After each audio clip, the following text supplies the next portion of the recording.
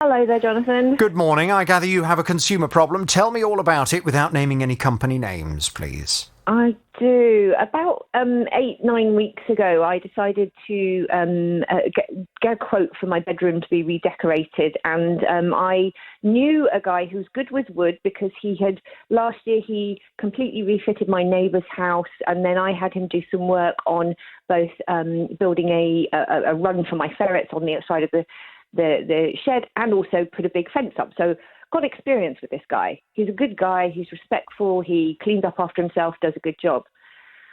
And I said, are you interested in quoting to redo my bedroom? And I wanted to have everything taken out. It had fitted wardrobes, which were very, very old and too small. The carpet was horrible. So I said, I want a wooden floor. I want fitted wardrobes. And I sort of drew a design. It's kind of like in an L shaped around the bed. And does this guy that you'd used before, does he do all of the work himself? Yeah, he does all the woodwork himself. He gets guys to work with him to sort of like do heavy lifting and stuff when he was doing, the garden for my neighbour and things like that. Right. But he's the one who does the woodwork. And he built my neighbour's shed as well. It was a gorgeous shed, really well built. So he quoted. He said, yeah, he'd be happy to quote. He sent me some pictures of a built-in wardrobe that he'd worked on. I just wanted a very clean, modern finish. I didn't want anything fancy on the surface, but I wanted it, sort of drawers and shelves inside to fit everything that I needed. And was this going to be flat pack furniture that he was going to build, or was he custom making stuff from scratch for you? Custom making from scratch, yeah. Okay. MDF and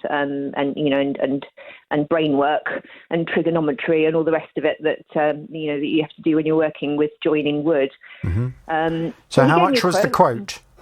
It was around £3,500. I can't remember the exact amount, but I'll tell you why I can't give you the exact amount as we get to that bit. It's very reasonable, sort of a little on the more reasonable side, but it was about £3,500 for his work and the materials, and then it was another £600 odd for the electrics because I wanted to have spotlights fitted in and stuff. Right. So hang on. So £3,500, that was going to cover the materials and the building of fitted wardrobes in your bedroom and wooden flooring. Yes, and paint as well. Painting? What painting? What? Everything. Like it was. He had the walls were skimmed.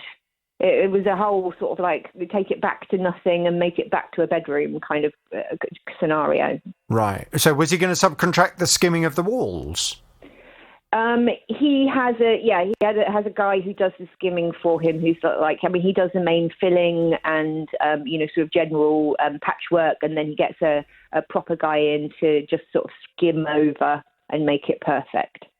Okay, and that was going to be skimming of the walls and complete redecoration. Yeah. Okay, well, yeah. That does, I don't know how big the bedroom is, but that does sound, for that amount of work, that sounds like a good price. Very good price.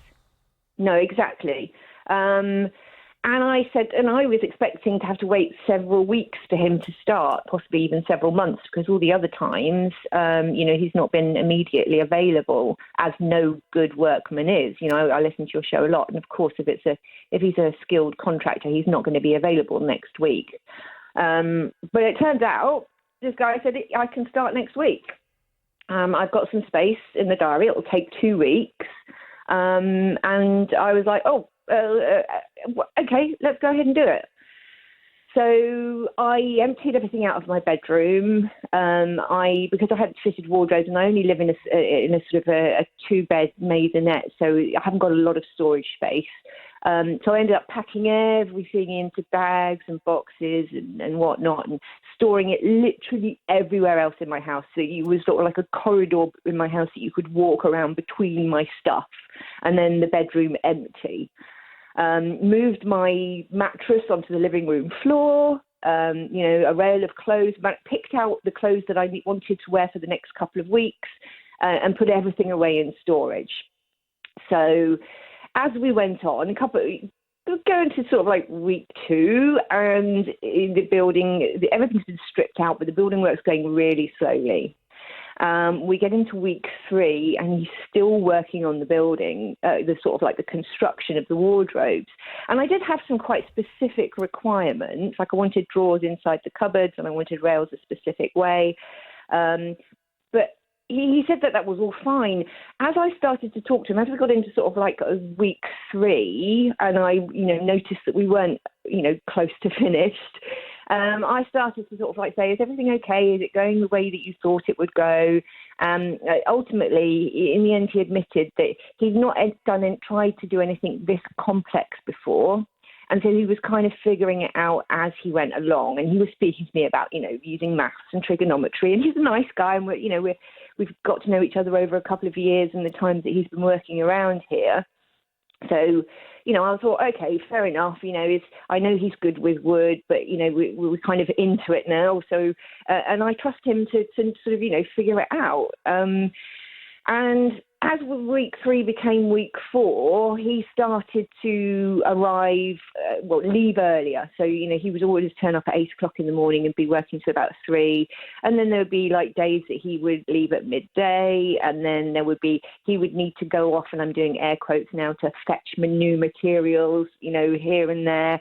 And I got the distinct impression that he was potentially now having to satisfy other clients, and so he was trying to split his time, but he wasn't really being honest about it with me.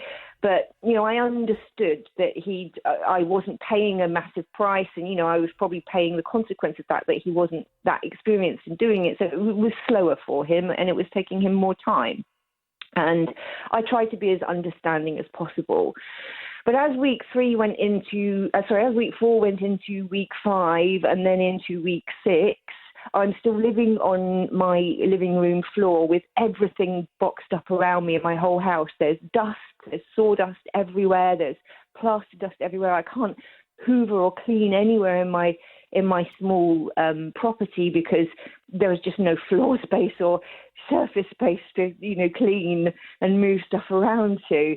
Plus, obviously, COVID has still decimated my work, so I've not got a lot on. So I'm kind of in the house knocking around. It's doing my head in. And then one day, the excuses basically became more and more outlandish. Not outlandish, but one day he didn't turn up and he's like, "Oh, I was in hospital having my heart checked because I had a stroke a few months ago." And and then one day he didn't turn up, didn't phone. I texted him. He didn't respond to my text. And through the whole day, I was like, okay, this is a problem. He's not responding.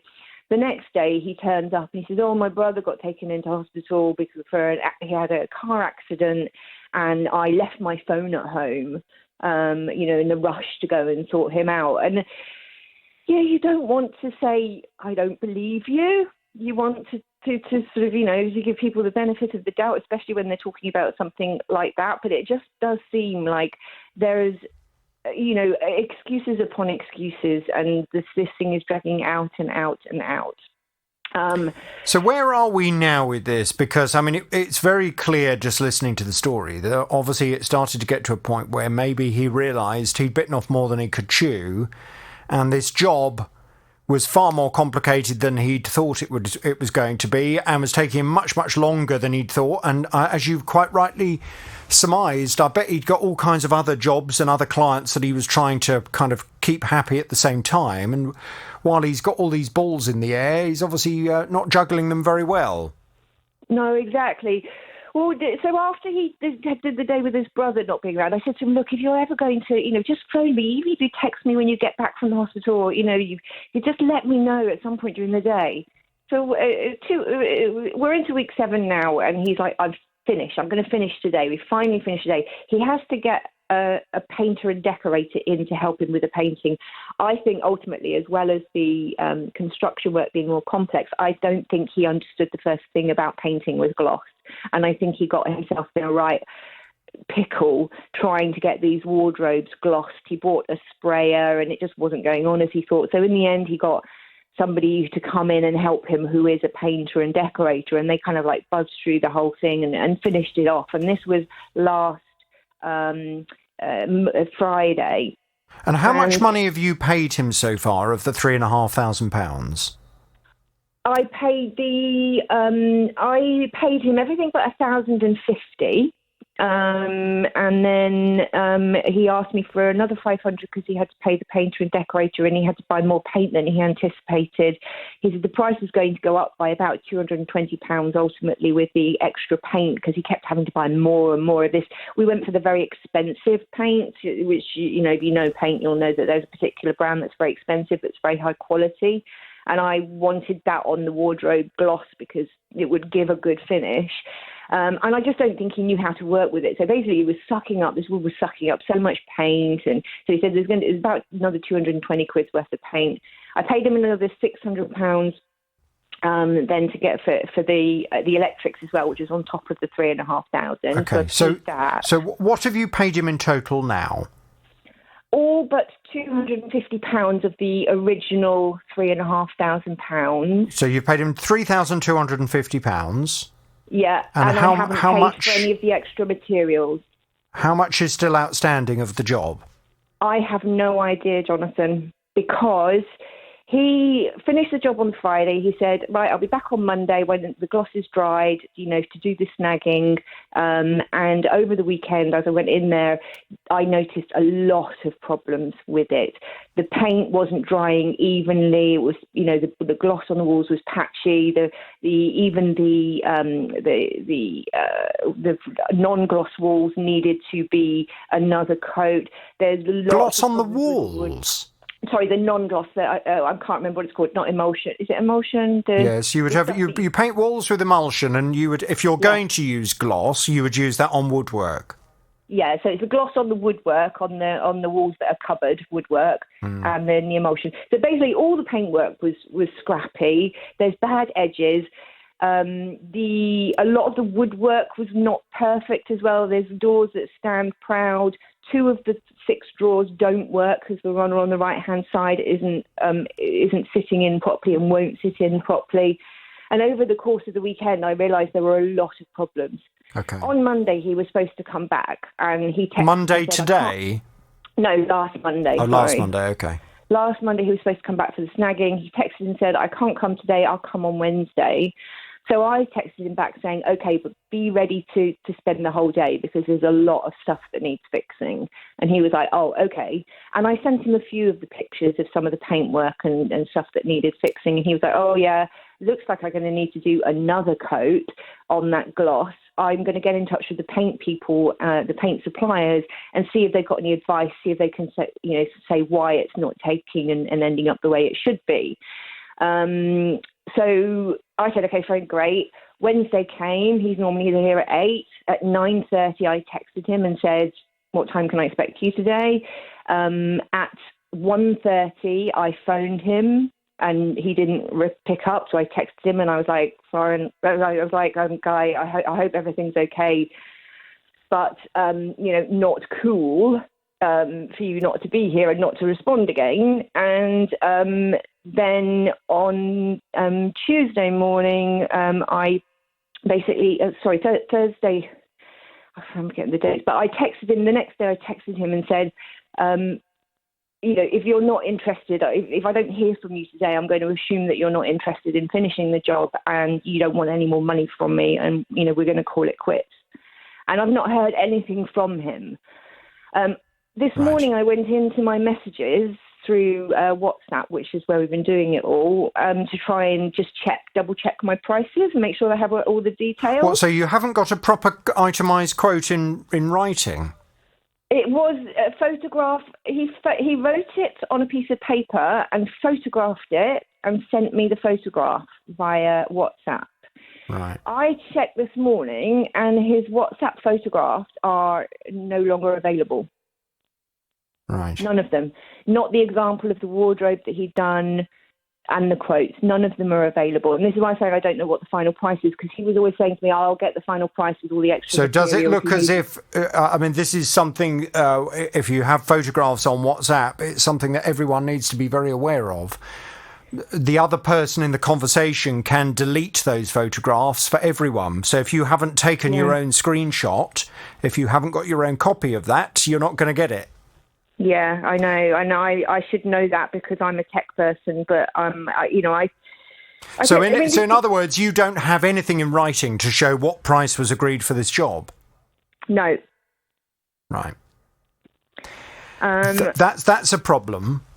I've got a record of what I paid him via bank transfer, but that's it. I only have a record of what I paid him via bank transferring.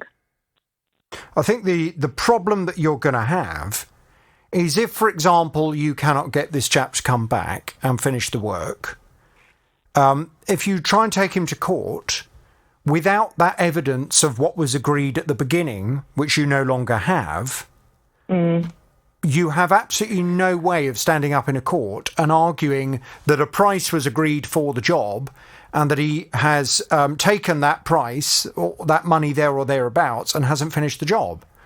You know, it's going to be very difficult for you to do that. So I'll be honest with you, Jonathan, having now, so what I've done now is I've moved back into the bedroom. It's not finished and two of the drawers aren't working, but, I've moved back in and got my house back straight. And in the process of doing that, I've seen there's so much wrong. Like one of the plug sockets inside the cupboard, he hasn't even screwed it into the wall, so you can't pull the plug out without pulling it off the wall. I started to put clothes back up on the clothes rail, and one of the cupboards just fell down, and it was just jammed in place. It wasn't even screwed in place. So I don't want him back, but what I don't want to arrange to get somebody else to finish the job and then have him turn up and say I owe him X amount of money, And the other problem, of course, is that I don't know what's going on. Maybe something awful's happened to him, Maybe he's had a mini stroke and he's in hospital. Maybe he's got COVID. I don't know what's going on. Okay. So I feel like I can't move forwards and just get on with my life. Can you see on WhatsApp when he was last on? No, it only shows you if you're sharing messages. So and people can block. I mean, I have my WhatsApp marked so that people don't know when I've looked at their messages anyway. Because okay. All right. Well, look, I think what I can certainly do at this stage is to try and contact him, find out what's going on. I mean, to be fair to him, let's give him the benefit of the doubt because there may well be a very good reason why he seems to have gone off radar. So let's just try and find out what's going on with him. And then let's find out why you are now finding various elements of the job to not be of reasonable standard. And then let's see what the most sensible way is of proceeding. I would certainly, just as advice for anyone else listening to the programme, please, please, please, always make sure that when you get a quote from whoever's going to do the job for you, ask them to email it to you or get a proper hard copy of the quote. And if for whatever reason you do decide that someone sending a photo of a bit of writing on WhatsApp is going to be a reasonable evidence of a contract existing or a quotation, what was agreed in a quotation, make sure you save that photograph to your own phone. Don't just leave it on WhatsApp, because if they suddenly decide to delete that photograph, you find yourself in the position that Kate's now in, where you've got no evidence to back up what you believed you were agreeing to. Yeah. Kate, this sounds like a bit of a nightmare. Leave it to me. Let me try and get hold of him this afternoon and I'll speak to you very soon. Now, Chris decided to book first-class train travel to Liverpool for a very special day trip. He went online and ordered the tickets. They quoted me a price of £194.65. This was, for me, I thought was a reasonable price. It was discounted because I have a rail ticket. Shortly after that, I got a confirmation email, and on the confirmation email, when I looked at it, the return tickets, we were sitting just quite a distance apart. So it says you're free to rebook if you're not happy with it. So I went back online and rebooked. I went to collect the tickets from the station. My wife looked at them and said, "Oh, these are not first-class tickets." To cut a long story short, my first-class tickets are now costing me £306.85. Why my ticket has gone up so much money? The 3 bookings that I've made are all on the same day, going in the same place and coming back to the same place. Yes, well, Chris was saying that he reckons he's been overcharged by about £112. He's had some of the money back, but not this additional £112. So that was really what he was looking for me to try and get him from the company. Well, I've spoken to them. Let's find out what they've had to say, because Chris is back on the JVS show. Hello, Chris. Good morning, Jonathan. Hello. Just remind me what this trip is for. I mean, it's going to be something rather lovely and romantic, isn't it? It's a special birthday treat for me and the wife. Lovely. Going to Liverpool, stay at the Beatles Hotel. Lovely. Okay. You just don't want to end up paying over the odds for the train ticket to get there and back. No. So I've spoken to the company concerned that you used to book the train tickets through. They've come back with this. They say rail industry rules are that advance tickets are non-refundable, but they can be changed without a fee if changes are completed by 6 p.m. the day before travel. The customer is required to cover the difference in cost, if any, between the original and the rebooked tickets. That means the cheaper set of tickets are those that are refunded with each exchange. We give our customers the option to select their desired class within the booking flow. However, we appreciate that Chris did not feel it was made clear to him that his new tickets would not be first class. And for this reason, we would be happy to offer a further refund of £119.15 to cover the fare difference. Now that social distancing rules are no longer in place on trains, our customers are able to book seats together again. For those who booked advance single tickets before the rules were changed on the 19th of July, depending on the train operator, we can amend their seat reservations free of charge. Can you please confirm that we can go ahead and process this additional refund for Chris? Well, I went back to them on Saturday for you, Chris, just to say that I presumed you would be very happy with that, because I think you mentioned to me it was about 112 quid you were looking for, wasn't it? Exactly. I think that's more than generous. So they're going to give you an extra £119 back. Excellent. So hopefully that now puts you in a position where you feel you've paid what you should have paid in the first place, or actually a little bit less I've got for the original tickets. Yeah. Next time I need to do a booking on the rail, I'll come to you first. Well, to be honest with you, I think it all depends on how often you do it, because this particular company that you'd book this through, it's kind of one of these... They do it all for you. It's like a booking agent company, isn't it? Rather than going directly to the train company. Yeah. And I said to one of my colleagues who uses the train quite a lot, I said, have you ever used them? And she said, oh, yeah, I've used them all the time. Yeah, it's all very straightforward. But I, like you, I'm not a regular train traveller. So if you're trying to navigate your way around potentially a complex site with all different trains and different prices and different train times and different classes of travel, I do understand how it can become quite confusing. So the motto of it is, next time, drive. No, I'm joking. But you know what I mean. Next time, just make sure you're absolutely sure of what you're booking before you go ahead and purchase it, because otherwise you may well have this problem again. Yeah, appreciate that. I will get back to them and I will say that you're happy then with that. Amy came to me. She was telling me that she spent £97.94 on a retro football shirt for her husband. But there's a problem. One wear and one wash later, all the lettering on the back started peeling off and she wasn't happy. I've been buying football shirts with printing on them for about 15 plus years. Never had this problem before. I'd queried it with the supplier. They sent me a returns label out. I posted the shirt back to them and then pretty much got zero response back with regards to a refund or a replacement shirt. So I escalated it with the online payment service and they sort of dealt with it on my behalf and then have come back and declined to issue anything to me. Apparently the shirt has been altered or repaired while in my possession. What? All I've done is washed it. Well, Amy says that she washed it according to the washing instructions. Clearly the item is not of reasonable quality and therefore she wants her money back. Well, I've been off to have a word with this company on Amy's behalf. Let's find out what's happened, because she's back on the JVS show. Hello, Amy.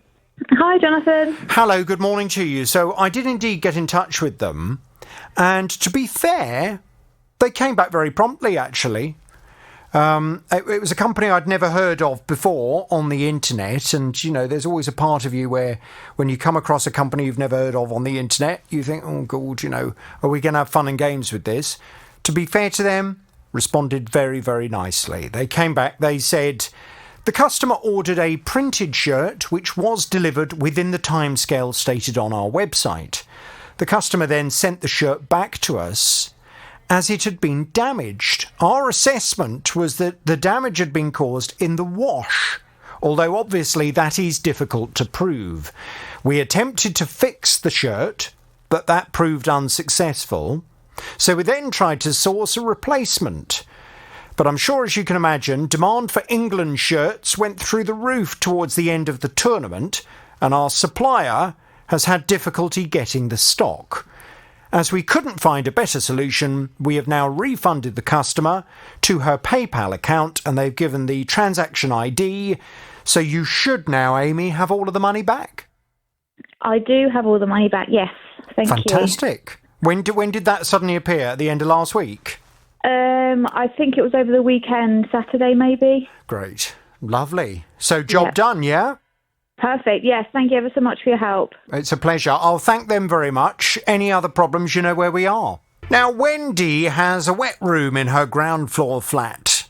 It developed a leak about a year ago. Well, her home is a council property. The local council came to fix the leak, but she says more than a year later, she's still got a very unpleasant and smelly problem. Damp. I've made several phone calls, emails, and all they've got is, oh, you're waiting for the contractors to call you. We'll send them a message. But I get nothing back from them for over a year. I can use it, but I'm not sure whether, because I can't see behind the wall, whether it's still leaking or not. But the smell is getting very bad in my property. In the adjoining cupboard, it's wet in there as well, and the wall's gone all black. Well, why is it taking the local authorities so long to fix this? What needs to be done? They need to come round, they need to get it all sorted, because it's just unacceptable to leave Wendy living in a property that is damp and is absolutely covered in mould. Well, let's find out what the latest is, because Wendy's back on the JVS show. Hello, Wendy. Hello. Good morning. Now, as you know, I went off to have a word with the council. It's Central Bedfordshire Council. They came back with this response. They said since March 2021, several priority visits to the property have taken place to resolve several different issues with the wet room. An inspection of the wet room was undertaken on the 13th of May, and it was determined that as a result of a water leak, the fabric of the floor and the wall had been damaged to the point that a refurbishment of the wet room was needed. As a result of staffing issues during the COVID period, the work has been delayed, and we would like to apologise to Wendy and her husband for the inconvenience they've experienced. Contractors are now on site at the property to undertake the refurbishment work on the wet room, which should be complete by the end of the day on Monday the 16th of August. Well, when I spoke to you at the tail end of last week, Wendy, you were telling me that it was marvellous. They turned up and there were people in the background working on the room. And obviously I said to you, well, let's catch up with you on the Monday. Fingers crossed they'll be doing the final touches. What's happened today, Wendy? What's happened since we last spoke? They're now saying that they can't come until Tuesday because they've got to order the tiles in. But they are coming back tomorrow, they reckon, after about 9:30 in the morning to finish it off. Because at the moment they've left me with no sink in the bathroom at all. So I'm hoping that they do turn up tomorrow. Right, OK. So when they left on Friday, did they come at all over the weekend, or was it just Friday? No, just Friday. OK. And when they left on Friday, how much of the work had they done? They have done quite a lot of the work. They've just got to finish off doing the panelling and tiling, which they said they're waiting on the tiles to come in because they've had to order them. And they're coming back on Tuesday to fix them. Right. The only slight concern, and I obviously am not privy to the council or their contractor, I'm not privy to their supply chain, but of course, as you will be aware, there are tremendous problems in terms of getting certain supplies in. So were they absolutely 100% confident that they would definitely have the tiles in ready to come and fit on Tuesday? Yes. 100%? They said we can guarantee you by the end of Tuesday evening it will all be completed. Right. And what was the reason for leaving you with no sink? I mean, obviously... well, it's got to be panelled first. We've still got to put a panel in behind where the sink goes. Okay. So they're going to do that on Tuesday, they said. Okay, fine.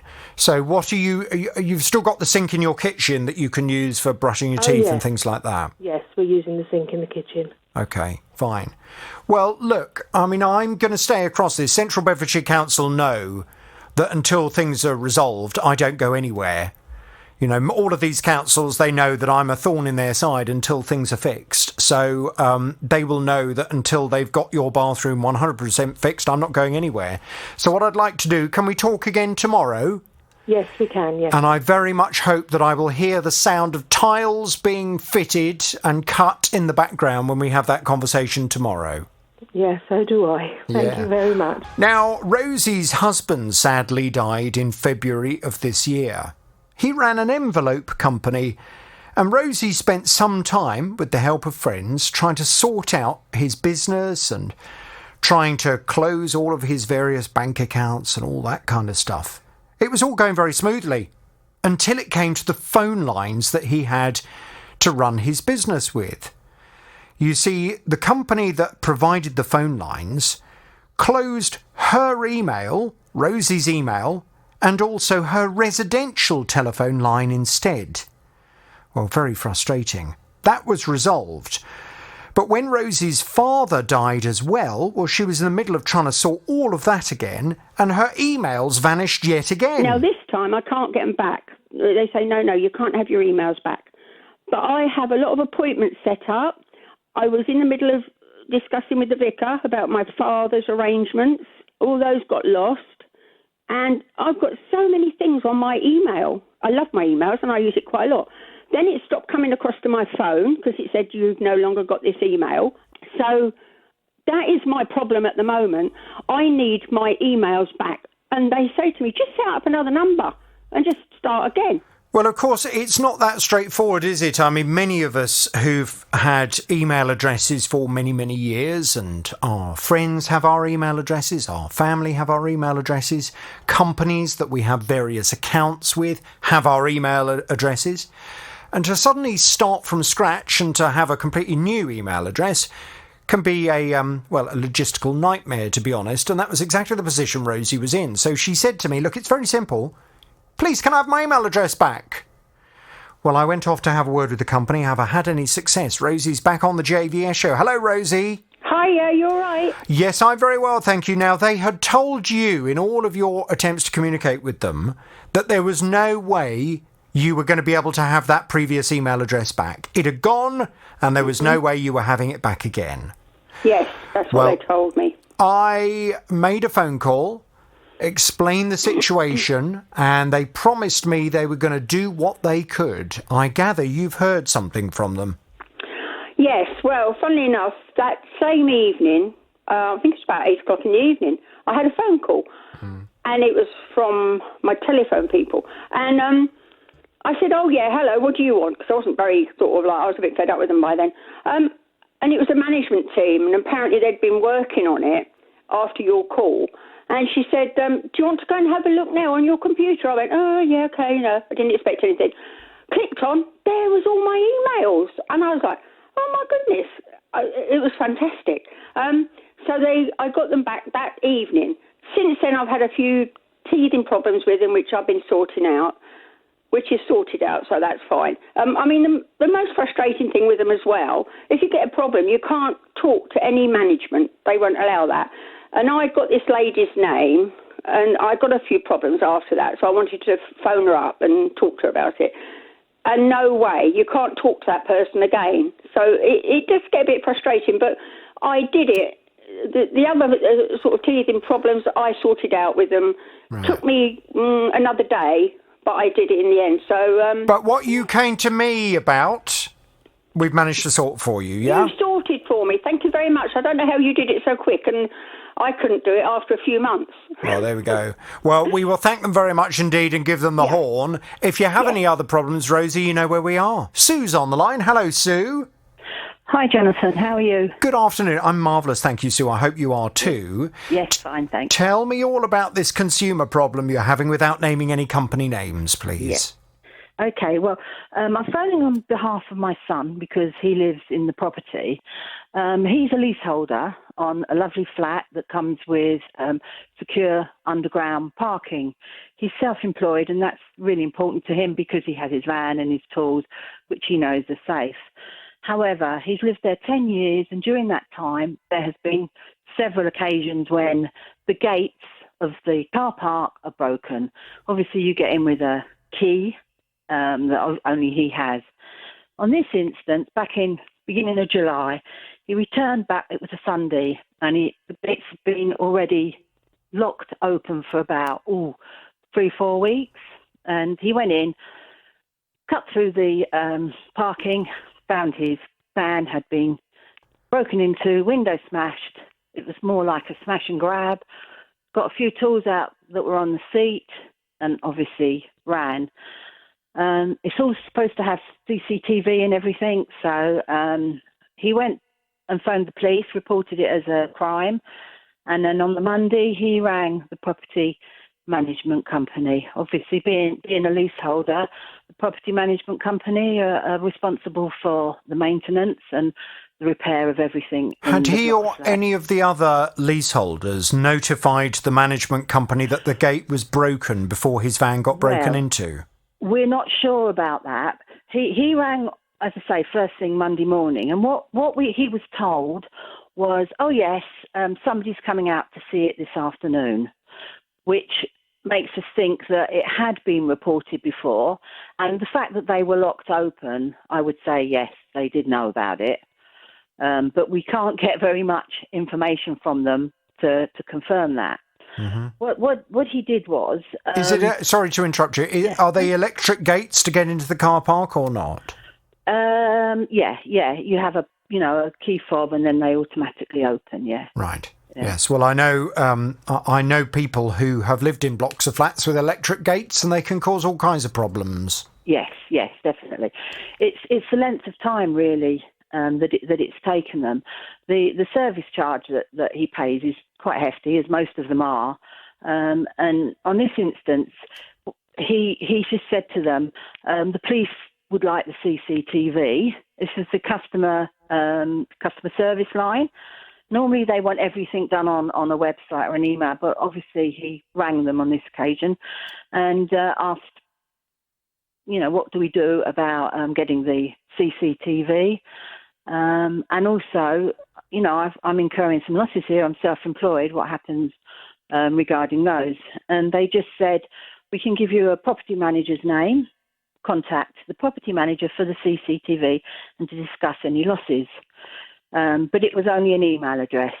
So an email went out and we didn't hear anything for 2 or 3 days. And then it was just an automatic response that come back. Just out of interest, why would he discuss his losses with the property manager of the block of flats that he lives in?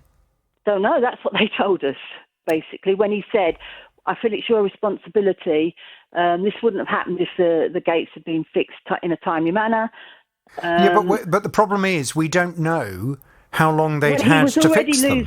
He was already losing the Monday because he's self-employed. Yeah. We knew that the insurance company that he rang about the van said, actually, we can't fix it today, so it'd be tomorrow. So he lost 2 days' pay, and then he knew there was excess on the van as well. Yes, but let me just tell you what my concerns are, just listening to the story that you're telling me. Mm-hmm. It would appear from the way you're telling the story, and please correct me if I've assumed anything that's wrong, but it would appear that your son at no point contacted the management company to alert them of the fact that the gate was broken in the 3 weeks that it was broken. No, he didn't do that. Yeah, right. He didn't so do that. How do we know that they knew for 3 weeks the gate was broken? Because the management company don't live at the block. So they're not going to know unless someone has told them. Yeah, because they had locked the gates open. How do you know it was them that had locked the gates open? Well, I don't think anybody else could do it other than them. Do you know? You see, I mean, this is the thing.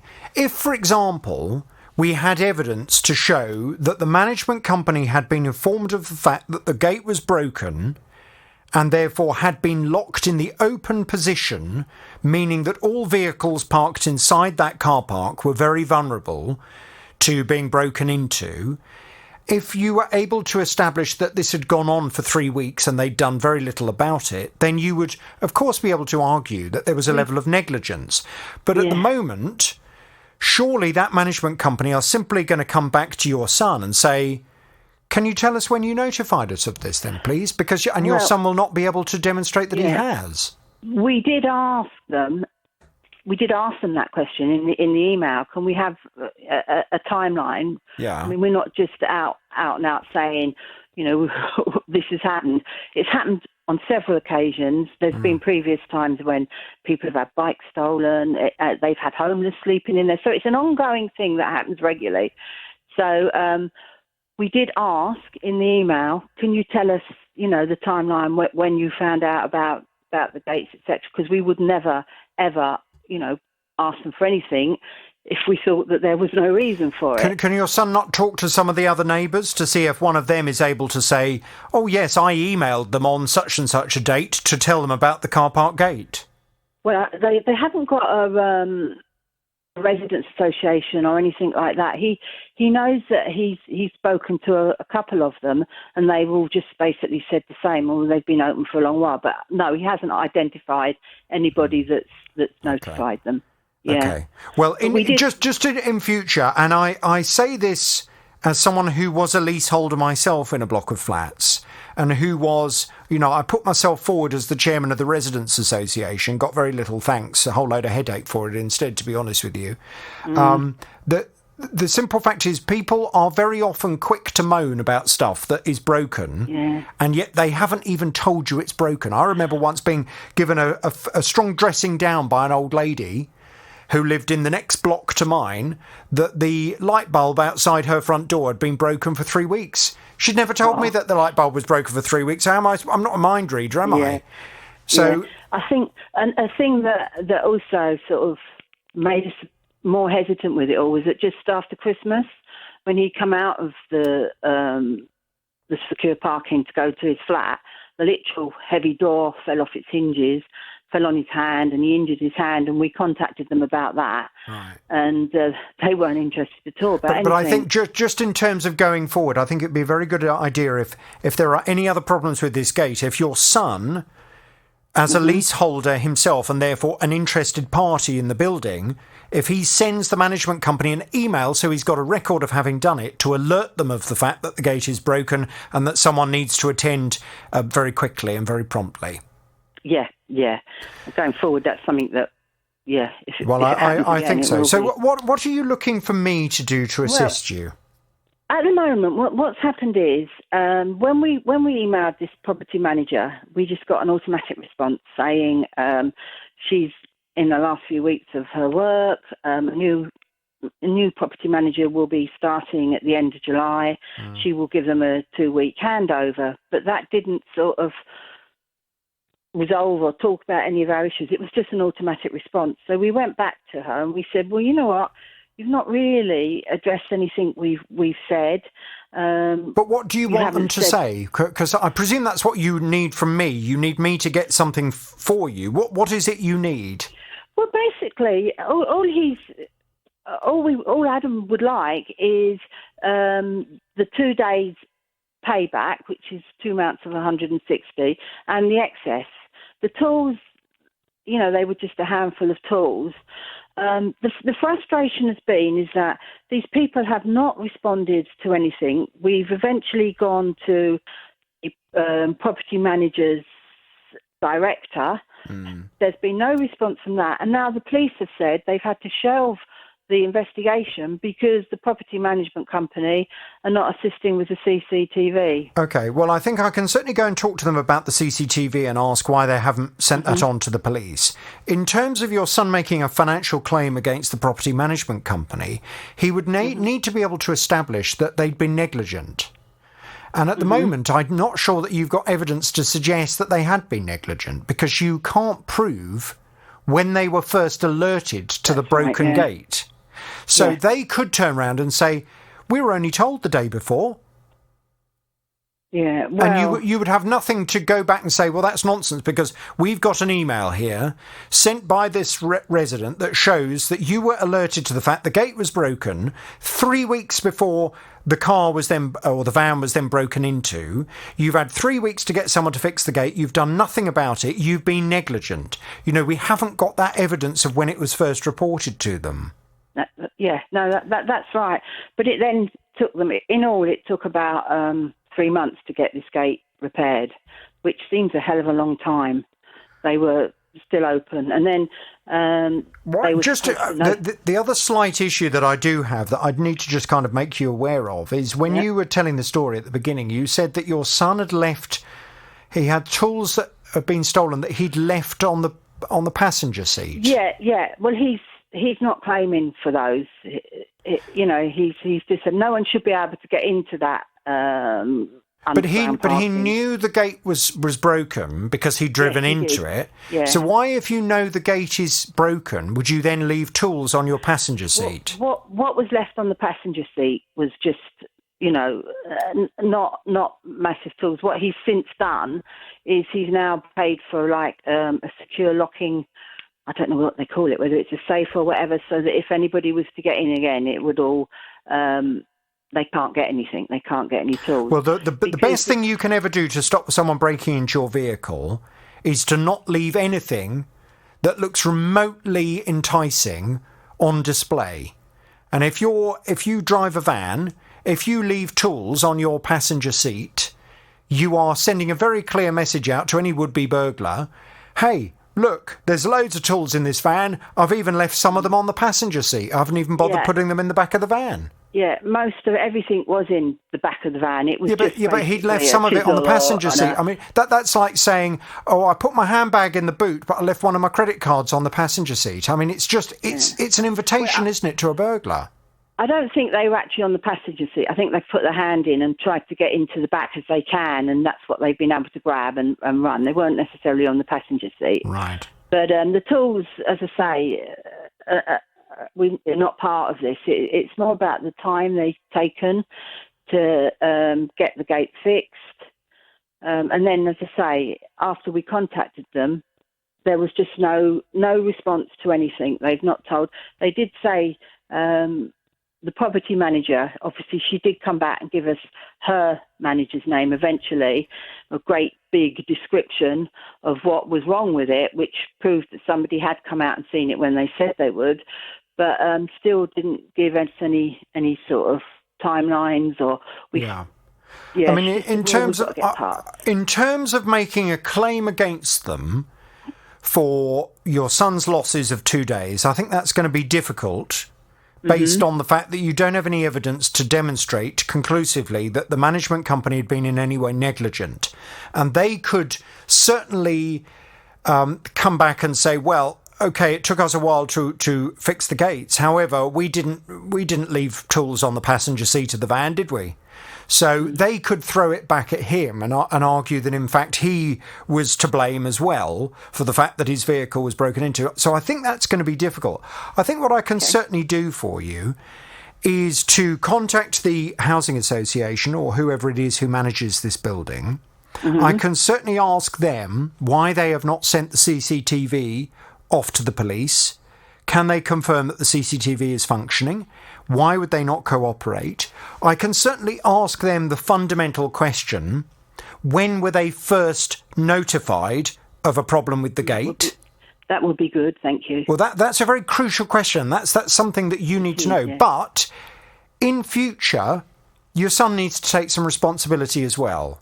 Yeah, and, it's definitely his car. He lives there. It's his car park. If the gate's broken, he should immediately send an email to the management company to say, I've just returned home, the gate's not working. Can you please advise when someone's going to be along to fix it? Because then he's got a record of when it's been reported. If people in blocks of flats just kind of put up with stuff and say, oh, well, eventually someone will complain about it, someone will do something about it, then generally these things never get sorted, or they take forever to get sorted. And then people moan and groan and whinge and say, oh, it takes them forever to do this, doesn't it? But no one's actually ever sat down and written an email to complain themselves. So I think your son needs to take some responsibility for that. But let's see what the property management company have to say for themselves. I'm going to pass you back to the team. We'll get some detail and I'll go and have a word with them for you, OK? OK, thanks a lot. That'd be great. But just to advise you and just to manage your expectations, I think unless the management company demonstrate that they had weeks to sort the gate out and did nothing about it, I think claiming anything from them is going to be very difficult. So I've got to ask this question. When you say unless, if they say on the phone, well, yeah, we only heard the day before, you take them for their word for that? Well, how am I going to prove anything different? It's just that they are so... If you looked this company up on Trustpilot as well, you would see the comments about this company. Listen, Sue, I've lived in a block of flats. I know what most of the management companies are like to deal with. I've dealt with them myself, and I'm well aware of the fact that trying to deal with management companies for blocks of flats can be an absolute blooming nightmare. I absolutely grant you. The problem I will have is because your son didn't report the gate, and he doesn't know anyone that did, if I go and speak to that management company and they tell me they didn't know anything about it until the day before or maybe 2 days before, I will not have any evidence to suggest that that's nonsense. Yeah. See what I mean? Yeah. Well, hopefully you'll get a response from them better than we've been able to get, because, as I say, we've not had anything back from them. Everything has been ignored. Even the complaint, and we put it as a formal complaint, got ignored. They don't seem to have a complaints process. I thought most places, they get back to you within 3 days or whatever. We've not had anything. They're not answering. Let me go and have a word with them. Lovely. Let's see what they have to say. Leave it with me and I'll talk to you soon. Hi, Jonathan. Good morning. I gather you're having a bit of a nightmare. Tell me all about it without naming any company names, please. I'll try to. Well, I've got an e-bike, which I've had about 5 years, and it's got to the point where it needed a new battery. So I ordered the new battery, a genuine battery from the same company. I ordered it at the end of April. How much was it? And on top of the battery, it's got a switch. You have to switch the battery on. How much was the battery? Including postage, $340. Oh, blimey. Yeah, it's a lot of money. Yeah, it is. How much was the bike in the first place? I can't remember what I paid for that, but they're about $1,600 now to buy. Okay, so about 1,600 quid, and then a new battery. And is that the kind of lifespan then for the batteries? About 5 years? Well, in my case, it was. Even the old one still got probably about a third of his power left. Right. But you wanted more. Yeah. Yeah. Okay, so you bought it, and did you say that was in April of this year? Yeah, the end of April. Received it in May. Okay. And it was fine. I can't remember when it started, but then I found it was difficult to switch the battery on, because you've got like a little tap button on top of the battery. You just tap on that, and all the lights come on, and away you go. But in my case, I can't get the battery to switch on all the time. It sometimes works, and sometimes it don't. And sometimes I've tried even tapping 50 times, and it still wouldn't go on. Right. When you say tapping, so is it like a touch-sensitive button on the top of the battery? Yeah. Right, okay. You have to actually press it in a little bit, but manufacturers say tap it, Okay, so the button's becoming a bit problematic. Yeah, there's nothing wrong with the cells at all. They're all right. No, okay. It's just this button. Well, I presume you've gone back to the company to explain the problem you're having with the button. Well, I've tried to, but I just can't seem to get to them. I can't get any further than reception. I've even sent them, a message on their, thing. Well, have you tried all the usual methods of complaining to them? I presume they have a customer service department, so have you tried calling them? Have you tried emailing them? Yeah, they've told me that I've got to go to the technical department, you see. Yeah. That's what the reception's telling me, but I've never got there. I've never got to them. Well, have you spoken to the customer service department? Yeah. Have you spoken to the customer service department? No. Why? Well, I can't. I don't know really. I'm sorry. Well, sorry, forgive me. You see, receptions tell me that with that type of thing, I've got to go to the technical department. Yes, but if you're not able to get through to the technical department, I presume you have contacted the company and say, I want to make a complaint. No, I haven't, I'm afraid. Haven't you? Oh, no. Right. Well, I think that would probably be a good idea to do before I go and speak to them, because otherwise I'm going to take them a bit by surprise, aren't I, if you haven't actually even made a complaint to them. No, right. Okay. I think, well, okay. So I think that's the next course of action. It's very difficult for me to say categorically, because I don't know which company you're talking about, and I don't want to know at this stage. But you keep saying you've phoned their reception. Yeah. That seems a bit odd, because when you purchase something from a retailer, was this purchased online? Yes. Right, okay. And was it purchased from the manufacturer's online retail outlet themselves? As far as I know, yes. Right. So I presume on their website there must be some kind of section that talks about after-sales service. There is a section there that you can sort of, give your opinion of what your complaint is, which right. I did. So you have made a complaint? Well, online, yeah. I've told them that I've got this faulty battery. Right. And what have they said? And they unfortunately they rang me back. Right. I missed the call. So I then phoned them several times and just can't get beyond reception. And he hasn't rung me back again. Right, okay. So it sounds to me then as if what I can do to assist you is just to contact the company and to say, Tim's trying to contact you, he wants to discuss it, but he just cannot speak to any human being at your company in order to organise replacing the battery for him. Yeah. Yes? Yeah. I've just had enough of it, I just can't take any more of it. Okay, well, I mean... I'm 76, so I've got problems. I'm an invalid. I need the bike to get around. Yes. I can't walk very far. Okay. All right. Well, I'll tell you what I will do. I will contact the company. Let me try and get hold of somebody who can call you back. I'm sure it should be a fairly straightforward thing. Just out of interest, how did you pay for the battery? Credit card. Okay.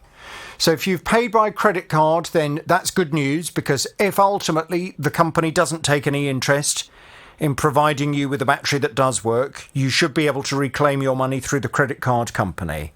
Okay. But, of course, that's extra hassle for you, and it sounds to me as if, at the moment, you just need someone to get through to this company and get someone to call you and just sort it out for you, yeah? Yeah, I just generally think I'm being fobbed off. I'm just, they're trying to get rid of me somehow. Well, it's difficult for me to speculate on that, because I don't know. I'm getting a slightly mixed view from you in terms of the course of action that you've taken in terms of complaining to the company. Yeah. But sometimes companies can make that difficult. So at this stage, until I've had a chance to look into it and find out for myself, and if I look on their website and I very quickly find the same kind of experience that you've had, I will robustly argue that this company is making it difficult for customers to contact them. If, however, I go on their website and I find very quickly how you raise an issue with the company and how you do that, and if you haven't done that, well, I'm obviously going to say to you that you should have done that. Yeah. Okay? Leave it with me. Tim, I'll pass you back to the team. We'll get some detail and I'll go make some inquiries for you this afternoon. Okay, thank you very much. Hang on there, please. Now, Lucy had an old polycarbonate roof on her conservatory that needed replacing. she found a company that could come out and do the job. They sent a surveyor around and they said, yep, we can do this, 5,700, and you're paying for instalments as a deposit when the materials arrive, when the roof is erected, and then when the job is finally done. The job was supposed to take 3 days to a week. They arrived on the 19th of October, the subcontractors, and from that point, everything that could have gone wrong went wrong. And the third-party mediation company said, look, debit card dispute, can't do that. Wait for the company to cease trading, get the insurance back guarantee. Well, I can't do that because I've got water coming in, half plastered, building materials everywhere. Third option, small claims court. Spoken to a solicitor who said to me, well, it's a clear breach of contract, isn't it? This has been an absolute disaster. And I'm coming to you because it's a lengthy process and it's an expensive process. So I was just hoping if there might be something that you guys could do. Well, unfortunately, this has turned out to be a very, very complicated situation. Let me just explain what's going on, because Lucy's back on the JVS show. Hello, Lucy. Hi. Lucy organised for the roof to be done through a parent company.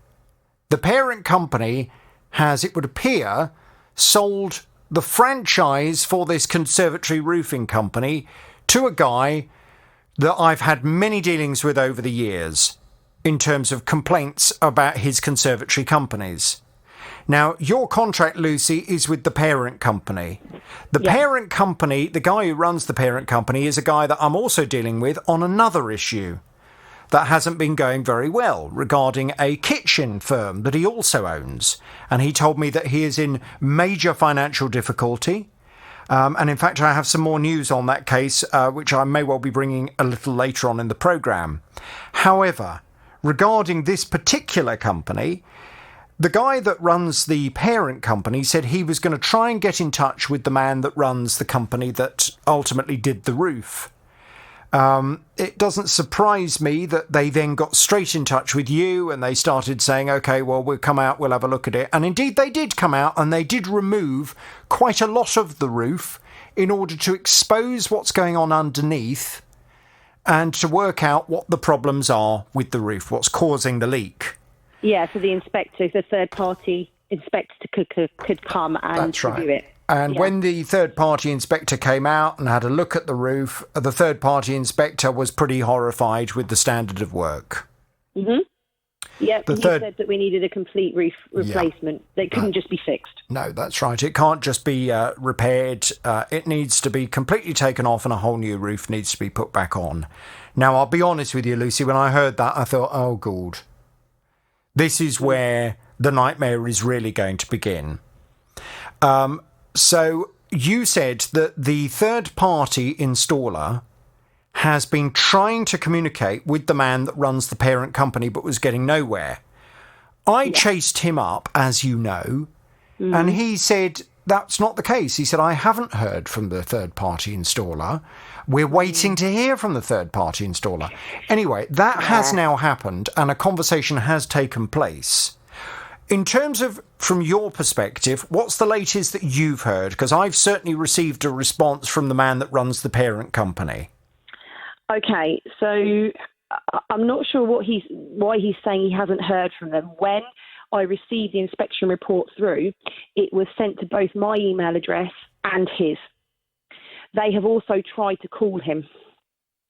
So he has done this before where he's tried to muddy the waters a little bit and delay things.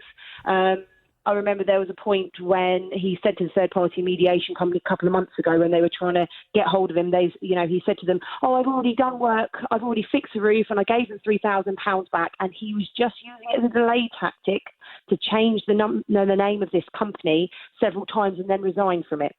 So at the moment, the parent company is still active. I don't know if he's doing exactly the same as you, delay tactics, because he's going to change the name or do whatever he's going to do with it. From my perspective, we've been kind of knocked out of action because we've had COVID. That knocked us out of action for a few weeks, and then we've been on holiday, hence you and I haven't spoken as much. We still haven't heard from him. The latest update, we still haven't heard from him. But as I say, the third-party mediation company hasn't heard from him. So I'm now at the point where I'm going to send him letters to say, we are going to take you to court for this amount. Would you like to settle out of court? Now, he came back to me with this, and I'm not going to identify any company names at this stage because it's complicated.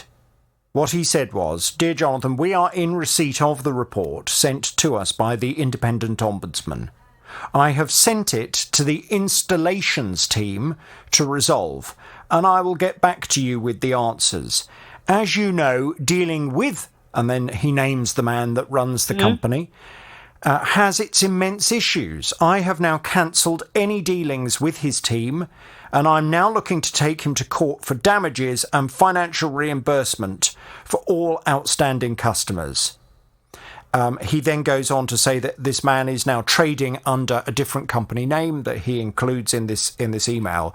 My concern when I read that was that you are now going to end up stuck in the middle of this legal argument between the man that runs the parent company, that is in tremendous financial difficulty, it would appear, and the man that purchased the conservatory roof company from him, who with whom you don't actually have a direct contract. No, I mean, from my perspective, legally, having spoken to a solicitor, whatever he chooses to do with him is up to him. However, my contract is with the parent company, and that is who I would seek compensation through. Whatever he then is doing in the background, that's up to him. I mean, it is a messy situation. I'm not saying it's that simple, but that's the only route I can take. It is a messy situation, and you're going to have to pursue him through the small claims court. Through the small claims court, of course, the limit is £10,000.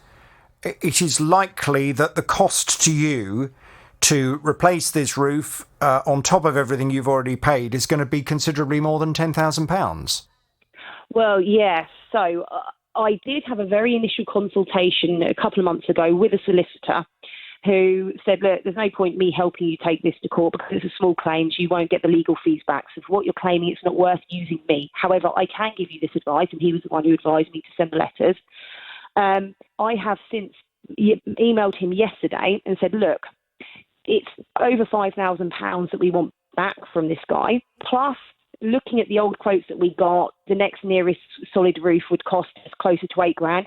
Plus, you said that we could claim back some damages and something for stress. So it's now looking at being over £10,000. Would you get involved if the legal fees? It looks like the legal fees could be claimed back.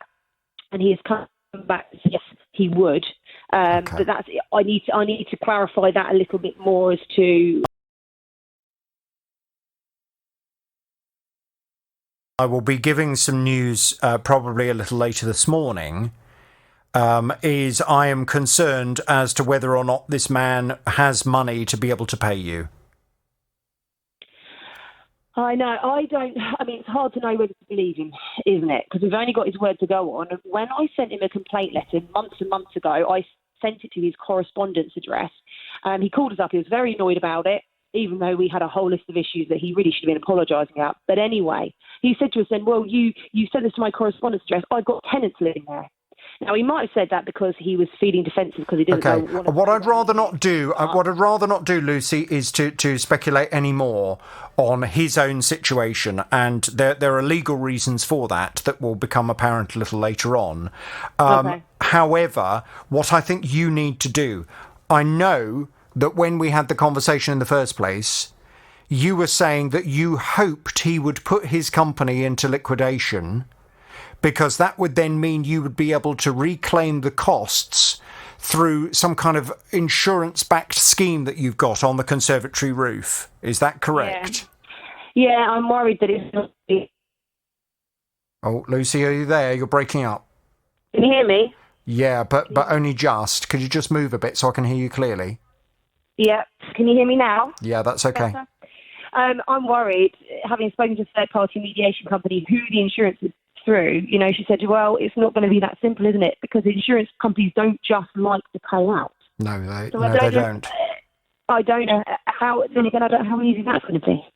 Okay, Lucy, you're breaking up again. But my concern over all of this is that based on and I will reveal more a little later on, I don't believe that this man has any financial means to be able to pay you.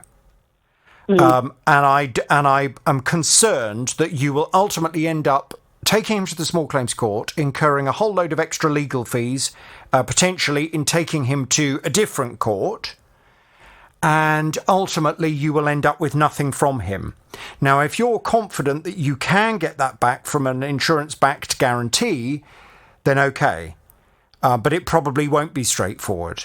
My concern is that you're in a nightmare situation, and sometimes when you're in a nightmare situation, you sometimes have to be prepared to cut your losses and move on. Now, you obviously have incurred huge losses because you paid over £5,000 for the roof. But what would be even worse is if you've paid £5,000 for the roof, you then have to spend another £2,000 taking this man to court, only to win but not get any money out of him. Then you have another £8,000 to spend on a new roof as well. You've then, in effect, thrown an extra £2,000 away. So what I would urge you to do, and have you, I can't remember from our previous conversation because I asked this question to so many different people, on your home insurance, do you have legal protection? I don't have it. You don't. That's a massive problem, because if you had legal cover, and I would always urge everybody listening to the programme to take out legal cover, it's only about 25, 30 quid extra on top of your policy, but it gives you legal cover for a whole array of consumer-related issues, including things like this. So you would have been able to potentially obtain legal assistance free of charge through your home insurance. However, it looks as if you won't be able to do that, and therefore any legal fees you will have to pay out of your pocket. And just to say on that note as well, you are supposed to, well, according to our policy as well, which we've done now, notify your building's insurance provider if you are having major works done. Lucy, I want you to listen to the programme because more will become clear a little later on. But in terms of you pursuing him, I think you need to do your due diligence before you do that. To Jem. Jem has a massive freezer. It's 6 foot tall. She needs the space for all of her batch-cooked meals that she freezes. It's only 2 years old, but she says it's gone horribly wrong. It started making a funny noise, and I keep frozen fruit in there to make smoothies. I went to take out a frozen banana, which is usually rock hard, and it was mush. So it was a very sensitive alarm on the freezer. If you leave the door open too long or you put too many things in there that aren't quite cold enough, the alarm will go off. The alarm wasn't going off. The temperature in there was reading that it was -18. I put my own thermometer in there. It was -6. Well, Jem was very unhappy about this. She complained to the company. She said that when she first complained to them, they seemed to suggest there was nothing they could do. But when I went to speak to the company, they said that they hadn't been made aware of the complaint that Jem had. Well, I was thinking, what's going on here? I quickly realised what was going on. It would appear Jem had been complaining to an automated bot on their website rather than an actual person that had recorded her complaint. But I can see how it happened. Jem's back on the JVS show now. Hello, Jem. Hello, Jonathan. When you first, and you sent me over the screenshots of it, you seemed to be communicating with, it would transpire, a bot. But you were raising the question regarding your freezer, and it just seemed to be suggesting that you would need to get some kind of code from the manufacturer. Yeah. There was no opportunity for you to speak to a human being based on their system. But consequently, when I spoke to them, they said, well, we're just not aware of the complaint. But now we are aware, leave it to us and we'll try and get things sorted out. And indeed, they came back with this response. They are AO.com, and AO have said, we can confirm that our customer care team has now been in touch with the customer to look into this matter, and we've agreed a course of action. However, following an engineer visit over the weekend, the problem with the appliance has persisted. We'll be contacting the customer shortly to discuss a resolution, such as replacing the appliance. This is an ongoing situation, so we'll keep in touch with Jem to resolve the issue as quickly as we can. Well, I'm very much hoping that since we last spoke, Jem, things have now happened. What's the latest? This situation is going from bad to worse, Jonathan. Oh, dear. I spoke to someone from AO on Monday, the 9th of August, and they told me that the extended warranty provider would contact me within 72 hours, although they reassured me, we have stressed this is an urgent situation, so hopefully they will call you sooner than that. I didn't hear anything from anybody, and then I got a phone call 96 hours later from the extended warranty provider, but it was just a courtesy call to say, oh, we're just calling to say to see how your repair has gone. And I said, what repair? It wasn't repaired. It doesn't work. I was told by AO that you would be replacing it. That was what had been agreed. And they said, oh, no, sorry, I haven't got any knowledge of that, and I wouldn't be able to help you with that anyway because it's not my department. So then I got back onto AO. I emailed them. I told them I was not happy. This was the situation. Apparently, the extended warranty provider had no knowledge of this. I got a phone call from them on Friday to say, no, they had definitely spoken to them, and that was definitely the case. There would be somebody calling me, and they're very sorry that nobody had called me for the whole week. I was going away on Friday. I said, I will be away for the weekend, so I may not be able to get phone calls. They said, well, we'll tell them to give you an email, and then you'll have the details of all the... They said you could get the like-for-like replacement, or you can pay the extra to get an upgrade. We'll tell them to send you all the details. I had a phone call yesterday afternoon from the extended warranty provider to tell me that's all incorrect information. It's nothing to do with them. They had not agreed to a replacement. The manufacturer may have agreed to a replacement, so they gave me the number to call them. I've been on the phone to them this morning. They said, no, that's not true at all. I should have had a message or somebody call me. They have declined a replacement because the engineer said that the appliance was working, and they will send somebody out next Friday to assess the appliance to see whether or not they can fix it. Shall I tell you where I think this has all become much more complicated than it needed to be? The retailer, AO.com... I'm not taking any responsibility. No, hang on a second, Jem. Let me say what I think. The retailer AO.com seemed to have arranged for a third-party company now to get involved in what should be a very simple dispute that you have with them as a retailer. When you purchase a product from a retailer, you are covered by the Consumer Rights Act of 2015. That states that any product that you are sold must be fit for purpose, of reasonable quality, and must last for a reasonable amount of time. Now, your contract is with AO.com. Yes. Your argument is that AO.com have sold you a freezer that has not lasted for a reasonable amount of time. It has broken through no fault of yours in an unreasonably short amount of time, and therefore, under your statutory rights, you are looking to them to either repair the freezer for you or organise a replacement. Now, it would appear what AO.com have done is that they have now organised for a third-party extended warranty company to provide you with a level of extended warranty for a period of time in the hope that that third-party company can sort the problem out. The third-party company have come out and have tried to sort the problem unsuccessfully. They've said to you, it's not going to work, we can't get it working. AO.com are saying, right, well, it now needs to be replaced, but they seem to be expecting the third-party company to do it rather than them. Yes. It's ridiculous. It's absolutely ridiculous. Can you leave it with me? I need to go back and speak to them. I need to find out why you are facing this problem and why, I mean, as far as I'm concerned, you shouldn't even be having to speak to a third-party warranty provider. Well, I'm not even speaking to them now. They said it's nothing to do with them and I have to speak to the manufacturer. I'm not surprised that they are making that point to you. They've been brought into this mess by AO.com, it would appear, in the hope that they would be able to fix the problem and that everything would be fine. Well, that was attempted and it hasn't worked. So now the responsibility comes back to AO.com to replace it or to give you money back. But whatever they need to do, they need to take responsibility for it.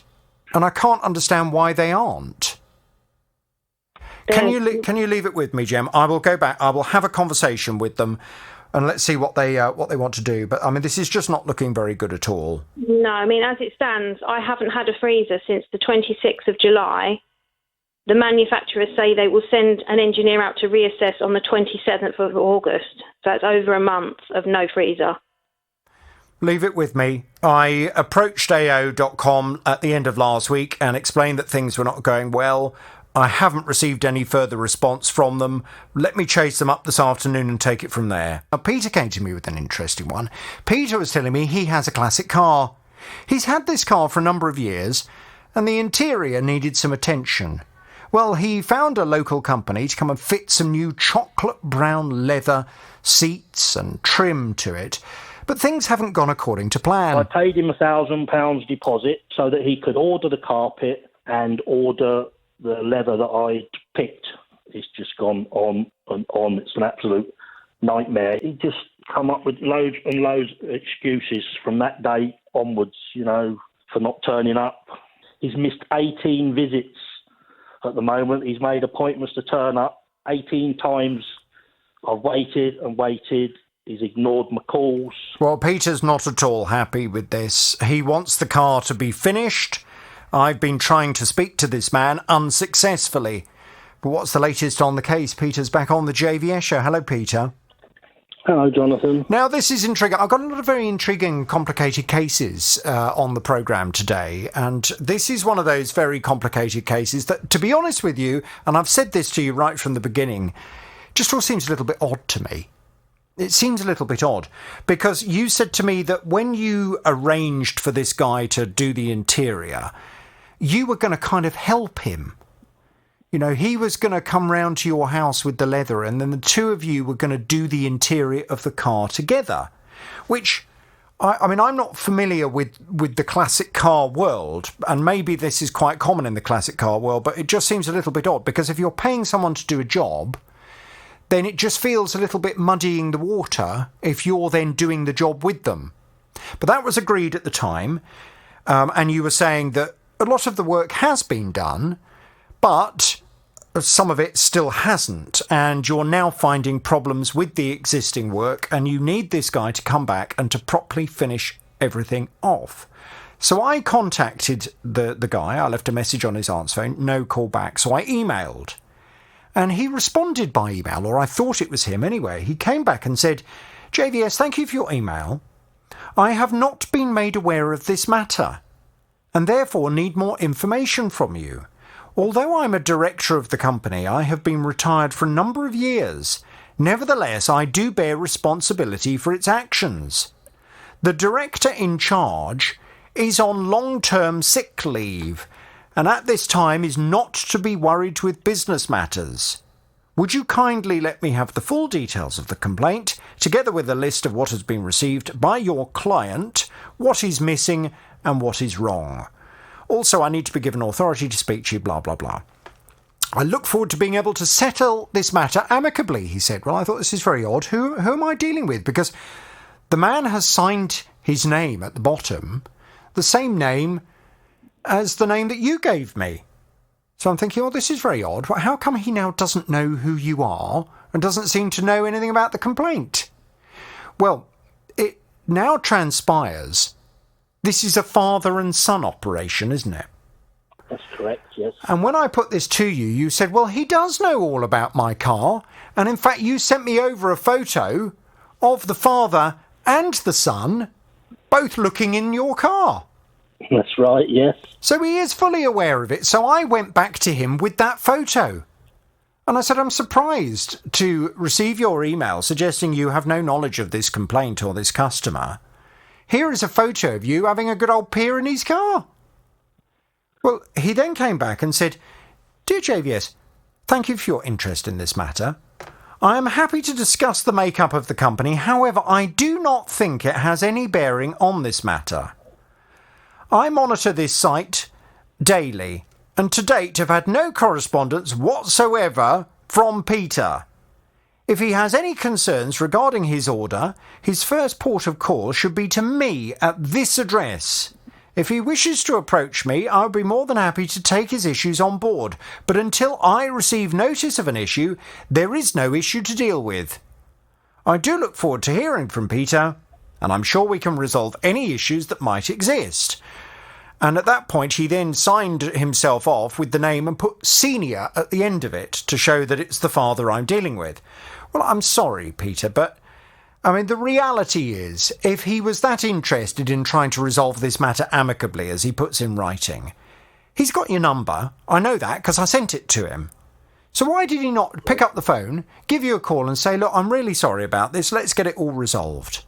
Well, I do believe there has been some communication now between him and your good self. What's happened since we last spoke, Peter? That's right. I mean, I sent an email off to him stating, you know, what the problem was, and I received one back saying he's currently out of the country and he should be back within 2 weeks, and when he gets back in the country, he's going to give me a call. He's going to talk to his son in the meantime, and then hopefully sort out what my problem is. Right, and how long is that going to take? Well, he's obviously away for 2 weeks, and then he's got to come back and contact me. So it's going to be, hopefully, about 3 weeks before he at least comes to have a look at my car and sees what problems I've got. Right.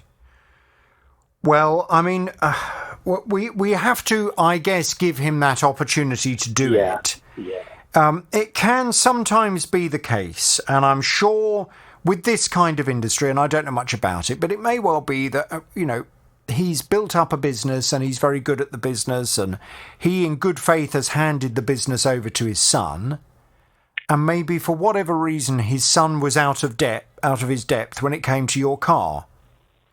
But rather than raising the issue with his dad and saying, I need a bit of help with this, I feel out of my depth, I don't really know what I'm doing, maybe he's put his head in the sand, I don't know.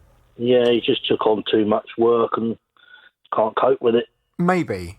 And look, I mean, we've all been young and we've all made decisions in our working life when we were young that maybe, we have regretted. That's right. And let's just hope that this will be an important learning opportunity for him. Okay, well, look, let's wait and see what happens in the next couple of weeks. Can you please keep me in the loop? And if in 2.5 weeks' time or so, if you still haven't heard anything, I will obviously go and chase him up again, because it's unacceptable for this to drag on any longer than that. Yeah, I mean, at least he's replied to me, and he's said that he's going to be back in a couple of weeks. So at least we're progressing a little bit. Okay. All right. Well, look, let's wait and see what happens. Okay, Peter, we'll talk in a couple of weeks' time, okay? Okay. Yeah, lovely. Thank you very much. Ian's on the line. Hello, Ian. Oh, hiya, Jonathan. Good afternoon. I gather you have a consumer problem. Tell me all about it without naming any company names, please. Okay.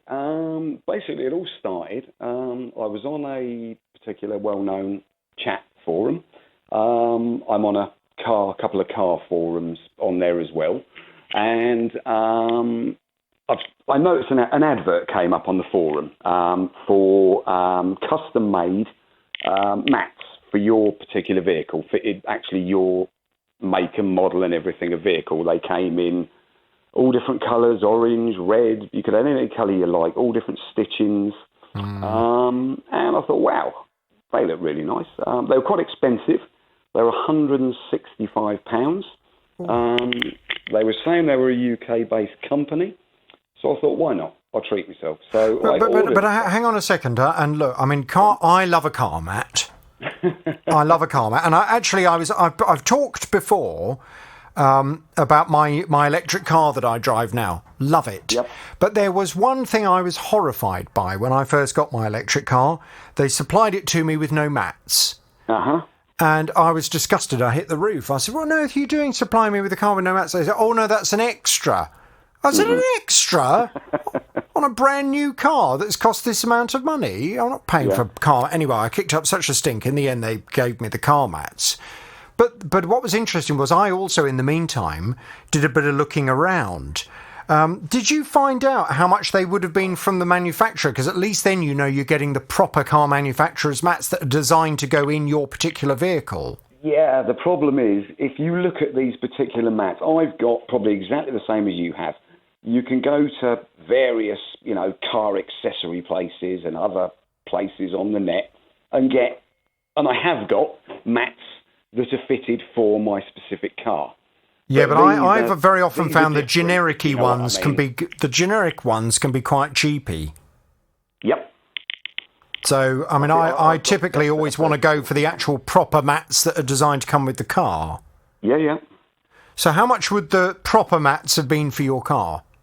Well, I've got a set, and I think I paid about £50-60 for them. But right. they were cloth mats, the sort of matted cloth mats with bits of plastic and leather in them. Right. Okay. But this. So what was different about? Ones, you'd understand what I mean. Yeah. I mean, what can you just describe what was different about them? Because obviously it sounds as if they were much more expensive than the proper car mats that should have come with the car. Oh my goodness, yes. I mean, these are. How do I explain? Whereas your normal car mat will just you pick it up and plop it in the car and it sits in the front driver's bit. And same with the back, you've got two for the back and you just put them in and under the seat. Yeah. These ones actually fit all over the lumps and bumps you've got in your car. So in other words, over the gearbox, where the centre bit is. The rear one comes as a complete section. It's one mat that goes over the whole rear section. And fits into or supposedly fits into every nook and cranny, and the same with the front.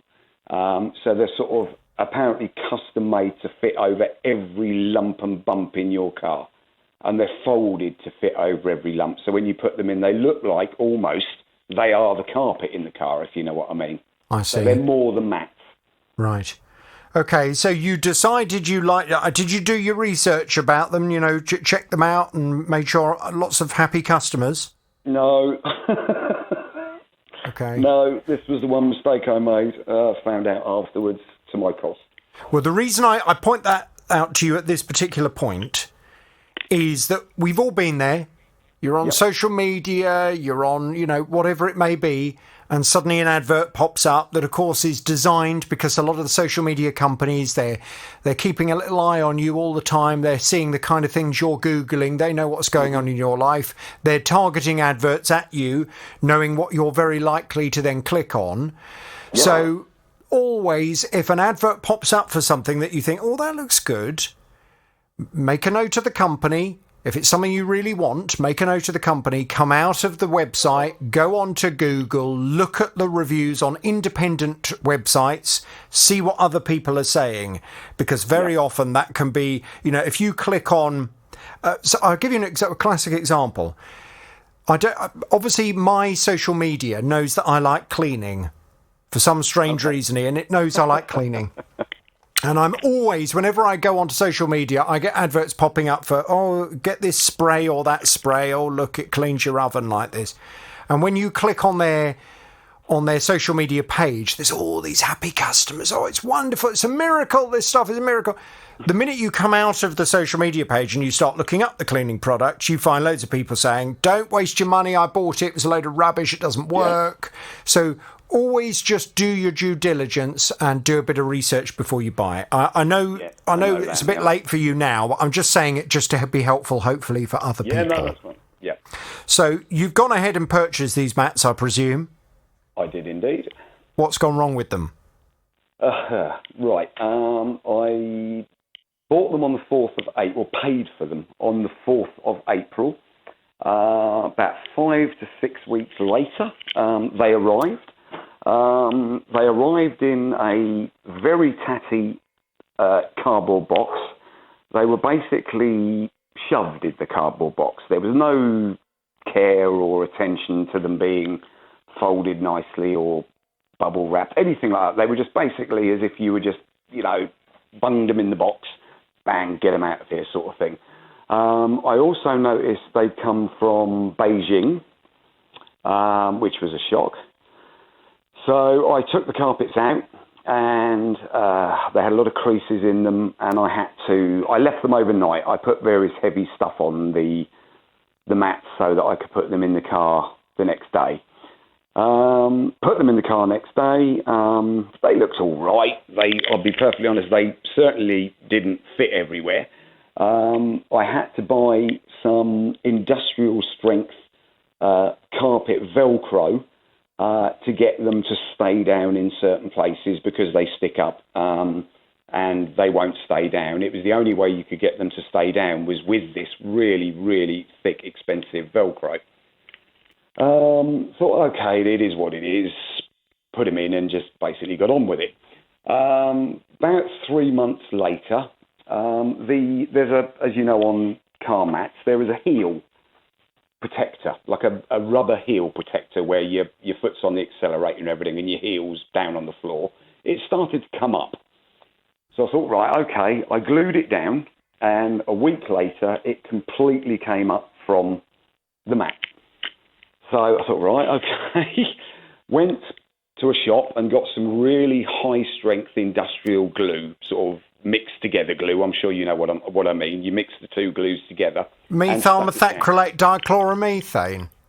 I don't know about that, but it very, very strong glue. It was expensive. It was about £7 a tub for this glue. Mm. So I've been recommended it. They said if you stick this down with this, it will never come up again. Believe me, it will never come up again.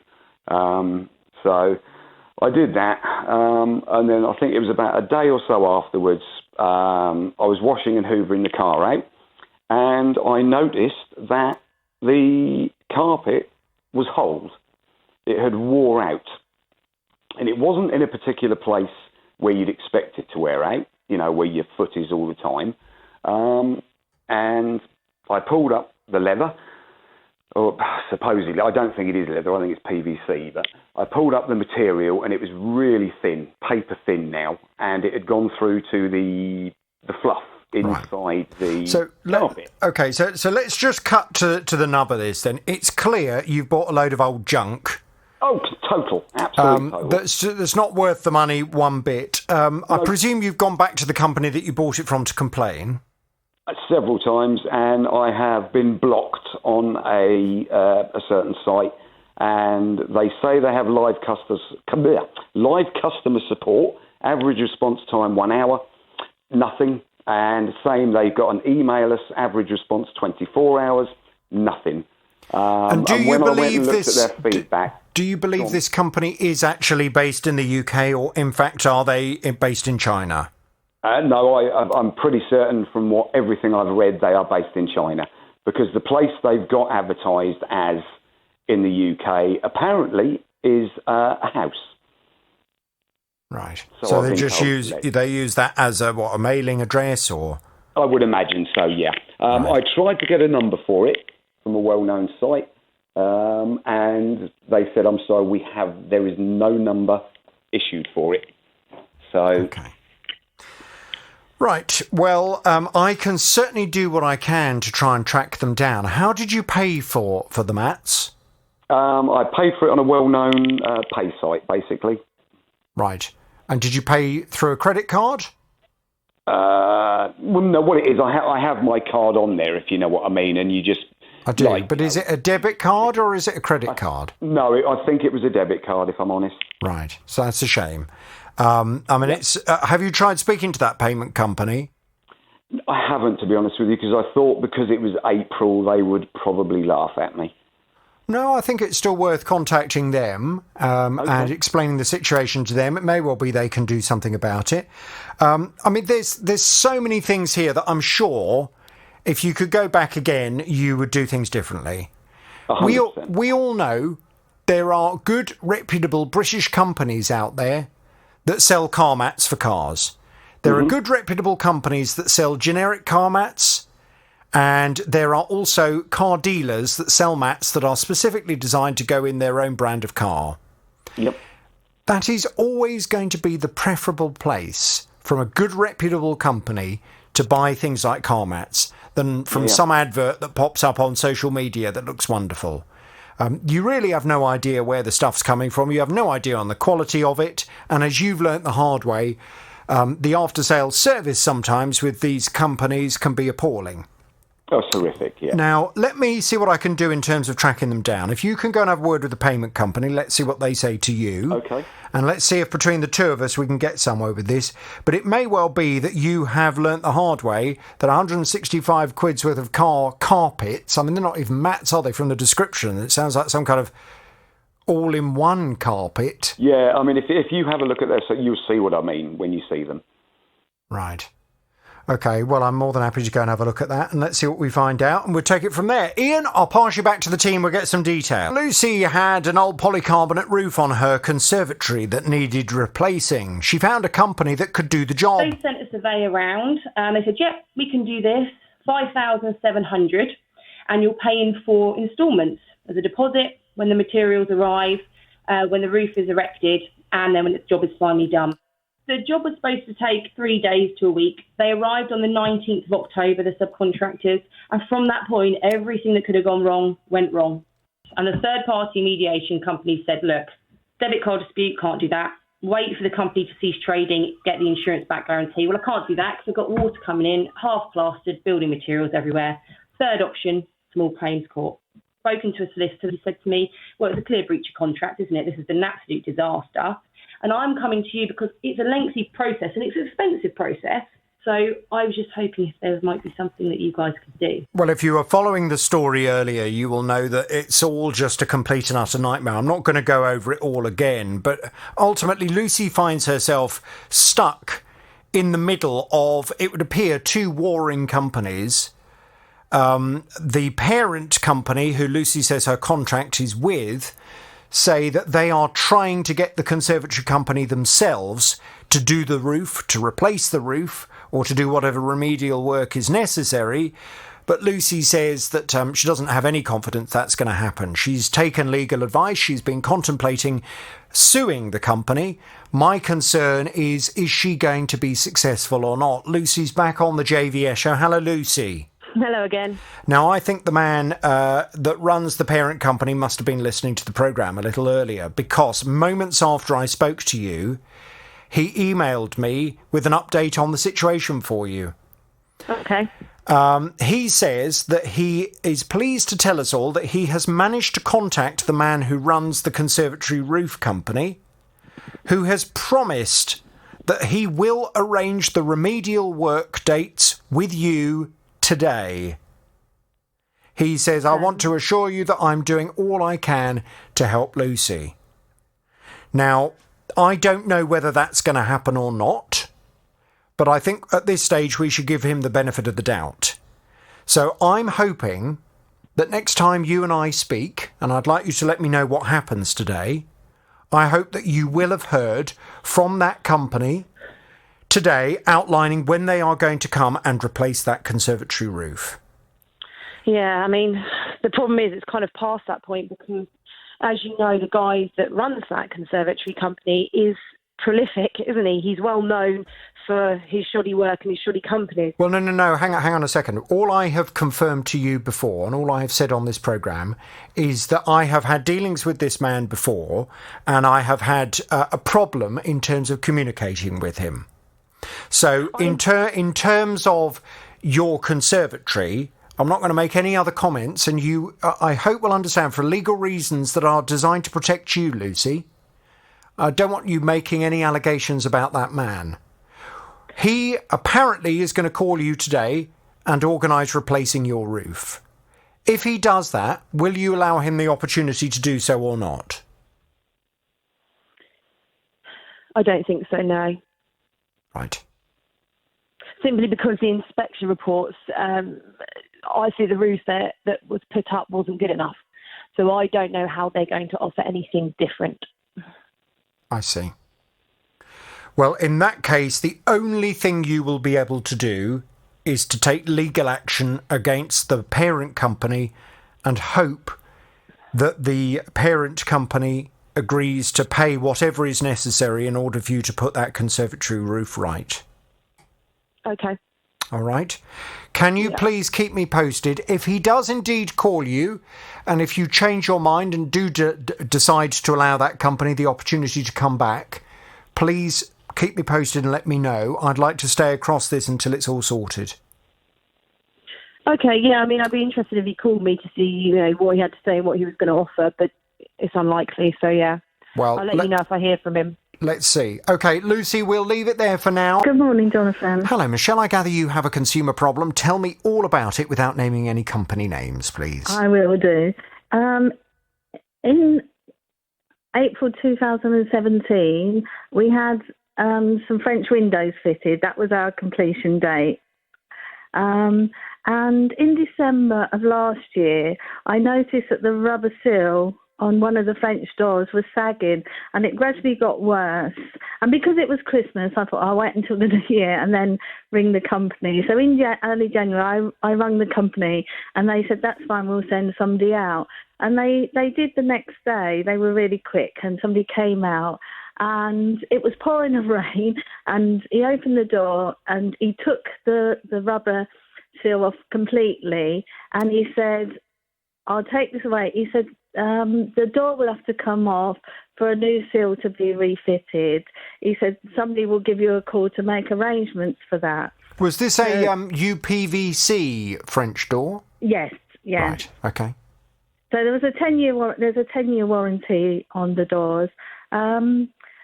And he went away, and because obviously the weather was really bad, it was winter, so we sort of left it, and I thought perhaps I'll wait until the weather's better. And because of COVID, although they were still working during this time, I just left it, and then I kept thinking, I must call them, I haven't heard anything. But eventually, on the 20th of July, I gave them a call, and I spoke to somebody in their sort of maintenance aftercare department, and they said that they had a record of me calling to say there was a problem, but they had no record of anybody coming out to see it. So I said, well, they definitely did, and they took it away. So they said, well, we'll have to send somebody else out now to have a look at it before we can do anything. So they arranged for somebody to come on the 5th of August. Nobody showed up. So we had a call the next day to say the person had been COVID, to say they had COVID. But pinged, I know what you mean, yeah. Yeah, pinged, that's the word. Not zapped, but... That's it. Perhaps that's in my head. So they made new arrangements for the 13th of August. They said, we'll have to make new arrangements. So again, waited in all day, no show. I rang at 4:30 to say, I guess nobody's coming now. And they said, no, and they looked. The person I spoke to said the maintenance, they finish early on a Friday. They said, let me look on the screen. And they said, on here we've got that somebody should have come out on the 5th of August. And I said, yeah, and they didn't. I said, and it was rearranged for today. And he said, well, there's no record. He said, I'll get the person to ring you on Monday. And I said, well, could they ring me before 12 o'clock? That was Monday just gone. And nobody phoned. I left 2 messages actually with different numbers. And nobody phoned. So I phoned back in the afternoon, and they said, I was on annual leave last week, and nobody could have got into the records. And I said, well, the gentleman I spoke to said that you'd gone home and that that there was no record of anybody meaning to come out. So she said, I can't speak to the person whose diary it was in because I can't get hold of them until tomorrow. Yeah, but none of this is your problem, is it? I mean, this is very simple. I seem to be getting different messages from different people, and the actual. Then she said, "Well, we'll put it in their diary for them to come tomorrow afternoon," which was yesterday afternoon, the 17th. They didn't turn up then. Lo and behold, I got a phone call in the morning saying, "I'm sorry, they're not coming. They're phoned in sick." So. Which may be true, I don't know. But it's literally a 5-minute, and this is just for them to come and look at it. it's not even for them to do the work. And I just feel, yes. You've had enough. I don't know what to do. Yeah. Listen, I feel your pain. I've been having an issue myself with a smart meter installation. Yeah. And again, same kind of thing, we're going to come out and do it. And of course, you make sure you're in and you wait for them. Yes. And then suddenly you get a phone call 3 hours into the 4-hour window. Oh, sorry, he's not going to be coming. Well, surely he must have known that before now. That's for right. goodness sake. And it's so frustrating when companies muck you about. Because, I mean, look, from the situation you're telling me, it sounds as if this is maybe in the grand scheme of things not the most serious problem this company has to deal with. That's right. A seal around your French door is not the end of the world. No. However, you definitely want it done. And you've waited very patiently. I mean, well, it sounds as if you've waited kind of for 8 months now for this to be done. Surely they can just come out and do it. They can tag it onto another job that they're doing nearby.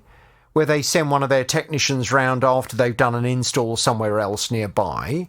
Well, this is what whip the door off, stick the seal on. Yeah. It should be straightforward. Yeah. It just feels like now the dodge and the aftercare is not so great. So my new date now is the 27th of August, but I don't feel confident that it's going to happen then. So I don't know. And that's another day I've got to stay in. Now we're allowed out, I have to stay in. Yes, yeah. So, well, I mean, you're in a fortunate position because so many people, unfortunately, cannot just hang around day after day after day for somebody to turn up. There's a cost implication to that because they can't work. So, right, I'll tell you what I'll do. I'm going to pass you back to the team. We'll get some detail and we will contact this company. I mean, firstly, and in fact, Hannah, do you want to get a call in on this? Do you want to contact the company on this one? And can we just ask them, I think, based on the situation, can they get out there any sooner than, did you say it's the 27th of August? The 27th, so it's Friday week now, Okay. Can they come out any sooner than that? Yeah, absolutely. We can have a chat with them. And if they can't, if they say, no, we literally cannot until that date, okay, fine. Michelle sounds like a very reasonable person, but enough is enough. They need to turn up next Friday, and they need to turn up with a piece of the seal that is necessary for the door, and they need to take the door off, stick the seal on, and fix it. Job done. It doesn't sound that hard, does it? It's really not the end of the world for them to just do it. I'm sure for a suitably experienced engineer, technician, call them what you will, window installer, I'm sure they can do it in, less than an hour. Well, I'll give them a call and we'll see what we can do. Okay. Fine. Michelle, can you hang on there? I'll pass you back. We'll get some detail. We'll go and have a word. Okay. Thank you very much. Now, Mohammed is a taxi driver and he's been working for a company and getting a great rating from his customers for many years. Until the 19th of July of this year, when this happened. My driver account was suspended, and they informed me that someone's made an allegation that I pulled a weapon on them. My question is, that if that was the case, which it wasn't, but if that was, why haven't they contacted the police? Why have they come to the company when they have no association with the company? So I asked for some more details. They said, well, the incident took place on the 18th of July, and do you recall anything? So I did recall something. And the individual that made the allegation is known to me because I helped his estranged wife obtain a non-molestation order out against him a few years back. Obviously, he has a grudge. Early this year, in February, he did try to intimidate me, and I did report it to the police, and the police actually issued him with a harassment warning. And I forwarded all that documentation to the company to verify that this is what the history is behind us. And that's 2 weeks ago.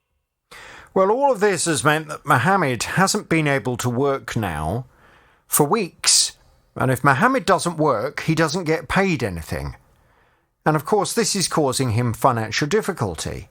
And he says none of this is his fault whatsoever. Well, things have been going on, as you will know if you've been following this story from the very beginning. Mohammed's back on the JVS show. Hello, Mohammed. Morning, JVS. Good morning. So it later transpired that this man who clearly hates you and who clearly has a grudge against you, because of the reasons that you outlined before, he has indeed reported it to the police. and the police were investigating, and in fact you had a visit from the police, and you cooperated with them. You showed them your footage from your dash cam that was in your cab at the time, that this man was alleging you'd apparently pulled some weapon out. Did he? I know I've said it was a knife in the past, but has he actually specified what the weapon was? Well, the police didn't specify. Right. But the taxi company, they did. They said he had specifically said a knife. It was a knife, yeah. I didn't think I'd just imagined the knife. So you showed the police the dashcam footage. Now, there's a slight problem with the dashcam footage in that you were saying the dashcam footage only recorded when the ignition was on in the vehicle.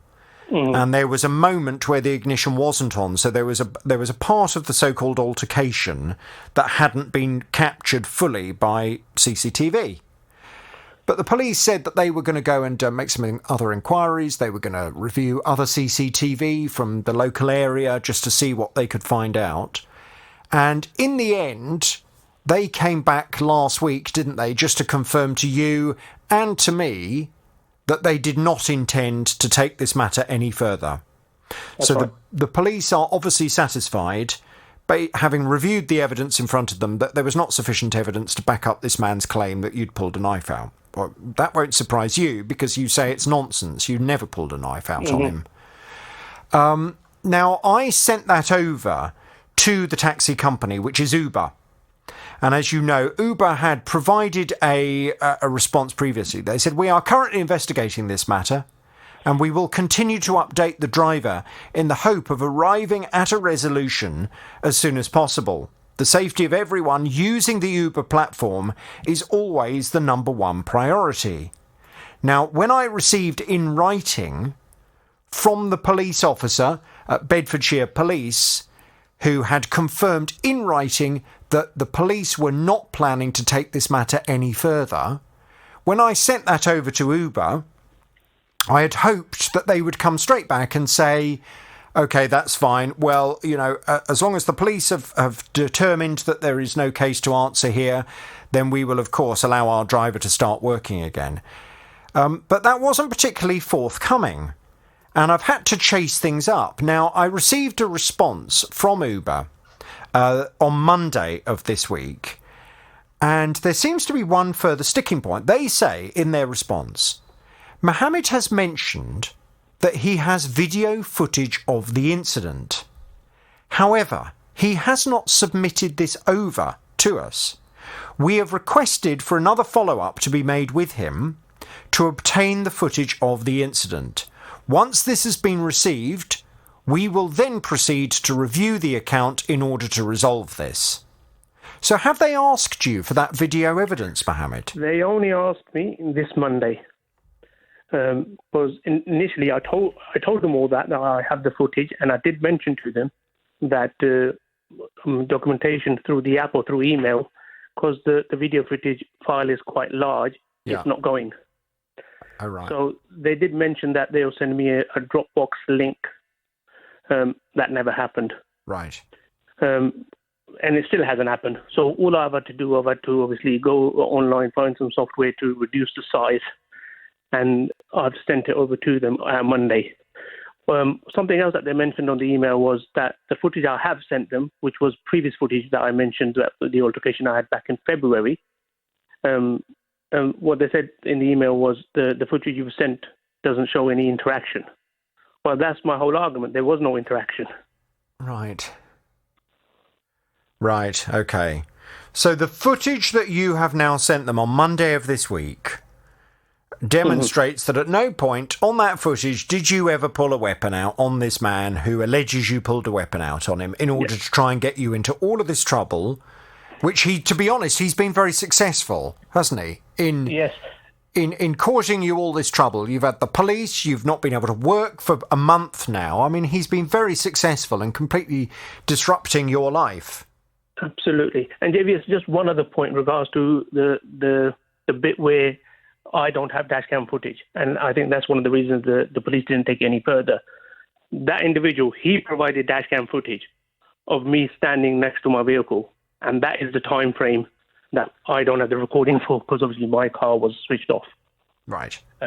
So his dash cam footage. So his dash cam footage is at the exact time that your dash cam wasn't on, and that shows you standing outside your vehicle with the vehicle turned off, which is why your vehicle wasn't recording. That's right. When the recording does start, then what had happened? You got back into your cab, and what? Did he come over and you start having a row through the window or something? It shows that me just driving off, and it shows him sitting in his vehicle, and it shows me driving off. Right. Well, I mean, this is just it's so frustrating that here we are on Wednesday. Uber have had that evidence since Monday. And I presume you haven't heard anything from them since Monday? No. And they haven't come back to me either, which is so frustrating.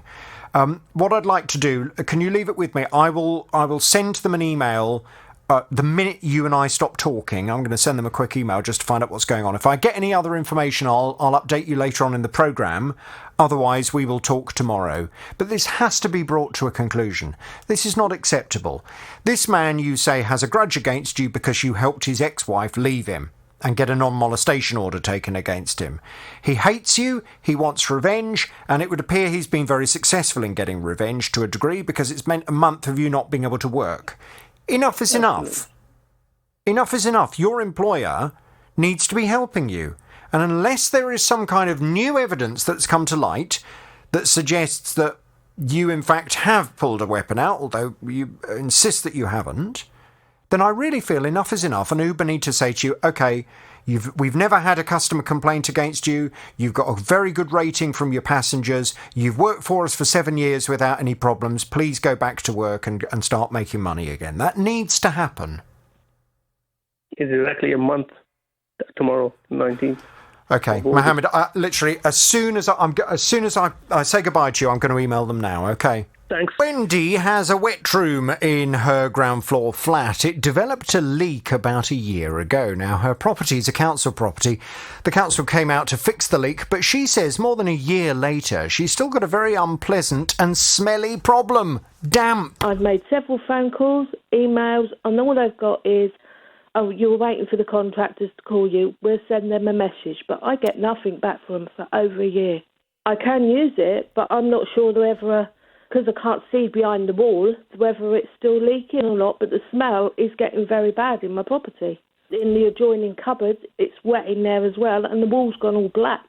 Well, why is it taking so long to fix all of this? I promised Wendy I'd get onto the council and try and get things resolved for her. Have we had any luck yet? Let's find out, because Wendy's back on the JVS show. Hello, Wendy. Hello, JVS. Good morning. So, as you know, the council concerned is Central Bedfordshire Council. They came back with this response. They said, since March 2021... several priority visits to the property have taken place to resolve several different issues with the wet room.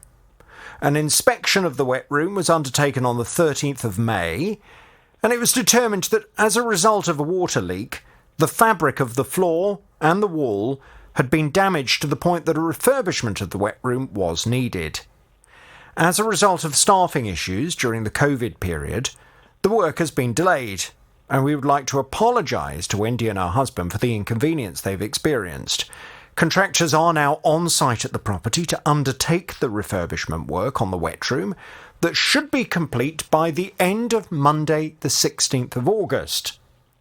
Now, when I spoke to you on Monday of this week, I was expecting to hear the distant sound of tile cutters in the background, just finishing off the final bits of the job. But you said that they hadn't turned up on Monday because they had said to you they were having to source some tiles for the job. They weren't expecting the tiles in, and they were due to get them in time to come back on Tuesday, and they promised you they would have the job done by the end of Tuesday, yesterday.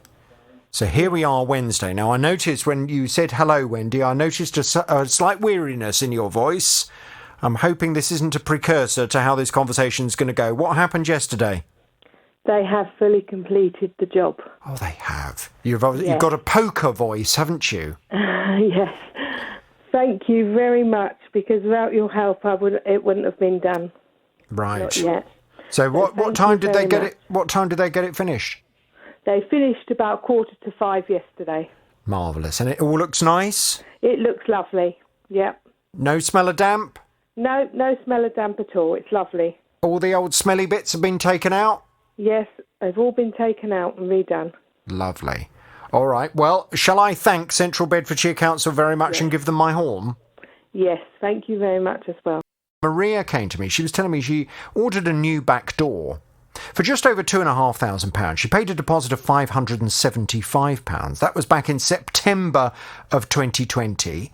Its delivery was delayed, and when it finally arrived in mid-October, well, pretty much everything was wrong with it. The window didn't fit properly. The infill that should have clipped the door and the window together was too small, but they managed to clip it together by leaving gaps on each side. And then, oh God, we found that it was cream inside and out, but I said, that's okay, I can live with that. But when it came to the door panel, it was white inside and outside and the wrong design. Well, the manager of the company came round to try and sort things out in December. But despite Maria warning that the weather was going to be bad on the day that he suggested they were going to come and refit the door, they came anyway on that day. Apparently all the hail, the rain was coming down inside her property. 8 months after it was ordered, there are still problems with it, but what on earth is the latest now? Maria is back on the JVS show. Hello, Maria. Hello, Jonathan. Now, I'm, as you know, very frustrated with this whole situation because you said that when you first ordered this door, you had ordered a UPVC back door with a window, and you wanted the door to be a certain colour, and you wanted the door to have a certain ornate panel on the bottom of it, yes? That's correct, yes. Now, I have no idea why, at the point that you said you wanted this door to be a certain colour, I have no idea why this company still said to you that a UPVC door was the correct product, because UPVC doors are white. There was a perfectly suitable alternative product called a composite door. Composite doors, they still have a plastic coating on the front and the back of them that you can have in a variety of colours. But the point is that they come with that colour already manufactured into the door, and you can select a variety of different ornate patterns. So when you first ordered the door and when you first had the conversation, at any stage did they say to you, well, we think a composite door would be a better choice for what you're looking for? Not at all. No, I didn't even know what a composite door was. Why should you? Why should you? You're a customer. Explained. You're not Yeah. supposed to be an expert in doors. The company that supplies and fits doors should have said to you, OK, well, we will organise for a different product, because I don't think a UPVC door, based on what you're saying, what you're looking for, I'm not sure that that's necessarily the best option. Instead, what it would appear they did was they ordered a UPVC door and then painted it. Yes. I mean, who's ever heard of that? I've never heard of it before. I went off to speak to the company and find out what was going on. They initially said that they would like to confirm that they'd been in communication with their customer, reassuring the customer that all the necessary repairs and replacements will be carried out as soon as possible. Unfortunately, as the product is a non-standard, bespoke colour, there has been a significant manufacturing delay in getting the replacement products. However, as explained to the customer, it is of paramount importance to us to ensure that all of our work is carried out and finished to the highest of standards, and we aim to get this resolved as soon as possible. Well, the only people that had made this complicated in making it a bespoke product was the company, in this whole idea of having to paint a UPVC door. Anyway, I went back to them and I put this to them and said, why on earth did you supply the customer with a UPVC door? Why didn't you put a composite door in instead? That surely would have been a much more sensible idea, based on the fact that she's looking for a cream door and she's looking for a door with a certain pattern on it. Anyway, they then said to you that they were going to change it, and they were going to change it for a composite door. After all of this, they were going to change it for a composite door. And the window as well. And the window. All part of the same thing. Yeah. However, that hasn't happened. And No. despite numerous promises of the door arriving and things being resolved, it hadn't arrived. And I went and chased them up recently on this, and they said, we have been communicating with our customer directly. We've shared with her the delivery date that our manufacturers have given to us. As soon as we take delivery of the door, we have agreed to arrange a convenient date for Maria to have the door installed. As standard, bespoke items take on average 12 weeks to arrive from our manufacturer. We've been given a provisional date of the 23rd of July, which we have shared with Maria. Well, it's nearly a month on from the 23rd of July. What's the latest, Maria? Well, as I said to you last time, they said that the good news, the door was going to arrive week commencing the 9th of the 8th, and I've not nothing since.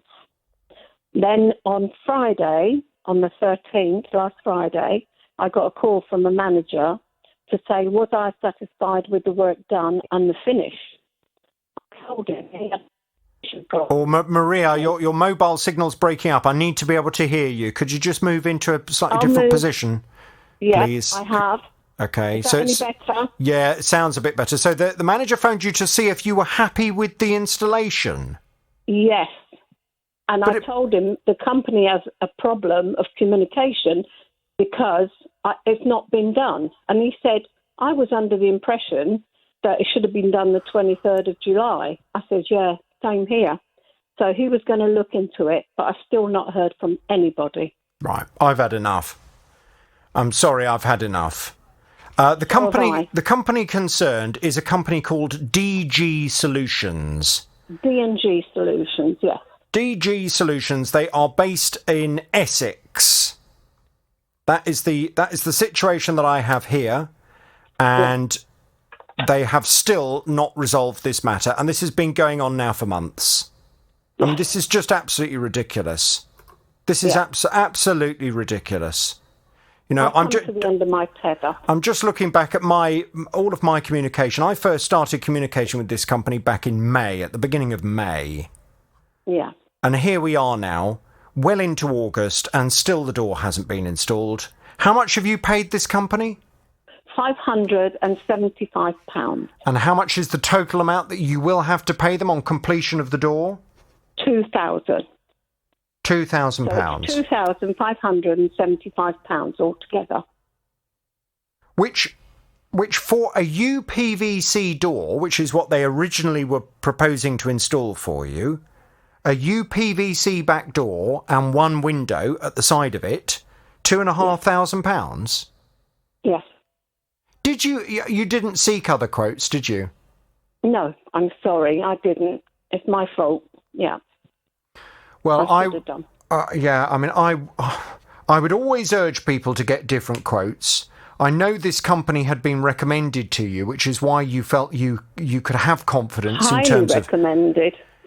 Yeah, which is why you felt you could have confidence that firstly the price they were going to charge you was a fair and reasonable price for what you were looking for, and also that they would install the door in a prompt way. I contacted DG Solutions yesterday and made them aware of the fact that you and I would be talking again, and I made them aware of the fact that we are now at the point where it's important for me to name them, because it would be quite wrong for any other window or door company to wrongly be confused with this firm. Yeah. It's not fair on them. So DG Solutions, you will, I'm sure, if you're not listening to the programme now, you will very quickly get to hear about this conversation.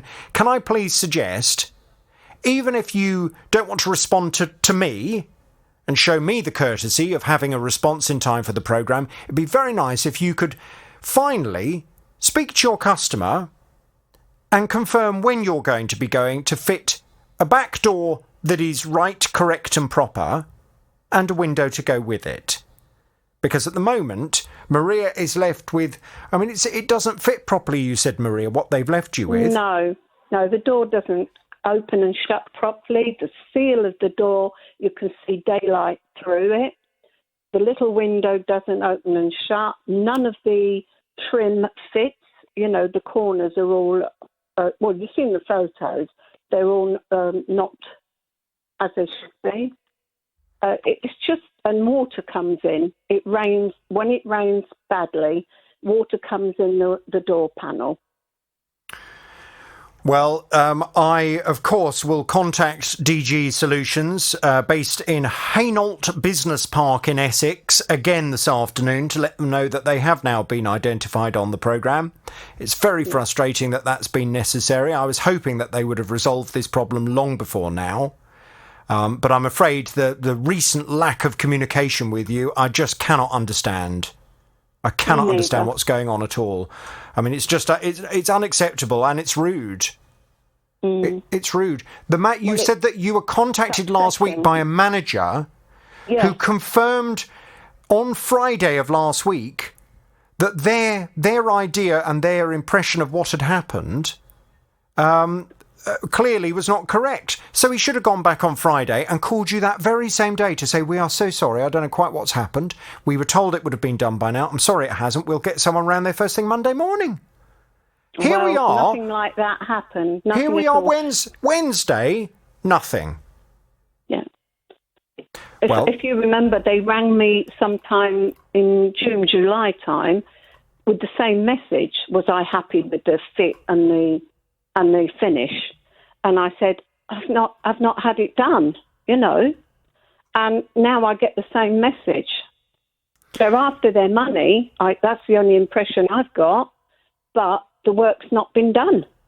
Well, I mean, to be fair to them, they haven't asked you for the additional amount of money.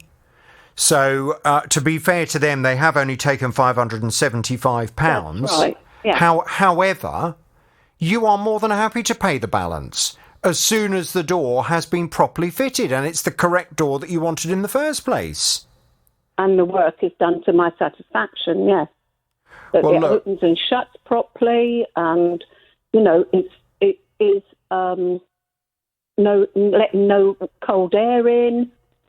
I can't get the words at the moment. Sorry.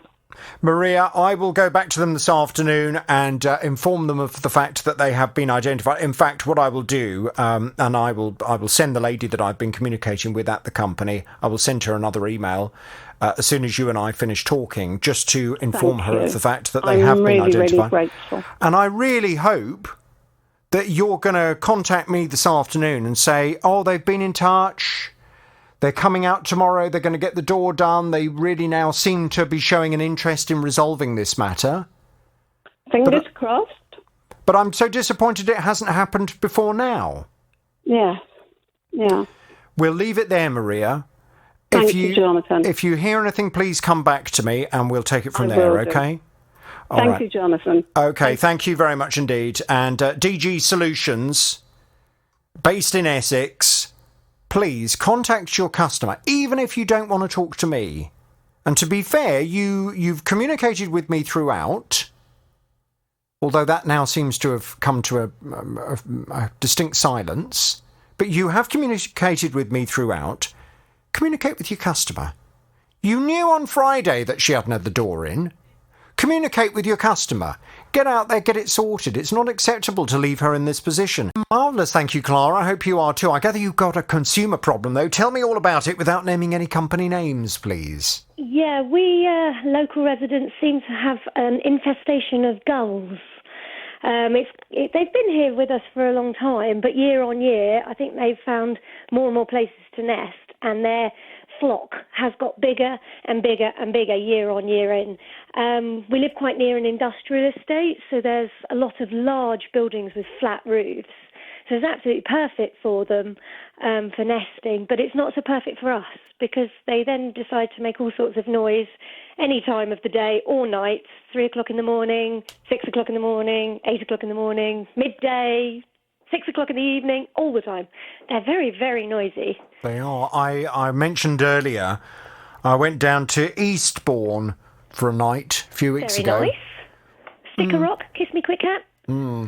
Yeah, I'll reserve judgment. But the one thing that really struck me first thing in the morning, the noise of the seagulls. Oh, my word. God, they make such a racket. Yeah, which, if you live by the sea, is fine because you expect it and you go with that in mind thinking, oh, well, I'll enjoy nature and its natural environment. But we're in a town. I mean, I guess you can't dictate where nature settles, but if they could maybe not settle so near us, it would be beneficial to us. Right. Now, I know you've sent me a recording of the gulls. Is this taken outside your house? So there's a few of us have set up like a group WhatsApp chat across various streets because the noise obviously travels and they travel, so they take the noise with them. So there's a couple of hundred people that are being disturbed by these birds. So these videos are taken from different perspectives, from different streets, all nearby the buildings they're nesting on. But this will give a good flavour for everyone listening to the programme of the kind of noise that you're having to put up with day in, day out. Absolutely, and one of the videos is from me and my bedroom window. So, Okay. yeah. Well, I don't know whether this is from your exact bedroom window. Let's just listen to this.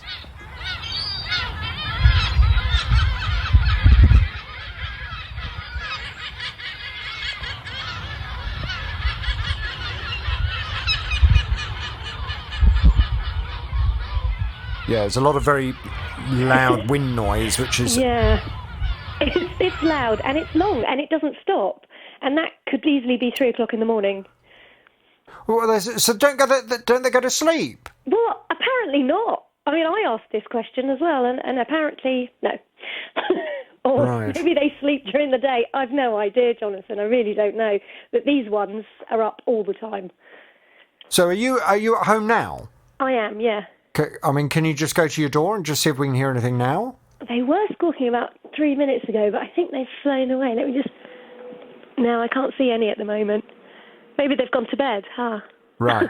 But they will, throughout the day, make a lot of noise outside your house. Yeah, day and night. It's an interesting one, isn't it? I mean, what would you like to happen? It is difficult because, I mean, obviously these are beautiful animals. I don't want to just go in there and, get rid of them all, send them off to a better place. Ideally, what we want is to encourage them to nest somewhere more appropriate. And I've become a bit of a gull expert in the last few weeks as we've started these group chats. And they are actually protected. So you can't go in and just obliterate them anyway. The problem with them being protected, of course, is that then it becomes more costly to get rid of them because it's not a case of just culling them. You have to put in sort of protective measures to discourage further nesting. So, I mean, there's nothing you can do right here, right now, but you would bird-proof the roofs of these buildings so that next year they come back to nest and go, oh, this isn't so good anymore, and move on somewhere else. That's the hope.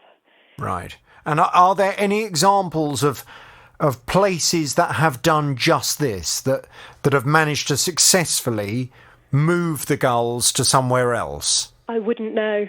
Not to my knowledge. No, because I've never heard of that before. Mm.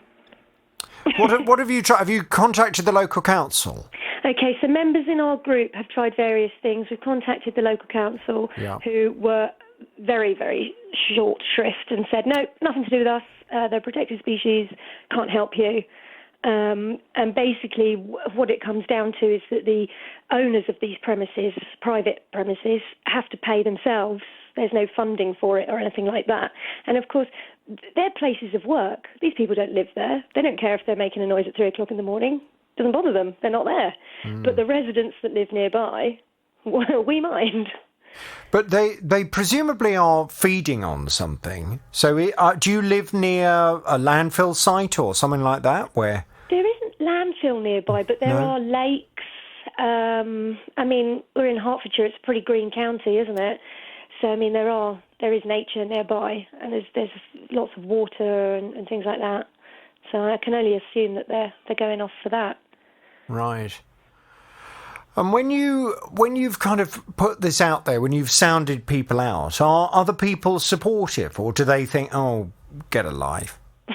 Majority of the residents that I've had communications with are hugely supportive, hence these WhatsApp groups. I mean, it sort of became a spur off a different WhatsApp that we set up during COVID as a support group for the neighbourhood, and then it became just a community thing that's grown and grown. So it's quite a lot of people invested in this, and they're all on board. But, I mean, there are concerns within that group that we don't want to just kill them.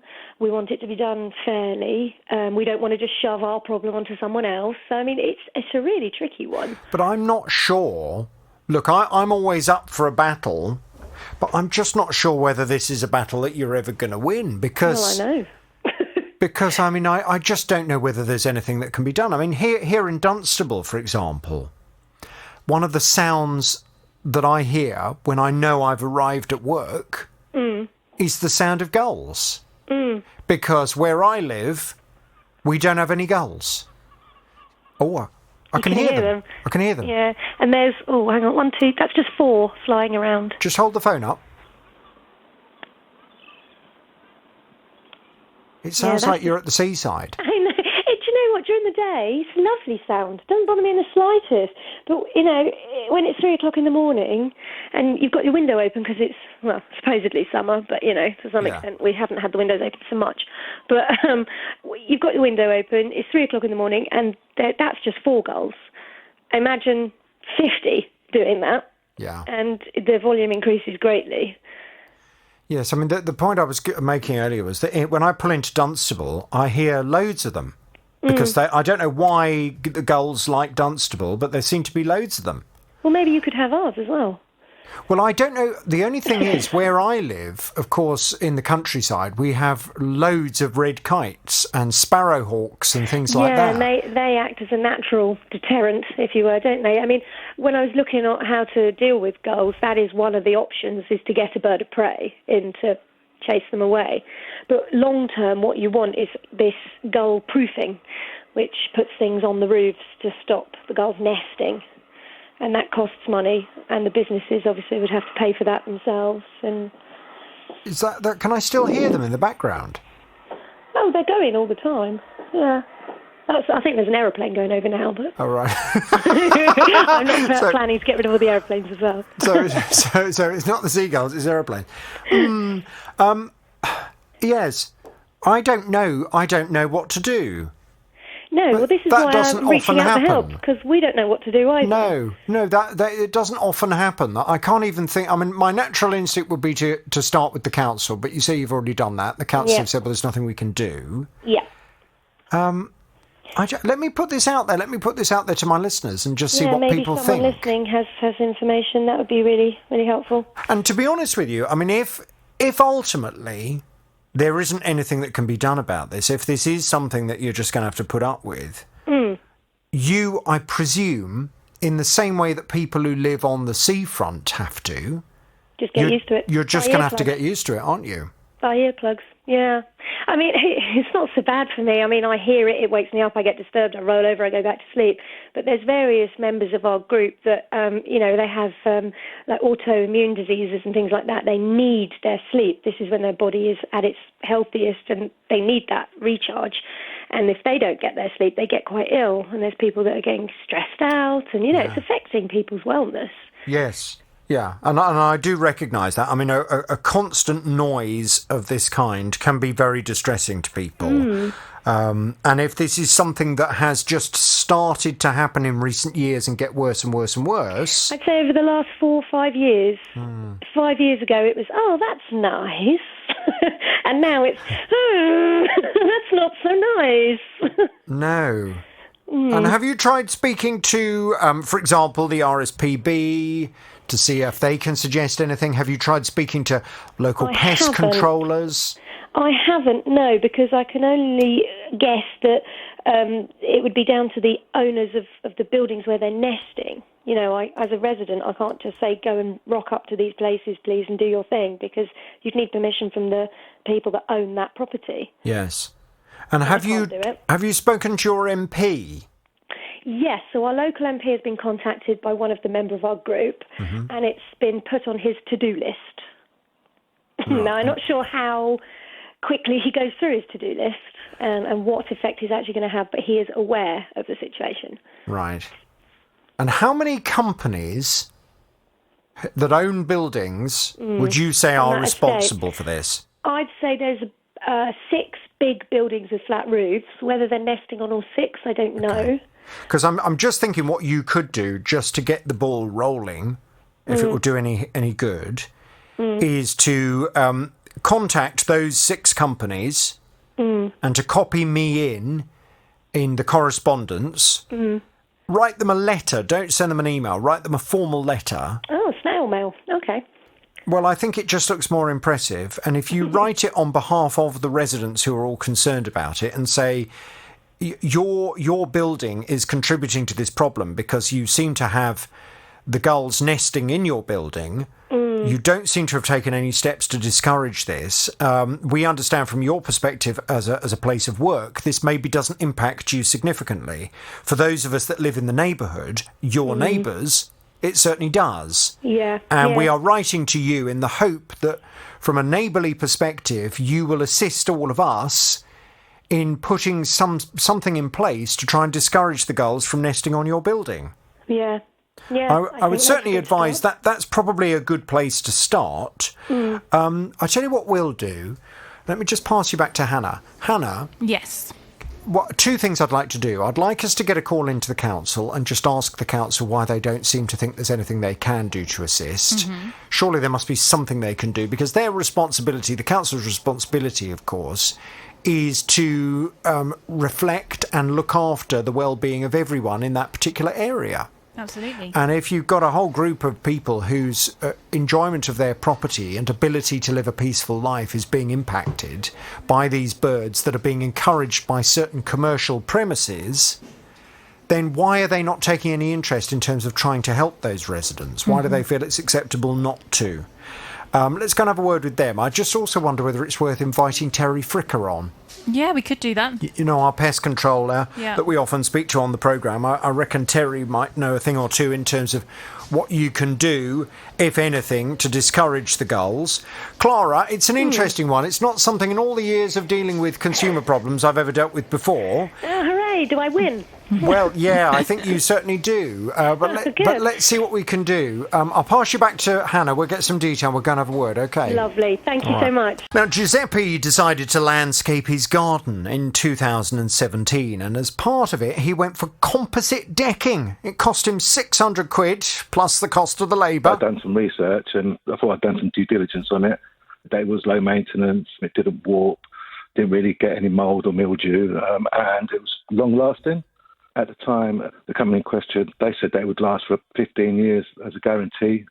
And then this year, after winter we had, I put the chairs back on the patio, cleaned the patio up, and I noticed there was a crack in two parts of the decking, going right along two boards. I thought, OK. So I went into the said shop, explained to them, took some pictures along, and they said, oh, we don't stock that decking anymore. It was sourced from China. They no longer exist, and we can't do anything about it. I said, can you source some other kind of decking that maybe I can replace the two boards with? And they said they'll get back to me. Well, understandably, Giuseppe thinks that response is not good enough. As regular listeners to the programme will know, when you purchase anything, you are entitled to expect that it will be fit for purpose, of reasonable quality, and will last for a reasonable amount of time. That's set out in the legislation known as the Consumer Rights Act of 2015. And that's exactly what I went to put to this company on Giuseppe's behalf. I don't think they were big fans of me, to be honest. Let's find out what the latest is, though. Giuseppe's back on the JVS show. Hello, Giuseppe. Hiya. Spoke to this guy at the company. He said that he was going to get someone to call me back. He kind of started to put up a bit of an argument, but when it became apparent that he wasn't really very familiar with the Consumer Rights Act and he's working for a retailer, that didn't impress me very much. So I said, I think it's better if you get your manager to call me back, to be honest, rather than you trying to have a go. His manager didn't call back, so I phoned back again the next day. I said, I haven't heard back. He said, well, we're very busy. I said, we're all very busy. I said, but the simple fact is you've got a customer who's so unhappy he's ended up going to the BBC. Oh, I see. So the manager should have called you back because you're the BBC. I said, look, the simple fact is you've got a customer who is so unhappy that he feels he has no alternative but to go to the BBC. I've come to you. I've given you the opportunity to provide a response. You haven't made any attempt to get anyone to call me back. I said, it's not looking very impressive. Anyway, it was very clear, Giuseppe, I'd got well and truly up this bloke's nose. I don't care. Couldn't give a tuppenny, to be honest with you. The good news is the company very promptly then contacted you and said that they would be giving you a full refund for the decking. Not the labour, but for the decking, which came to, I think it was, £380, if I remember correctly. That's correct, yeah. Giuseppe, the question is, have you now received that money? On the next day after I spoke to you, on the Tuesday, on the Wednesday, the money was in my account. Fantastic. Are you happy? Yes. Good. Extremely happy. What are you going to do about your decking now with that 380 quid? I'll wait until next year, as I said to you the other day, and start all over again. Brilliant. OK, well, I hope it all goes well. I will thank the company very much indeed. I presume you're not going to buy it from them again? No, I don't think so. No, I'm not, to be honest with you, Giuseppe, I'm not sure they'd want your custom. After I've been off to I did recommend them to other people once I'd been there. I thought, they were so good, and they were so supportive at the time. I thought, they were quite a good company to deal with. Well, and to be fair, they have given you your money back now, so we need to thank them for that. But I certainly think it's safe to say I've probably I've burnt a few bridges there for you. I'm sorry about that. I don't think you should go there either. No, I won't be getting my decking there. I don't think I'll be welcome either. I will thank them. I will give them the horn. Giuseppe, any other problems, you know where we are. Brian's on the line. Hello, Brian. Good morning. Good morning. I gather you have a consumer problem. Tell me all about it without naming any company names, please. Yes. We've got a problem with a courier company regarding the late delivery of vital test samples to a laboratory, which incurred later losses to us of about £700 odd. What happened exactly is that we bought these test kits and were given the name of a nominated courier company to return the samples to a laboratory. Now, these tests, because obviously there are so many different types of tests, so were these the day 2 tests? Yeah, PCR. Day 2 PCR tests? Yes. That you needed to do when you returned from your holiday? No, we had to do them prior to going because it was a requirement of the airline that we had to have these tests done. Okay, so these were fit-to-fly PCR tests then? That's quite right. Okay. And whereabouts were you going that required fit-to-fly PCR tests? Okay, we were going to Castellón in Spain. Okay. And when was that? That was we were due to fly on the 1st of June. Okay. And because I know in Spain now, if you've been fully vaccinated, you don't need to do the PCR tests in order to get into Spain. Was this before that decision had been made? It was, yeah. Right. So at that time, you had to have fit-to-fly PCR tests. It was compulsory, yeah. Okay, fine. So how much did you pay for the fit-to-fly PCR tests? We paid £240 just for the one going out. But we did also purchase kits to come on our return for day 2 and day 8, which was also necessary. But the problem is with the going out kit, the departure kit. Right. Okay. So what happened with the departure kit then? Right. We were given a nominated courier company to use. As soon as we were given that name, my partner, because it was a bank holiday, forthcoming bank holiday, she decided to visit the depot just to make sure, the location, and to ask if they would be open on the bank holiday. And they said, yes, we will be until 12 noon. If you get here before then, they will go that day. So we thought, great. And which day of the week were you due to fly? Sorry, which week? No, which day of the week were you due to fly? It was a Tuesday. So Tuesday. So you'd have to have the results back by the Monday. That's quite right. Right. And so when did you do the test? We did the test on Saturday. Right. And we timed it and said, as you quite rightly said, we'd get the test results on Monday.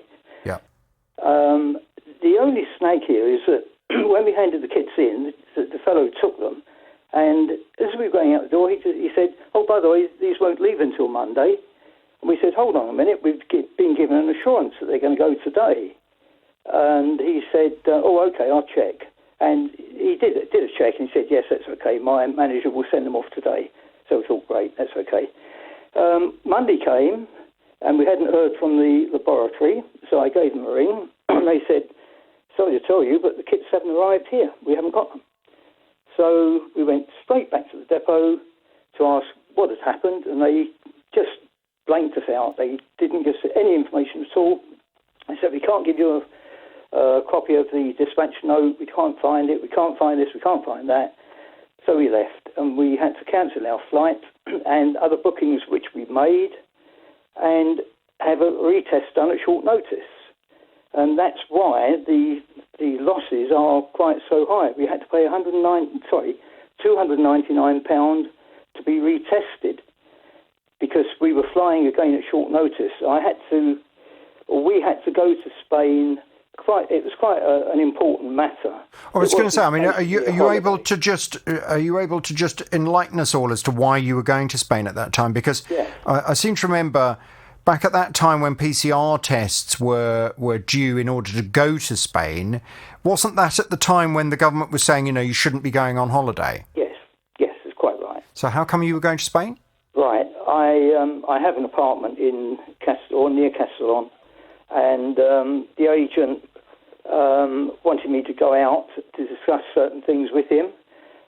We had to clear the apartment because we had lettings arranged and all our personal possessions because we hadn't been able to go out there prior to that time. And we did a check, and it seemed that we would be okay to fly, and indeed we were. Yeah. But unfortunately, we didn't go on that particular day, and we had to rebook, and I think we went 4 or 5 days later. Well, it's very frustrating, and I would imagine it was extremely stressful as well. It still is, yes, because I've had ongoing...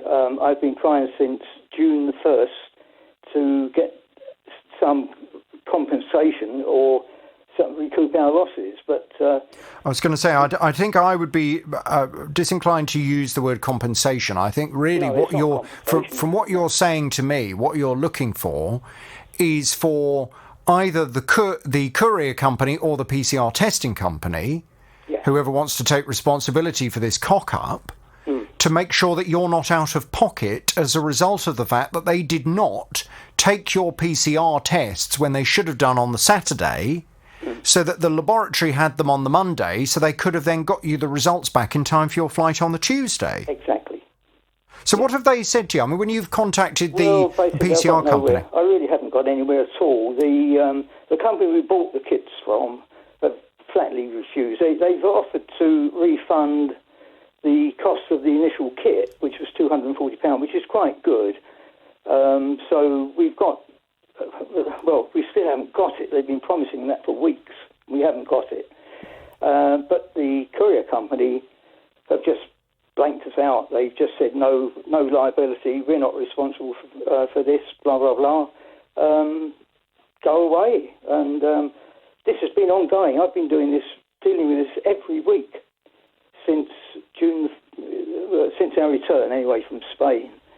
So was it the PCR testing company that told you which courier to use? Yes, I say yes because my partner did the booking, and the airline recommended that we purchase the kits from a company, which we did, and they sort of recommended that this is our nominated dispatcher. Right. Okay, so because I just need to work out who ultimately we need to go and speak to and point the finger of blame at. So if you're telling me that this PCR testing company, they said, make sure that you return your tests using Joe Blogg's deliveries or whoever they may be, I just want to make sure that we're then blaming the right company for the fact that you've incurred all of these costs. How much does the whole thing cost you? What, to rebook? No, what I want to know is how much are you out of pocket to the tune of right. as a result of that courier company on the Saturday not getting your tests to the laboratory? We reckon it's £737.92p. And have you written to the PCR testing company with a copy of all of your invoices, making the argument and saying, we hold you responsible for the fact that we have incurred these costs as a result of your chosen courier not arranging for those tests to get to the laboratory in time. Therefore, we are looking to you to reimburse us the costs that we have now incurred. Yes, I've done that. I've written 2 letters to the chief executive, no response, no reply. I've tried to telephone, and oddly enough, the operator said, this is not the head office. And I said, well, hold on. it's shown as a head office online. So do you know where you are? And just put the phone down. Okay, well, we can certainly go and speak to that PCR testing company. The only slight thing that I'm a bit worried about, I mean, you say that they've offered you the £240 back for the original test, which you said was quite good, I think is what you just said. Well, yes, that's the amount we paid, and that's all we're asking for. Well, no, it's not It's not all you're asking for. What you're asking for is £732, not £240. Well, the problem here for me is that we were thinking of the small claims court, but we don't know which company to go after. No, but hang on. Let's just stay on the point. What you're looking for is not £240. It's £732. Yes. That's correct. Yeah. When the company has offered you £240, and the only reason I'm asking you this is because you said that's quite good. When they offered you the £240, did you accept that money? We haven't got it, and we. No, did you accept? I've had discussions with them. Did you accept the money and say yes? Okay, we'll be satisfied with that. No, we haven't said that. Right. No. Okay, so at no point have you ever accepted their offer of £240? Not that I'm aware of, no. Okay, because that's the only thing that would potentially cause us a little bit of embarrassment, because when a company makes a financial offer, you know, if you then accept that offer and say, yes, okay, thank you very much, you can pay it into my bank or whatever, however you phrase it, once you've accepted it, then the company is within their rights to say, well, we've made an offer, the customer's accepted it, end of story. We're not prepared to increase that anymore.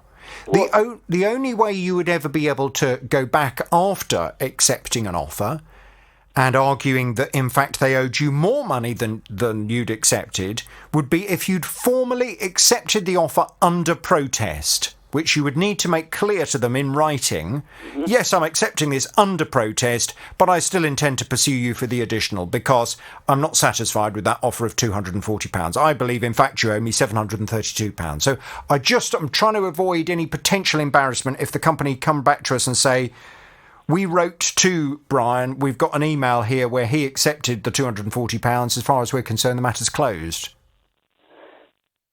Well, I have said, in fairness, maybe perhaps wrongly, to the company who sold us the kits, look, we understand that, you know, you haven't made this mistake. It's not your error. It's the fault of the courier company. Oh, hang on a minute. What, have you put that in writing? No, I didn't put that in writing. But you said that on the phone to them, did you? Yes, yeah. Do they record their calls? Well, they say they do, but when I've asked them to refer back to previous telephone calls, they say we can't, you know, they only say we may record the call. But I've asked in the past, could they just check what happened in the discussion? They've said, no, we can't. So it's been very difficult. Yes, I mean, what I'm slightly concerned about here is that, look, let's keep this very simple. Yeah. If you used the courier company that the PCR testing company told you to use, and that courier company didn't do what they should have done, and as a result, they cocked the whole thing up and cost you £732, it's the PCR testing company that is to blame. Right. Because you used their chosen courier company. Yes. But if they've now got a recording of you admitting to them that you don't hold them responsible, are they not going to just simply throw that back at you and say, well, we don't understand why you're coming to us. We don't understand why you're complaining, because the customer's admitted to us that he doesn't think we've done anything wrong here. No, I have said to them in writing that I consider them to be responsible. You have said that? Yes. Yeah. So when did you have the conversation where you said they weren't responsible? Well, I've never really said they weren't responsible. Oh, okay. I said that I understand the situation, and although I consider them to be responsible, they have not created this dilemma. It's the courier company that are at fault. And I did ask them at one stage, you've got the power to lean on that company and insist they refund us the losses that we've incurred. Yeah. But they haven't done that. And did they know?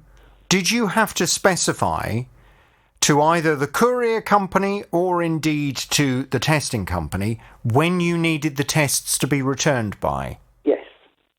So they knew you needed them back was it a bank holiday Monday? It was. Well, yes. The Monday was the day we should have got the results and Right. didn't. Okay. And did they tell you that Saturday was the day you should do the tests and send them off?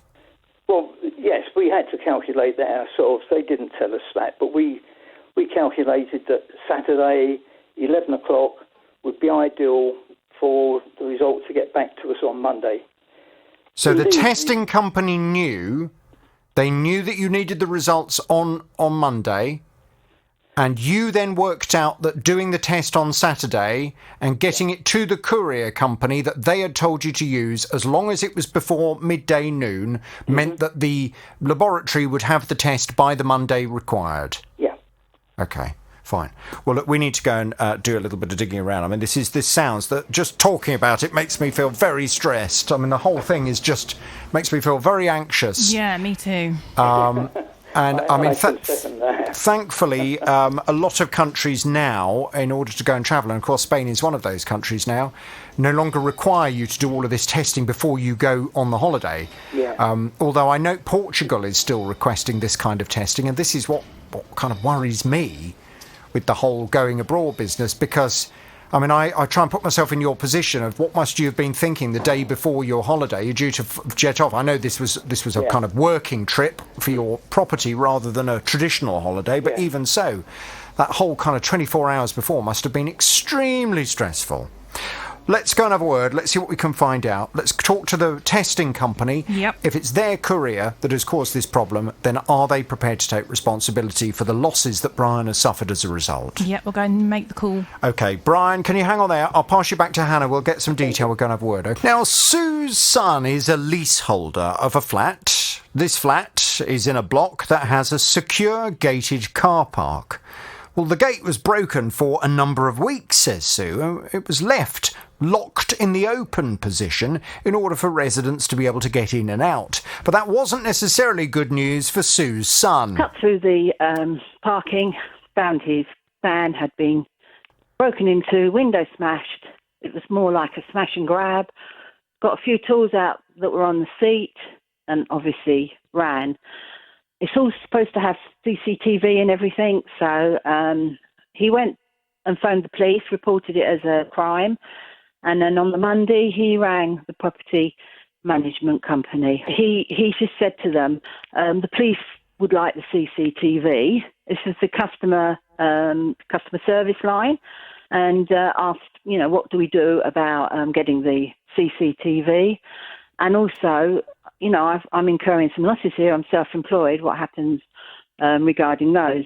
Well, as I mentioned to Sue, it would be very difficult to hold the management company responsible for the fact that her son's van was broken into unless Sue and her son can demonstrate very clearly that they've been negligent and that they've had a reasonable opportunity to resolve a problem and they just haven't done anything about it. And that's always going to be difficult, particularly when it became clear that Sue's son had at no point before his van got broken into contacted the management company to alert them to the fact that the gate was broken.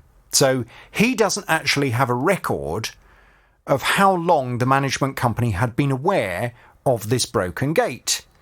Now, there were also one or two other things that are a little bit concerning. I mean, for example, Sue said that her son had left some tools on the passenger seat of the van. They may well not have been the most expensive tools, but of course, as I pointed out to Sue, that kind of thing can always be a bit of an enticement for would-be vehicle thieves if they get in and they see stuff that potentially they want sitting on the passenger seat. It's always a reason why you should hide everything away in a vehicle if you're leaving anything in there. Sue's back on the JVS show. Hello, Sue. Hi, Jonathan. Hello, Sue. So there are a couple of issues that I went to put to the property management company.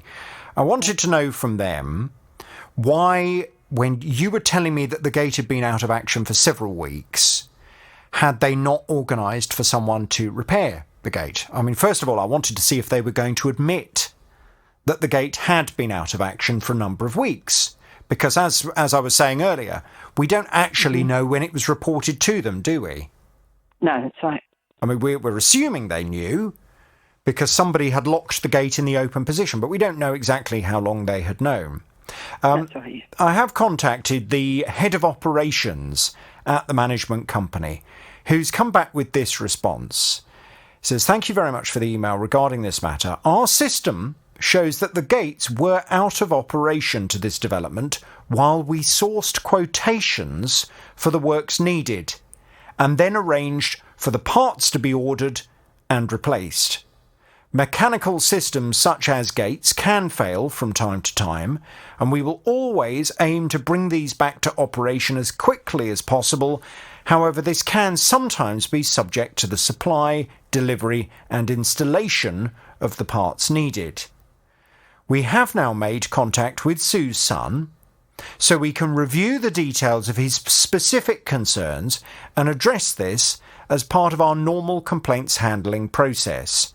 So I would hope that your son has heard from them. What have they said to him?" There was an email sent. I believe it's from the new property manager that wasn't actually. We couldn't contact him because he wasn't actually employed at that time, and he's just said, "Yeah, that's fine. He's going to investigate and get back to us," and he's given us a date for which he should contact us by. Okay. Which is good because we were getting nothing. So that's a bonus for us anyway. That is a good thing, and I would strongly urge, and as I said to you last time, I mean, I've been there myself as a leaseholder in a flat. I've been there. Very often trying to deal with a management company can be a very, very stressful experience. And I completely understand that frustration. What I think your son needs to do, and it would appear that the ball has now started rolling, which is good, is to nurture that relationship with the property manager. You know, he needs to try and get the telephone number, if he hasn't got it already, mobile number for the property manager. He needs to get an email address so that he can make contact with that property manager and make sure that he alerts the property manager to any problems that are occurring in the block. Yeah. That way, your son will always have a record after the event as to when the property management company had been notified of the problems with the block. And if they haven't sorted it out in a timely manner, he will have the evidence at his fingertips to be able to demonstrate that they haven't done what they're being paid to do. Yeah, we've already had that discussion, and he's going to take notes of anything that he sees going forward, and obviously do that. So him and I have already had this talk. That's good, and it's a learning experience, I'm sure, for him. In terms of the van, I think he's going to find, and you've already heard there in the response from the property management company, and it doesn't surprise me at all. You've heard what their line of defence will be to the allegation that they've been negligent. Their line of defence is that they have had to take some time in order to source quotes and in order to obtain parts in order to repair the gate. So that's what they're going to argue. Yeah, I would like to say it would be good if they could give regular updates. They have a website, you know what I mean? They could put the updates on so that the tenant or they're not necessarily tenants, are they? But that everybody could see what was being done, because it's this not knowing. And when you phone, they say, somebody's going to come and look at it, but there's never given any timelines. So I think that would help. But maybe we can suggest that. You can suggest it all you like. I think it might be wishful thinking, to be honest. Yeah. In my experience, management companies for blocks of flats, they charge for absolutely everything. And if an agreement was reached with them to start providing updates for tenants and for people who live in the block, I bet you they'll charge you to do that. Probably they charge. Yeah. I mean, in terms of the block, I do think, and again I say this from experience, if you possibly can, it's a great thing to be able to form a proper registered tenants association. Yeah. Because once you've formed a proper registered tenants association with an elected chairperson and treasurer and all that kind of stuff, which is actually not that difficult to do. You've just got to have more than 50% of the people that live in the block who agree to join it. Mm-hmm. But if you can do that, it's a great way of being able to get a very good line of communication open with the management company so that the tenants can be made aware of absolutely everything that's going on. It's a much more simple way. I mean, there are other things that you can do in terms of forming a right to manage company and then taking the management responsibilities away from this particular firm. That's always something that you can do. But to be honest, that's a far more complicated procedure than forming a tenants association. But of course, tenants associations can be difficult to form because a lot of flats are lived in by people who rent. And of course, they couldn't care less. And the landlords very often couldn't care less either, because all the landlords care about is that the rent is paid every month. They're not interested in getting involved in the politics of a block of flats. Yeah, no. I know some of them are houses, and they're like housing association houses where they it's not just private owners that are there. Yeah. But yeah, it's something we can look into. Can I just ask, did you ask them about the CCTV? Well, I did ask them about the CCTV, and the CCTV they have not referred to in their email. I was hoping that would have been part of their response to your son when they say we've made direct contact with Sue's son so we can review the details of his specific concerns. Have they haven't? Has your son raised the CCTV issue? Yeah, so we've emailed. Well, we went to the property director to say, the police are now saying that they can't continue any of their investigations because we don't have the CCTV. And we're not getting the response. Has the property manager yet come back with an answer to that? No, we've not had anything back from the property manager. Okay. We only went to the property director because the property manager was in the process of changing jobs. And the new person hadn't quite started, but I'm hoping that the new property manager that's emailed us will be a little bit more informative with the CCTV. Okay. This isn't actually something we know of other people previously that have had bikes stolen and asked for CCTV several times, but no one seems to ever get it.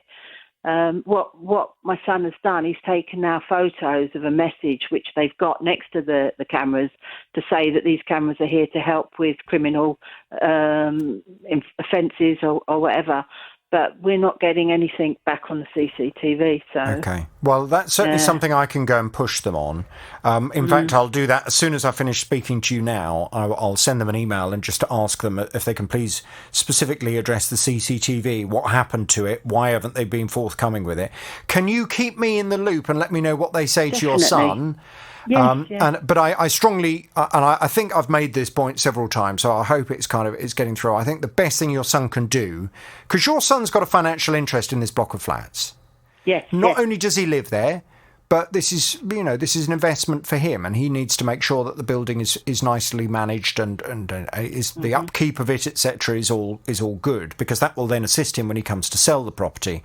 So I would strongly urge him to nurture the best possible relationship with the management company so that he is on first name terms and he can just phone up and say, we got a bit of an issue, this has gone on, any chance you could get the maintenance guy round to come and sort it out, that kind of thing. It just makes it much quicker and simpler to get problems nipped in the bud straight away. Yeah, it makes it much more friendly. Yeah, it does.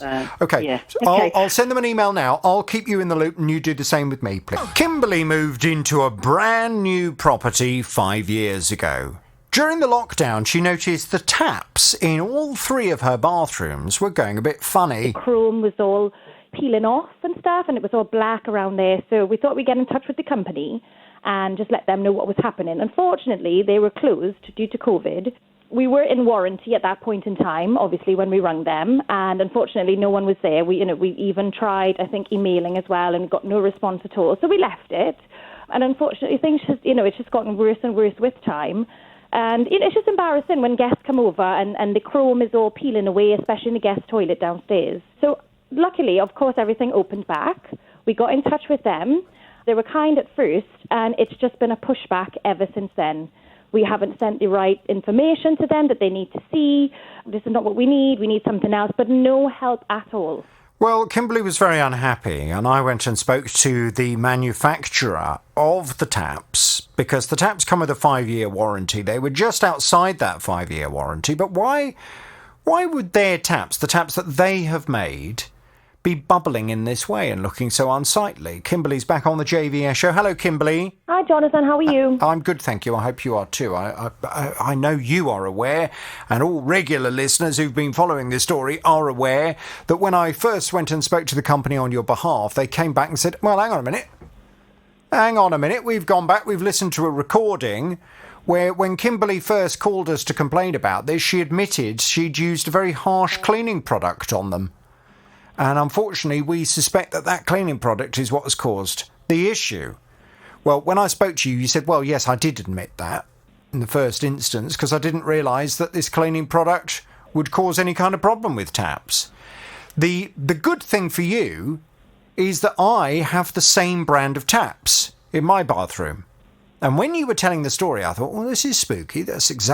Kimberly is describing exactly what's happened to my taps. Mm-hmm. And I know I haven't used this apparently harsh cleaning product on my taps. So I went back to them and I said, well, it's very interesting. And I explained the situation. I said, well, why have my taps gone the same way? And they said, well, have they?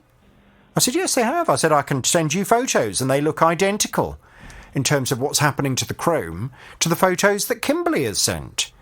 Well, I sent them over, and the company came back and they said, OK, we'll replace Kimberly's taps. Now, they came out, they replaced one of the taps, but you were telling me the other 2 taps, they'd come with the wrong taps, so they were going to go away and come back at another time. Yep, they should have been by now. Kimberly, what's the latest? So yesterday, as on schedule, the engineer turned up, the plumber, and to fit them, and guess what? The taps, I assumed that he would have brought the taps with him, because we had no correspondence about, okay, the taps will arrive before, the plumber arrives to install them. Nothing. We had no, I got a text saying this is the time that he will be coming to your house to install whatever, and that was it. And then he arrived, bless him, it wasn't his fault, and I just saw him with his toolkit. And I said, oh, have you got the taps to install in there? And he said, oh, no, they were meant to be, I think he said they were meant to be fast-tracked. And I said, well, we haven't got anything. So he went outside, he made a couple of calls and said he couldn't get through to head office.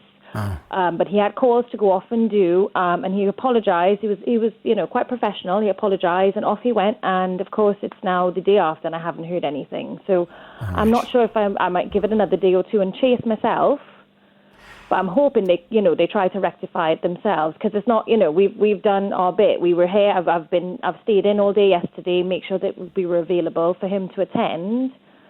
Well, that's very annoying. Can you leave it with me? I will go and chase them up on this and just find out what's going on, because I appreciate their desire to resolve the matter, but it all now seems to be going off the rails a bit, and they need to get it back on track, because otherwise this is going to end up leaving a bad taste in your mouth. It's dragging on, yeah. When definitely. In fact, the offer of replacing the taps was a really good offer in the first place. But let's make sure they don't ruin that. Leave it with me. I'll go and chase them this afternoon. Brilliant. Thank you so much. Thank you, Kimberly, very much indeed. Now, Jem came to me regarding her massive freezer. 6 foot tall.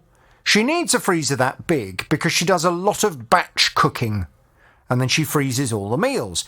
It's only 2 years old, this freezer, but it's gone horribly wrong. It started making a funny noise, and I keep frozen fruit in it to make smoothies. I went to take out a frozen banana, which is usually rock hard, and it was mush.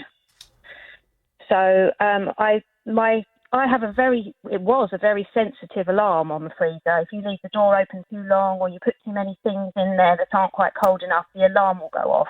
The alarm wasn't going off. The temperature in there was reading that it was -18. I put my own thermometer in there. It was -6. Well, Jem was really unhappy about all of this. She complained to the company, and as you know, when you purchase a product, in this case a freezer, the Consumer Rights Act of 2015 protects you in terms of the product must be fit for purpose, of reasonable quality, and it must last for a reasonable amount of time. Now, no one in their right mind would go out and spend hundreds of pounds on a freezer that 2 years later would completely stop working.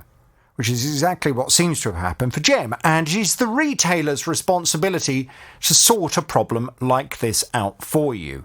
So I went off to have a word with them. Gem's back on the JVS show. Hello, Gem. Hello, Jonathan. Hello. So as you know, when I first contacted this company, AO.com, they came back and said, we can confirm that our customer care team has now been in touch with the customer to look into the matter, and we've agreed a course of action. However, following an engineer visit at the weekend, the problem with the appliance has persisted. We will be contacting the customer shortly to discuss a resolution, such as replacing the appliance.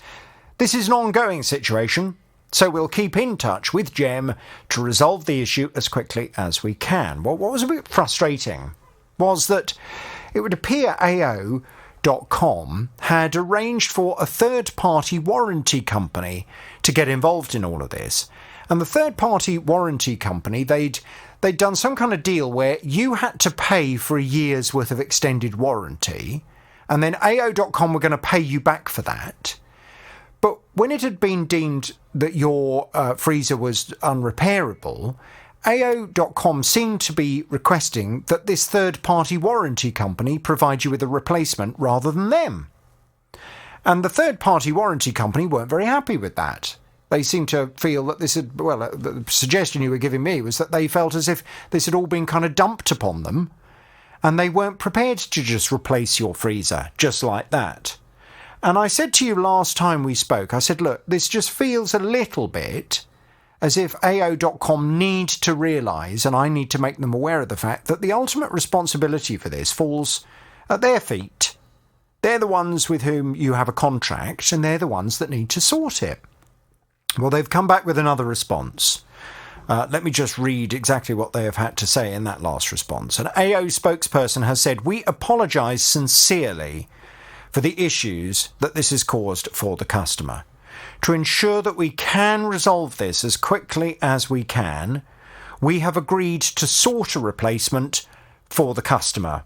Our customer care team has now contacted Gem so she can choose a suitable replacement, and then we'll arrange an exchange as soon as possible. So is that what's happened? That is what's happened, Jonathan. What did they say? They offered me either a like-for-like replacement, or if I wanted one that was a bit more money, then they would pay the difference up to £30. And I have chosen a freezer, and fingers crossed it should be delivered on Saturday.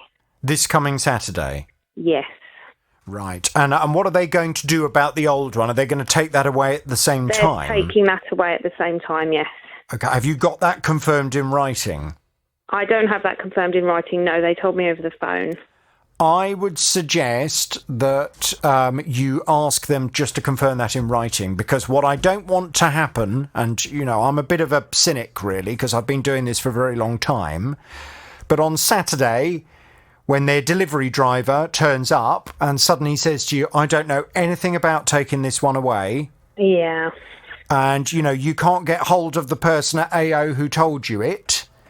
You know, I would quite like for you to have a piece of paper in your hand where you can say, look, I've got an email here from them confirming that you are going to take this old one away. Because you were telling me that you're quite limited for space in your property and you don't want to have a broken freezer and a working freezer all in your living room, do you? No, I don't.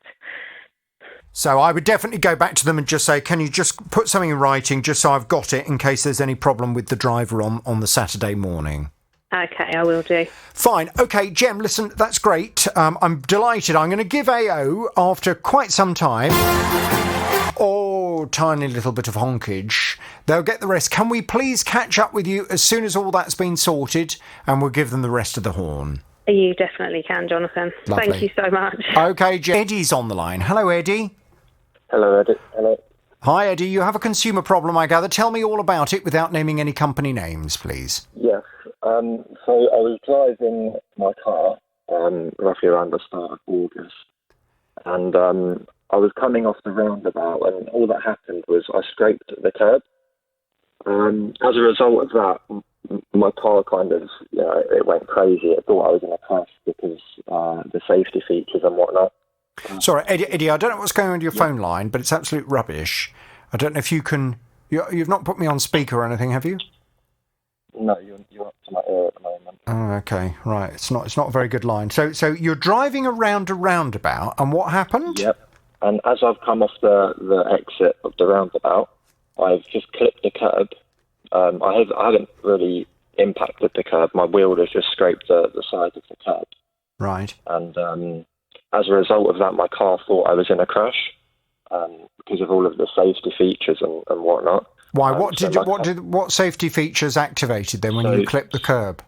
Yeah, so my car broke for me, and I was pretty much stranded in the middle of a roundabout because my car went into after crash mode.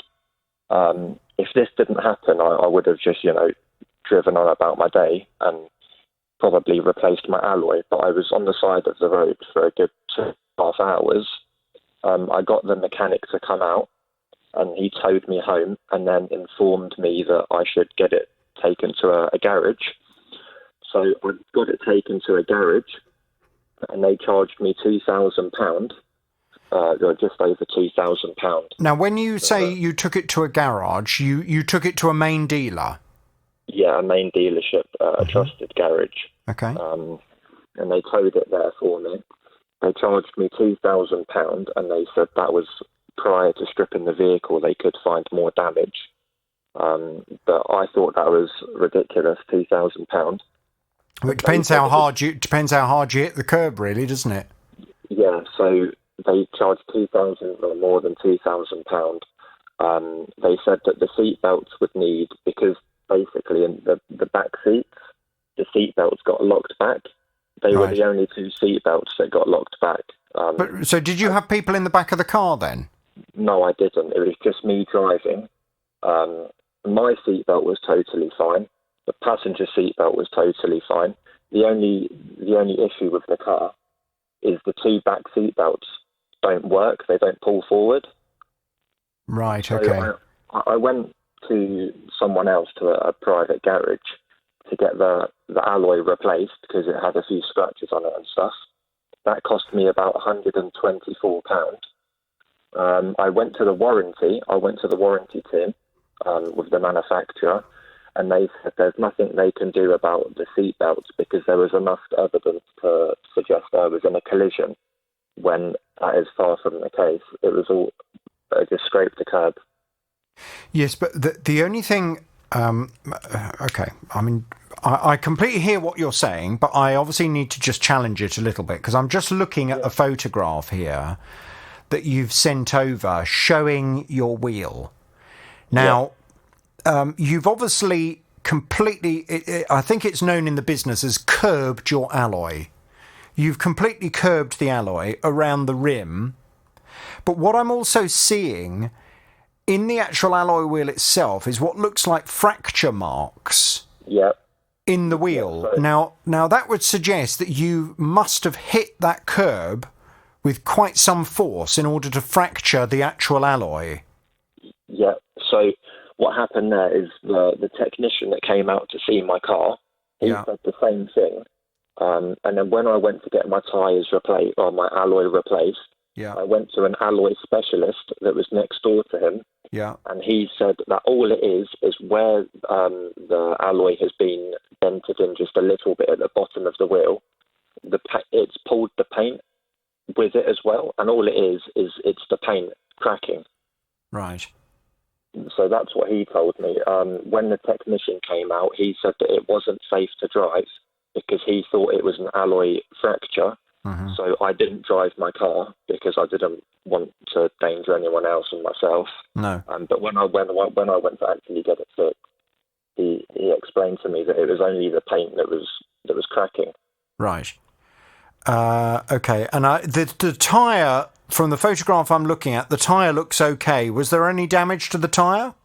No, there wasn't. I just bought a new alloy and they just swapped the tyre over. They put the tyre onto the new alloy. Yeah. Why, though, if it was just...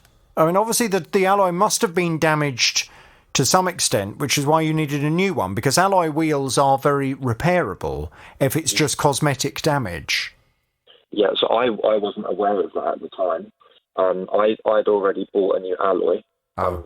Everyone, the technician that came out to me, the trusted garage, they said that they believe it to be a fracture in the alloy.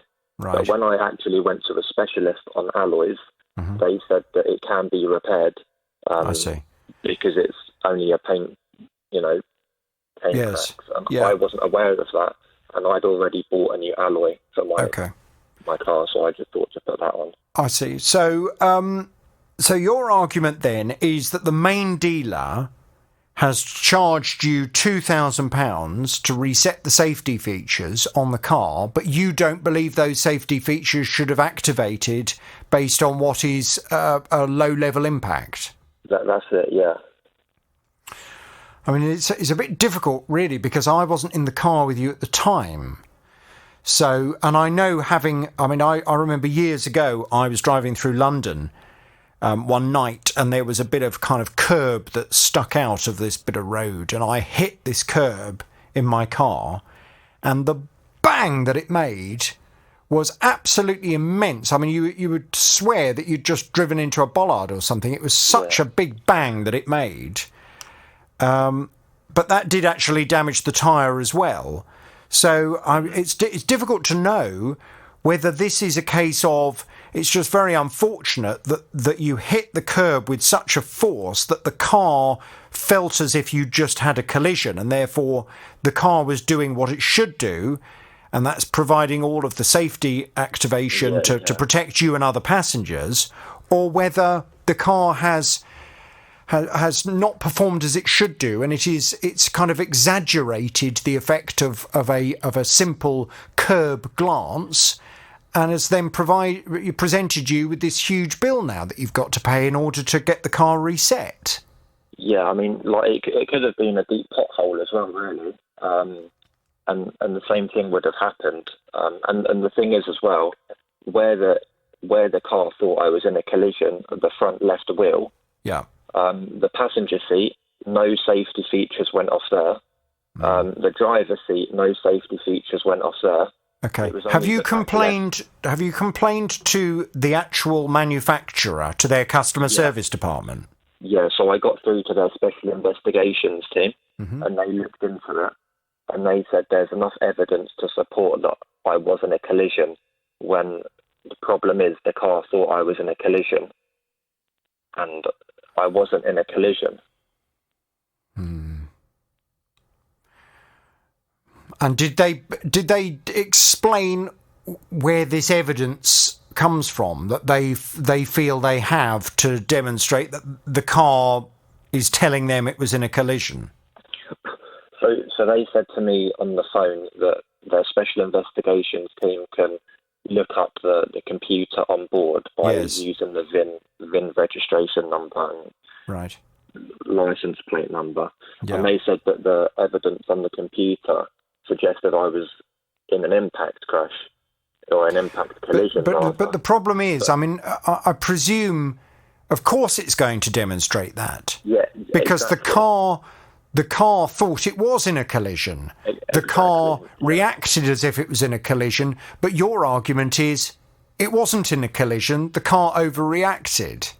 Yeah, if the safety features didn't go off, I would have just drove up the road, pulled over, checked the tyre, checked the alloy, and, probably went on about my day, booked it in to get a replacement alloy, and I'd have none of these problems, but I have all of these problems now. Okay. It's a bit stressful. Fine, okay. Well, look, let's see what we can do. I'll pass you back to Hannah. Hannah, have you ever curbed an alloy wheel? Many a time. Have you? Yeah, I'm not very good at, spatial awareness. Oh, well, that's reassuring. But my car is... Ladies and gentlemen on the roads. My car is very old, so it's not so much of a problem, no. No. Well, my car is new, and I'm terrified of scraping the alloy. That's why I'm scared to get a new car. Particularly as this looks like a standard alloy wheel on your car, but my car's got what's known as diamond cut alloy wheels. Oh, that sounds fancy. Yeah. Well, they're the ones that have the kind of black and silver on the wheels, and consequently to have them repaired is even more expensive if you end up scraping them on a curb. Let's see what we can do. Let's get some detail. Let's go and have a word with the company. Let's ask them whether it is possible that their car has overreacted. And if it has overreacted, is it fair that Eddie's now faced with such a huge bill for what should have been a relatively simple thing? Yeah. Let's go and put that to them. Absolutely. Okay, fine. Hang on there, please, Eddie. I'm going to pass you back and we'll get you all the details and go and have a word with the company, okay? Yeah, thank you very much. Hang on there, please. Tina decided to have a new kitchen installed in September 2020. She phoned a company that she'd found online. Now, they'd initially quoted the full cost of the kitchen to be about £11,000.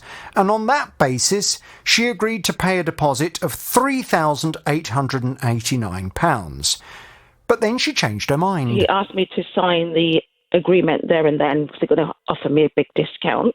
But before I signed that, I asked him if anything goes wrong, will I be able to get my money back? And he said yes.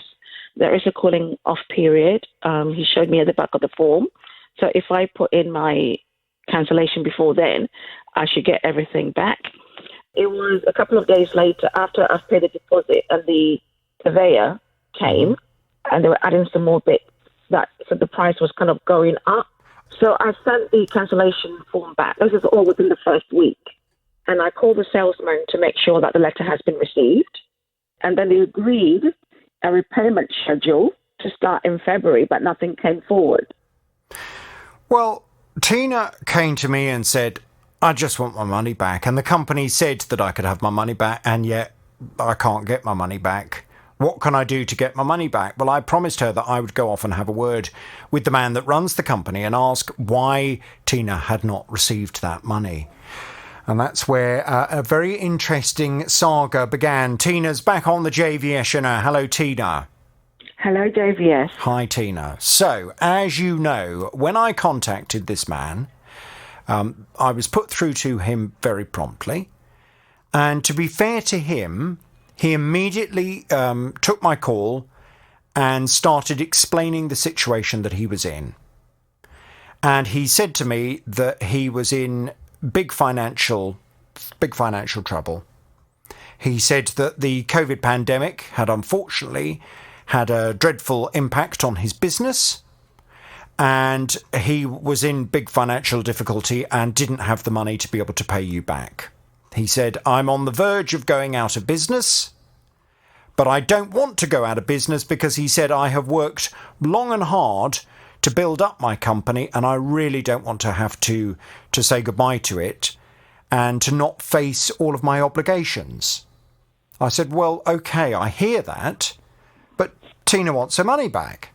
So he said, well, all I can do is try to pay her back as much as I possibly can of the £3,889.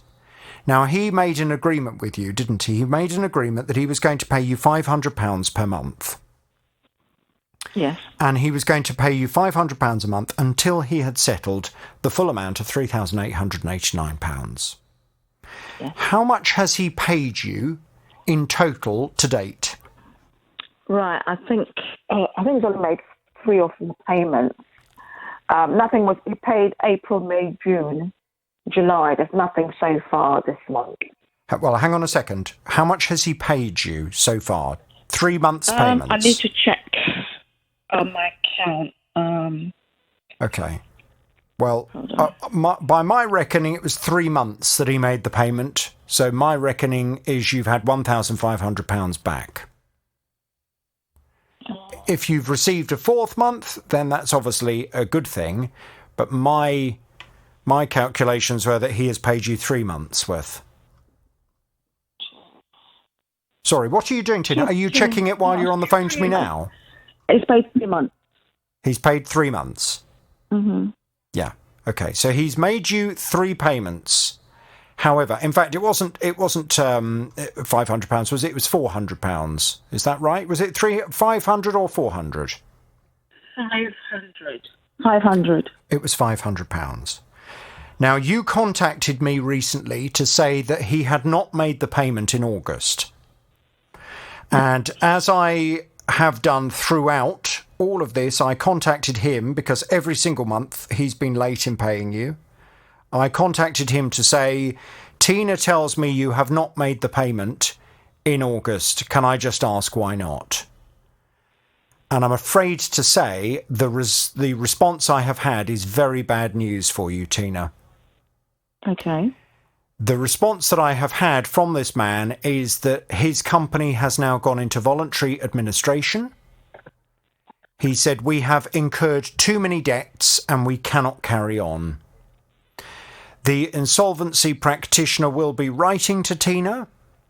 He said, I'm devastated that my business has been destroyed by COVID. Yes. Were you aware of that or not? No. So this is the first you're hearing of it? That's correct. Well, I'm so sorry to have to give you that news. The company concerned is a company called tqlkitchens.co.uk. And this man appeared to be running the company from Stevenage. It was an address in Stevenage, TQL Kitchens. The man who was running the company is Chris J.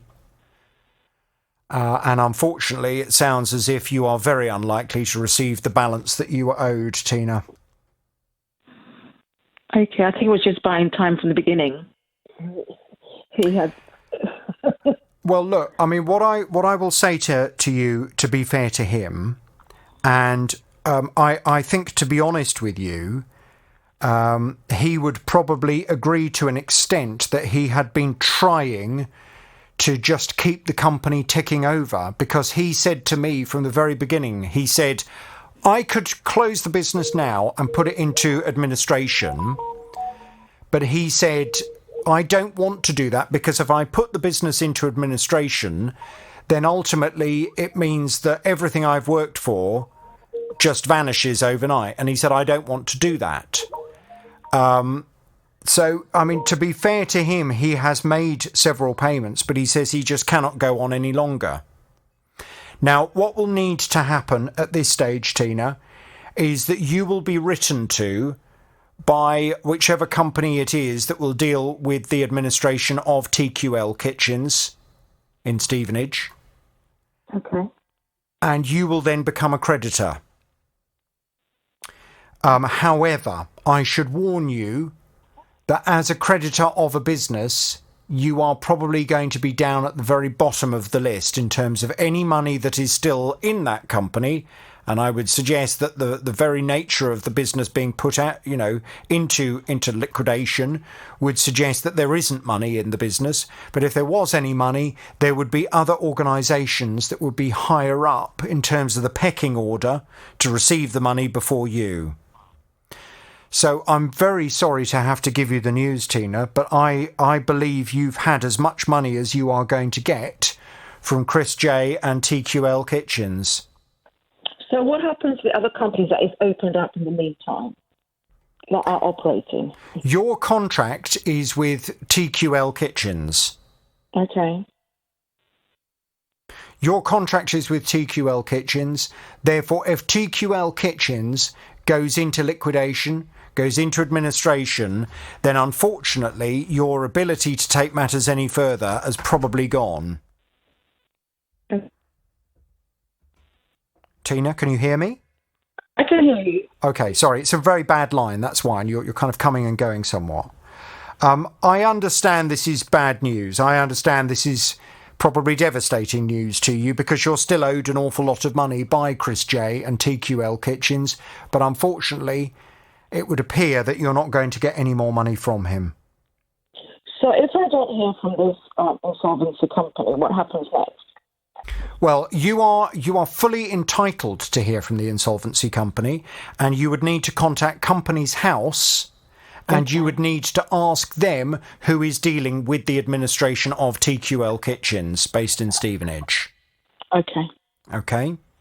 And you would then become a creditor. They will write to you. They will explain to you how you can make a claim. If you need to do anything, they will explain what you need to do. And then, unfortunately, you will join the list of creditors for that company. Okay. I'm so sorry, Tina. Mm. I had very much hoped... from the beginning. Well... no, okay, and to be honest with you, I was doubtful as to whether you would get the full £3,889. I was delighted when we got as far as 1,500 quid, because to be honest with you, when I first started investigating it, I was concerned that you weren't going to get a penny. So you got £1,500 more than to start with I thought you were going to get. But unfortunately, it still pales into insignificance compared to how much you're actually owed by this company. Okay. And you've got, and I should just point out, you've got nothing to show for it. You know, you paid that money as a deposit for a kitchen that was never installed. No work took place whatsoever on this kitchen.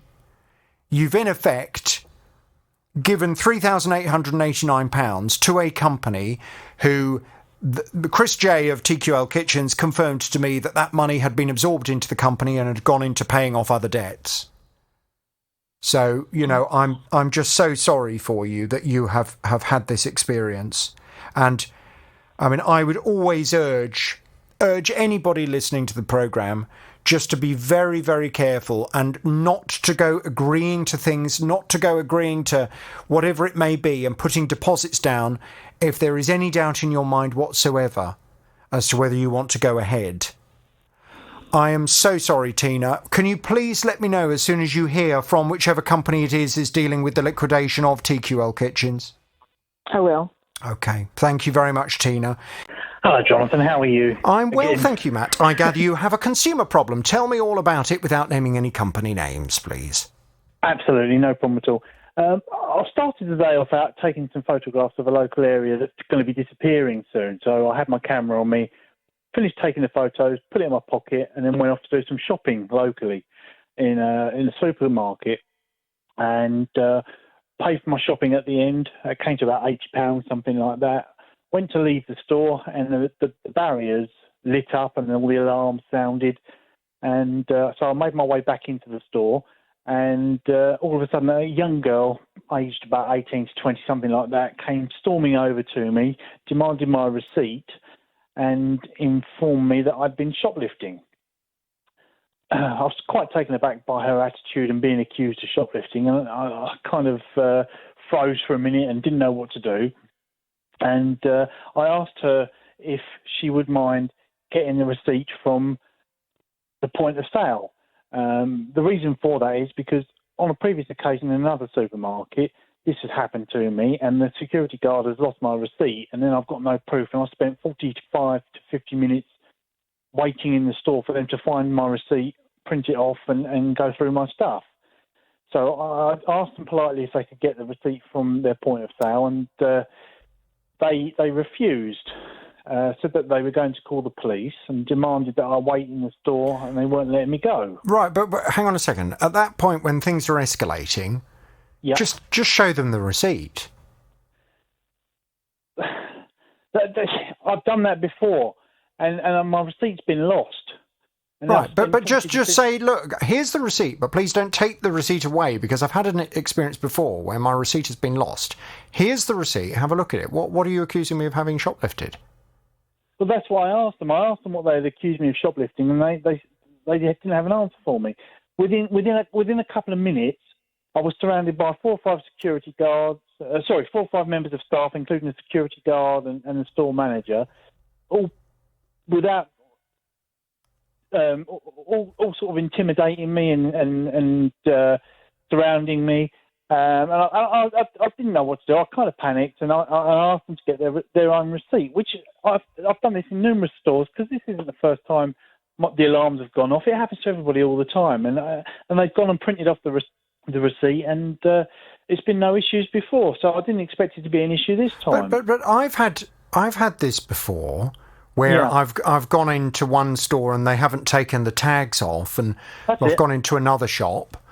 And the alarm goes off, and the security guy comes over and he asks to look in your bag and look at your receipt. You just cooperate, job done, you leave. Yeah, well, that was the other thing as well, you see. I'd had all my medications, which I didn't want people rummaging through, which I've put into one of my shopping bags. So I didn't want people going through my bags, because I had private stuff in there. And by law, I don't have to give my receipt, or I don't have to let them go through my bags either, unless they've got reasonable suspicion. Well, they obviously did, didn't they? Because they're not going to come over to you and have all these security guards there unless, for some reason, they believed that you had shoplifted from their store. So, isn't the easiest thing just to be polite and to cooperate? And then once they've satisfied themselves that you haven't shoplifted, you'll be allowed to go on your way. That would have been the easiest thing had I been approached nicely by the member of staff who accused me of shoplifting in the outset. The alarm sounding aren't reasonable grounds for stopping somebody at the door, accusing them of shoplifting. Now, a lot of shops operate on a system called ASCON, which means that they've got to actually physically see you, pick the item up, secure it on your person somewhere and conceal it, observe you around the store and see you then leave the store with the item before they can do anything. Otherwise, they implicate themselves in legal proceedings and all sorts else. So that's why shops operate on this ASCON system. You sound like you know a lot about it. Has this happened to you before? No, I've looked into it since this has happened. Right. Okay.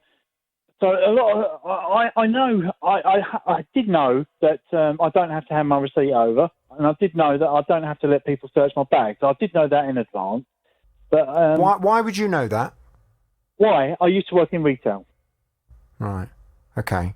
So you're surrounded by security guards who are accusing you of having shoplifted. They want to look at the bag and they want to see your receipt, and you won't let them look in the bag or show them your receipt. No, because I didn't want medical details passed on to anybody else who could look through my bag and see that I've got mental health problems and I've got all sorts of other problems. I didn't want them to know all my medical problems because I've put my tablets in my bags. I'm sure they weren't remotely interested in your medical problems. I'm sure they were just interested to know whether you'd just stolen their stuff or not. Might be the case. But, we're all entitled to privacy, which is why they're not allowed to go through your bags. Yeah, but they're also entitled to confront someone that they think is stealing stuff from their store. If they've got reasonable grounds. Well, they obviously felt they did have reasonable grounds. So they're assuming that I've stolen something. So I'm quite happy at this point after being spoken to, sworn at in the store, and physically abused. But you see, the thing is, I wasn't there, so no. I don't know how they spoke to you. What's very clear from the way you're telling the story is that you certainly were not prepared to cooperate. I wasn't prepared to cooperate on the grounds that I had stuff on my person that I didn't want people to see. Okay.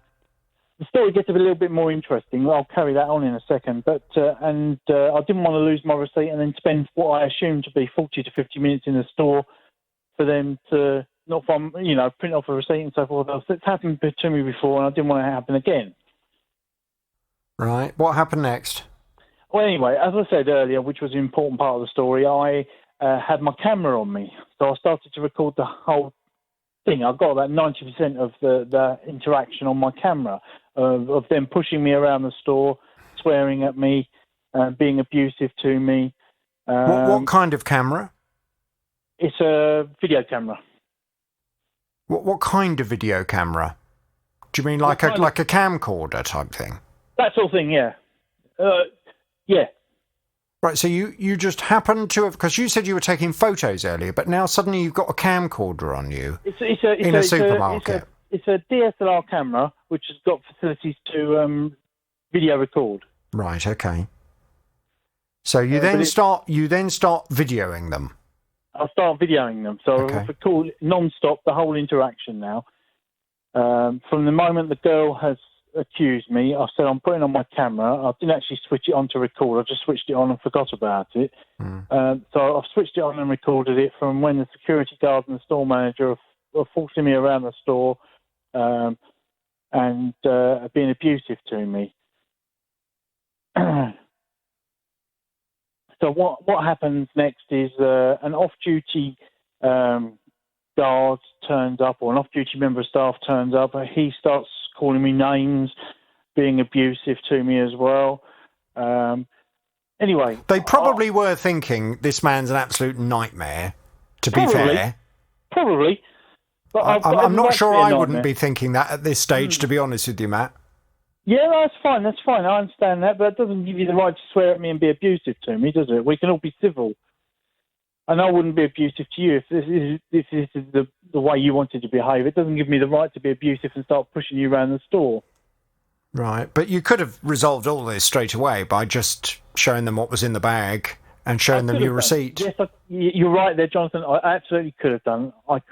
And I didn't go for that option purely because of the way I was being spoken to, and because I didn't want to lose my receipt.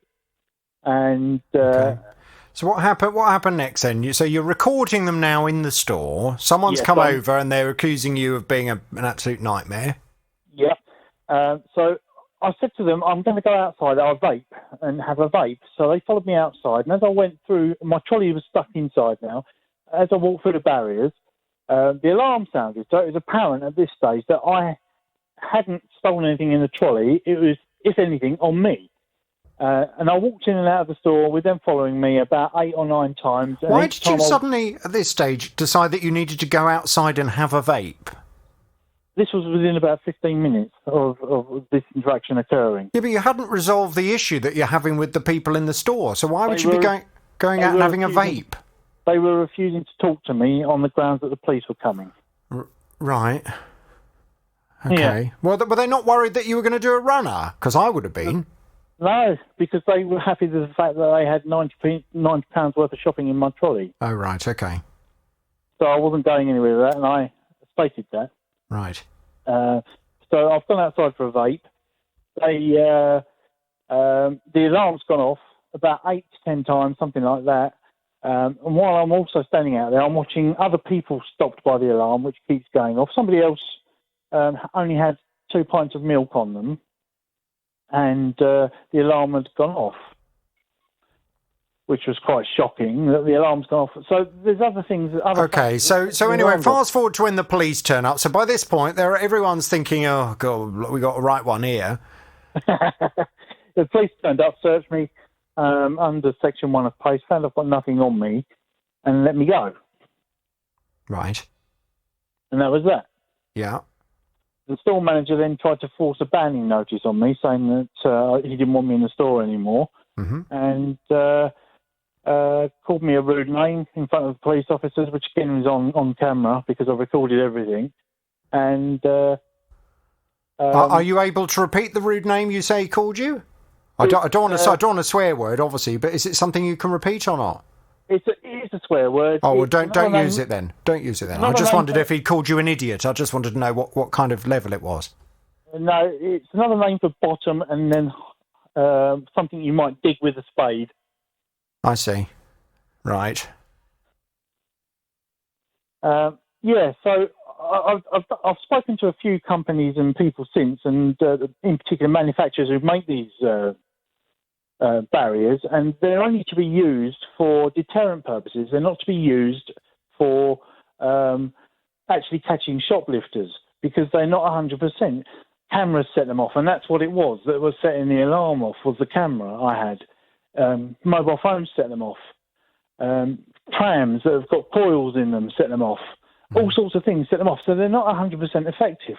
They wouldn't give me the exact rate on how effective that they are, which is why most people, when they go off, they've not been caught shoplifting. They've either got a tag on which hasn't been taken off from one store or the store that you've just purchased from, or there's other factors involved as well. Mm-hmm. So I'm not happy, and I want the banning notice removed. But look, I mean, Matt, we live in a society where there's give and take, and what goes around comes around. You know, it sounds to me from the story, and I'm just going to tell you what I think, having heard your story, because I'm not going to tiptoe around you. You know, it sounds like you were just you were a difficult nightmare from the very beginning. You set the alarm off. They came over to you and they said, "Can you please show us your receipt, sir?" Because you don't know, this supermarket may have a constant problem with people stealing from them, and it may well be that they really are trying to get on top of the problem. They came over, they said to you, "Can we see what's in your bag and see your receipt?"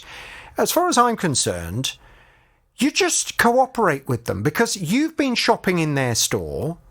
They've been serving you as a customer. You want to go back there again in the future. You haven't done anything wrong. You haven't got anything to hide. Just cooperate with them and show them the receipt. But instead you didn't. You decided to make it into this massive, great big scene. You're getting your video camera out and videoing them. They're obviously getting frustrated with you because the more you're behaving like this, the more that they're thinking you've got something to hide. I just think you've made the whole situation a million times worse than it needed to be. Yeah, I mean, that I might have done. As I said, I do suffer with mental health problems, and I don't always deal with things right. I'll be honest with you, I've got bipolar disorder, I've got anxiety, and I've got all sorts of other issues as well on the mental. I'm autistic, so I don't always deal with things right. Well, why don't you go back, try and contact the manager of the store, make an arrangement to go and meet with the manager of the store and explain this to him and have a reasonable and frank conversation, apologise for your behaviour during all of this, explain why you responded in the way that you did, and say, you know, I'm sorry for my part in all of this. I recognise it must have been difficult for you to deal with me, but this is, from my perspective, this is why I reacted in this way. Can we come to an arrangement so I can come back into the store? I've tried that. I got home and I rang them the next day and tried to sort it out, and they just won't talk to me now. Well, I mean, to be honest with you, they are fully within their rights to allow who they want and who they don't want in their store. And if they've concluded that you were such a nightmare on that day and you made their staff feel so uncomfortable with all your video, you know, imagine how it feels to be on the receiving end of that. You know, you're there at work, you've been told by your manager that you've got to try and apprehend shoplifters. For whatever reason, they've mistakenly felt that you were shoplifting.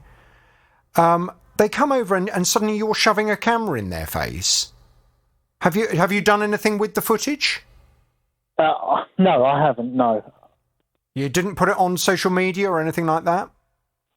The answer to that is yes, I have, in my private account, so that because of it being a big file, but it's on my private side, not for general people to view. Yeah, but why would you do that?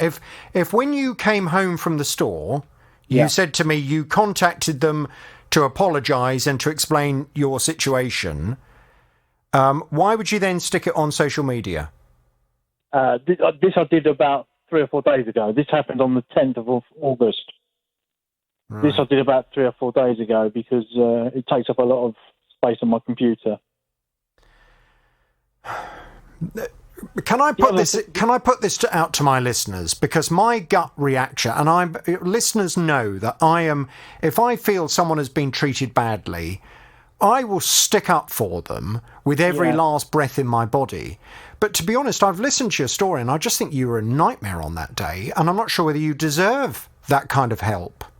Because I just, you know, I just think to myself, if I was working in that store and you started shoving a camera in my face, when I'm just trying to say to you, you've set our alarms off, can I please just see your receipt and see what's in the bag to satisfy myself that you haven't stolen from our store? Suddenly you're shoving a camera in my face.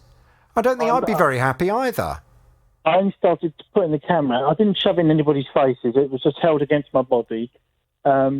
But I didn't shove it in anybody's faces. I was just recording the interaction for my own protection. I'd like to also point out as well that I'm diabetic and I asked for a drink and they refused me a drink in the hour and a half that I was detained by the store. Have you ever had dealings with this store before? Have you ever had any kind of argument with them previously? No, I haven't. In fact, I've been stopped in there before and I've handed over my receipt. Why were you stopped in there before? Because the alarm's gone off. Right. So they, you know, see from their perspective. I do see from their perspective. They've already had experiences with you setting the alarm off before. Now your alarm's gone off, and rather than you just kind of reacting in a reasonable way and cooperating, you know, because I wasn't spoken to initially in a very nice way. In the outset, she came storming up to me, demanded my receipt, and told me I had been shoplifting. Right. Well, I mean, I can understand that if somebody just comes over and accuses you, and I wasn't there, so I don't know how the conversation went. But certainly, if somebody came over to me and just accused me of shoplifting when I haven't, I totally recognise, Matt, from your perspective, that would make me quite annoyed, and I would resent being accused of shoplifting when I haven't. But at that point, what I would want to do is to clear my name. And then what I would do is I would demonstrate to that person, well, here's the receipt. Have a look at what's in the bag. I'll stand here whilst you look at what it is, and then I'd like an apology for what you've just accused me of and the way you've just spoken to me. Thank you very much. I said that to them. I did say that to them, that I would want an apology at the end if it transpires. I didn't get an apology either. Okay, well, look, I'm going to put this out to my listeners, and I'm interested to know what people listening think of this. I mean, is this something I should take to this supermarket? So they've banned you for how long? 3 years. 3 years. Yeah. And is that from all of their stores or just this particular store? From just that particular store, I believe. Right. I've spoken to other security guards at other stores since, and they said that's just unacceptable, the way you were treated. We would lose our licences if we were to assume. Yes, and listen, I'm not suggesting that everything was dealt with in the most professional way from the store. From the story you're telling me, it sounds as if they could have learnt lessons and they should have dealt with this in a slightly different way as well. But I do think you need to recognise your part in this, because if you don't learn anything from this experience, I'm afraid this is just going to happen to you left, right and centre, because you're just going to rub people up the wrong way right from the off. And rather than resolving a matter in a reasonable way, things are going to escalate like this all the time. And to be honest, life's short. You don't need confrontations like this over. No, you're right. I don't. Something you haven't done wrong. I mean, it's. Had I been spoken to properly and correctly in the first place, it wouldn't have escalated. I'd have probably handed over my receipt, as I have done numerous times in the past.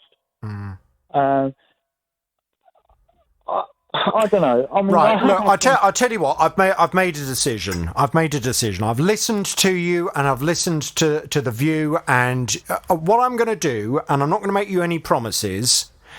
Let me go and put this to the supermarket. Let me just explain from your perspective why you reacted. Do you give me permission to apologise on your behalf for anything that you may have said that was deemed aggressive or difficult at the time? I've got it all recorded on camera, Jonathan. I wasn't aggressive at all. But yes, I apologise for my behaviour. Right. But that was only brought on by the way I was spoken to initially. Okay. Let me go and have a word with them. It sounds to me as if there are some lessons to be learnt on both sides for this. And I recognise that. And I recognise that if they wound you up right from the start in the way they spoke to you, that wasn't professional. And I would hope, have learnt lessons for that, in the same way that I would hope having this frank conversation. And, I hope you respect Matt. I'm not going to tiptoe around you. No, I wouldn't want you to. I'm not going to tiptoe around. I'm going to tell you how I feel it is. And I think there are things that you've done that have made it worse for yourself. However, let me go and speak to them. Let's see what they want to do, and let's take it from there in terms of... Let's give them an opportunity to respond and provide their side of the story, yeah? Yeah, that's no problem at all. Okay. Thank you, Jonathan. All right, Matt, that seems reasonable. Leave it to me. Let me go and have a conversation with them, and we'll talk very soon. Remember Graham? Graham was telling me that in 2019, he welcomed 2 rescue dogs into his family, and he took out a full vet healthcare package for both of them, which would last for the rest of their lives. It was £14 a month, and for the £14 a month, that included all of the necessary worming, flea treatments, and annual vaccinations for the dogs, including for kennel cough. On Sunday the 13th of June, Rosie became very ill. She was coughing and being sick and in a lot of pain. And so we phoned up the vet, explained what the problem was, and asked for an appointment to come and see them. Unfortunately, there weren't any, as the next one was available on the Monday, so we booked that. Unfortunately, during the course of the day, the dog became significantly worse. We phoned the vet again, and they had a number for a different vet to provide emergency care. The vet diagnosed kennel cough, and for her, he gave her antibiotics for the infection and inflammatories for the pain. We went to our vet the next day.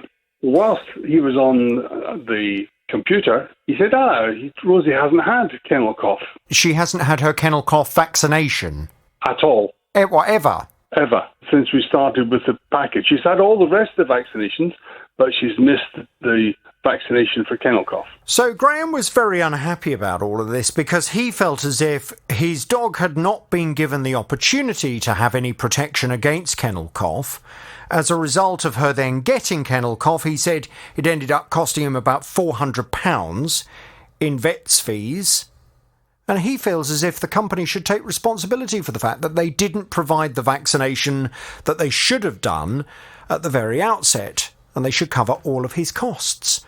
Well, they had offered him an amount of money back. I think it was £100 they'd offered him, but he said, no, I want the full 400, thank you very much.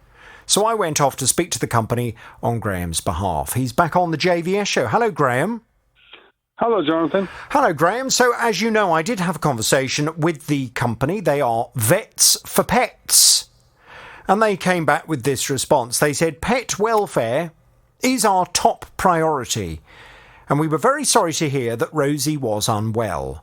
Rosie should have been offered the kennel cough vaccine in December 2020 as part of the Complete Care Health Plan. But as she had 2 separate coughing episodes, in July and then November 2020, she may already have had an infectious agent, and a vaccination in December wouldn't have prevented the more recent episode. We pride ourselves on having good relationships with our clients in order to provide the best care for their pets, and we've been in contact with Graham since the concerns were raised. As a gesture of goodwill, we have on this occasion offered to refund the costs incurred and are taking steps to further improve communication around the kennel cough vaccine. So what's happened since we last spoke, Graham? They've sent me through a back transfer for £400, so they've paid the outstanding emergency costs in full. Fantastic. So you're fully reimbursed for all of your expenses as a result of this? I am indeed, yes. Thank you again, Jonathan. You happy, Bunny? I'm happier than I was. I'd be even more happy if the dog wasn't ill at all, but that's where we are. Well, the only thing I would say on that final point, and I know we've covered this before, but just for any new listeners, vaccinating your dog against kennel cough does not necessarily mean your dog won't still get kennel cough. Kennel cough, I know, it can be a complicated thing, and there are all kinds of different types of kennel cough.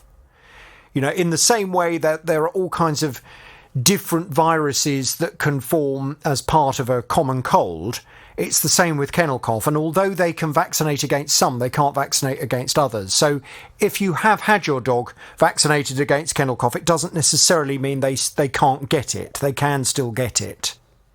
Yeah. And that was what they wanted to point out. But my argument to them was, well, you didn't even give Graham's dog the chance to not get it by giving her the vaccination. And they did hold their hands up and they did accept that that was wrong, as you've seen from the fact they fully reimbursed you.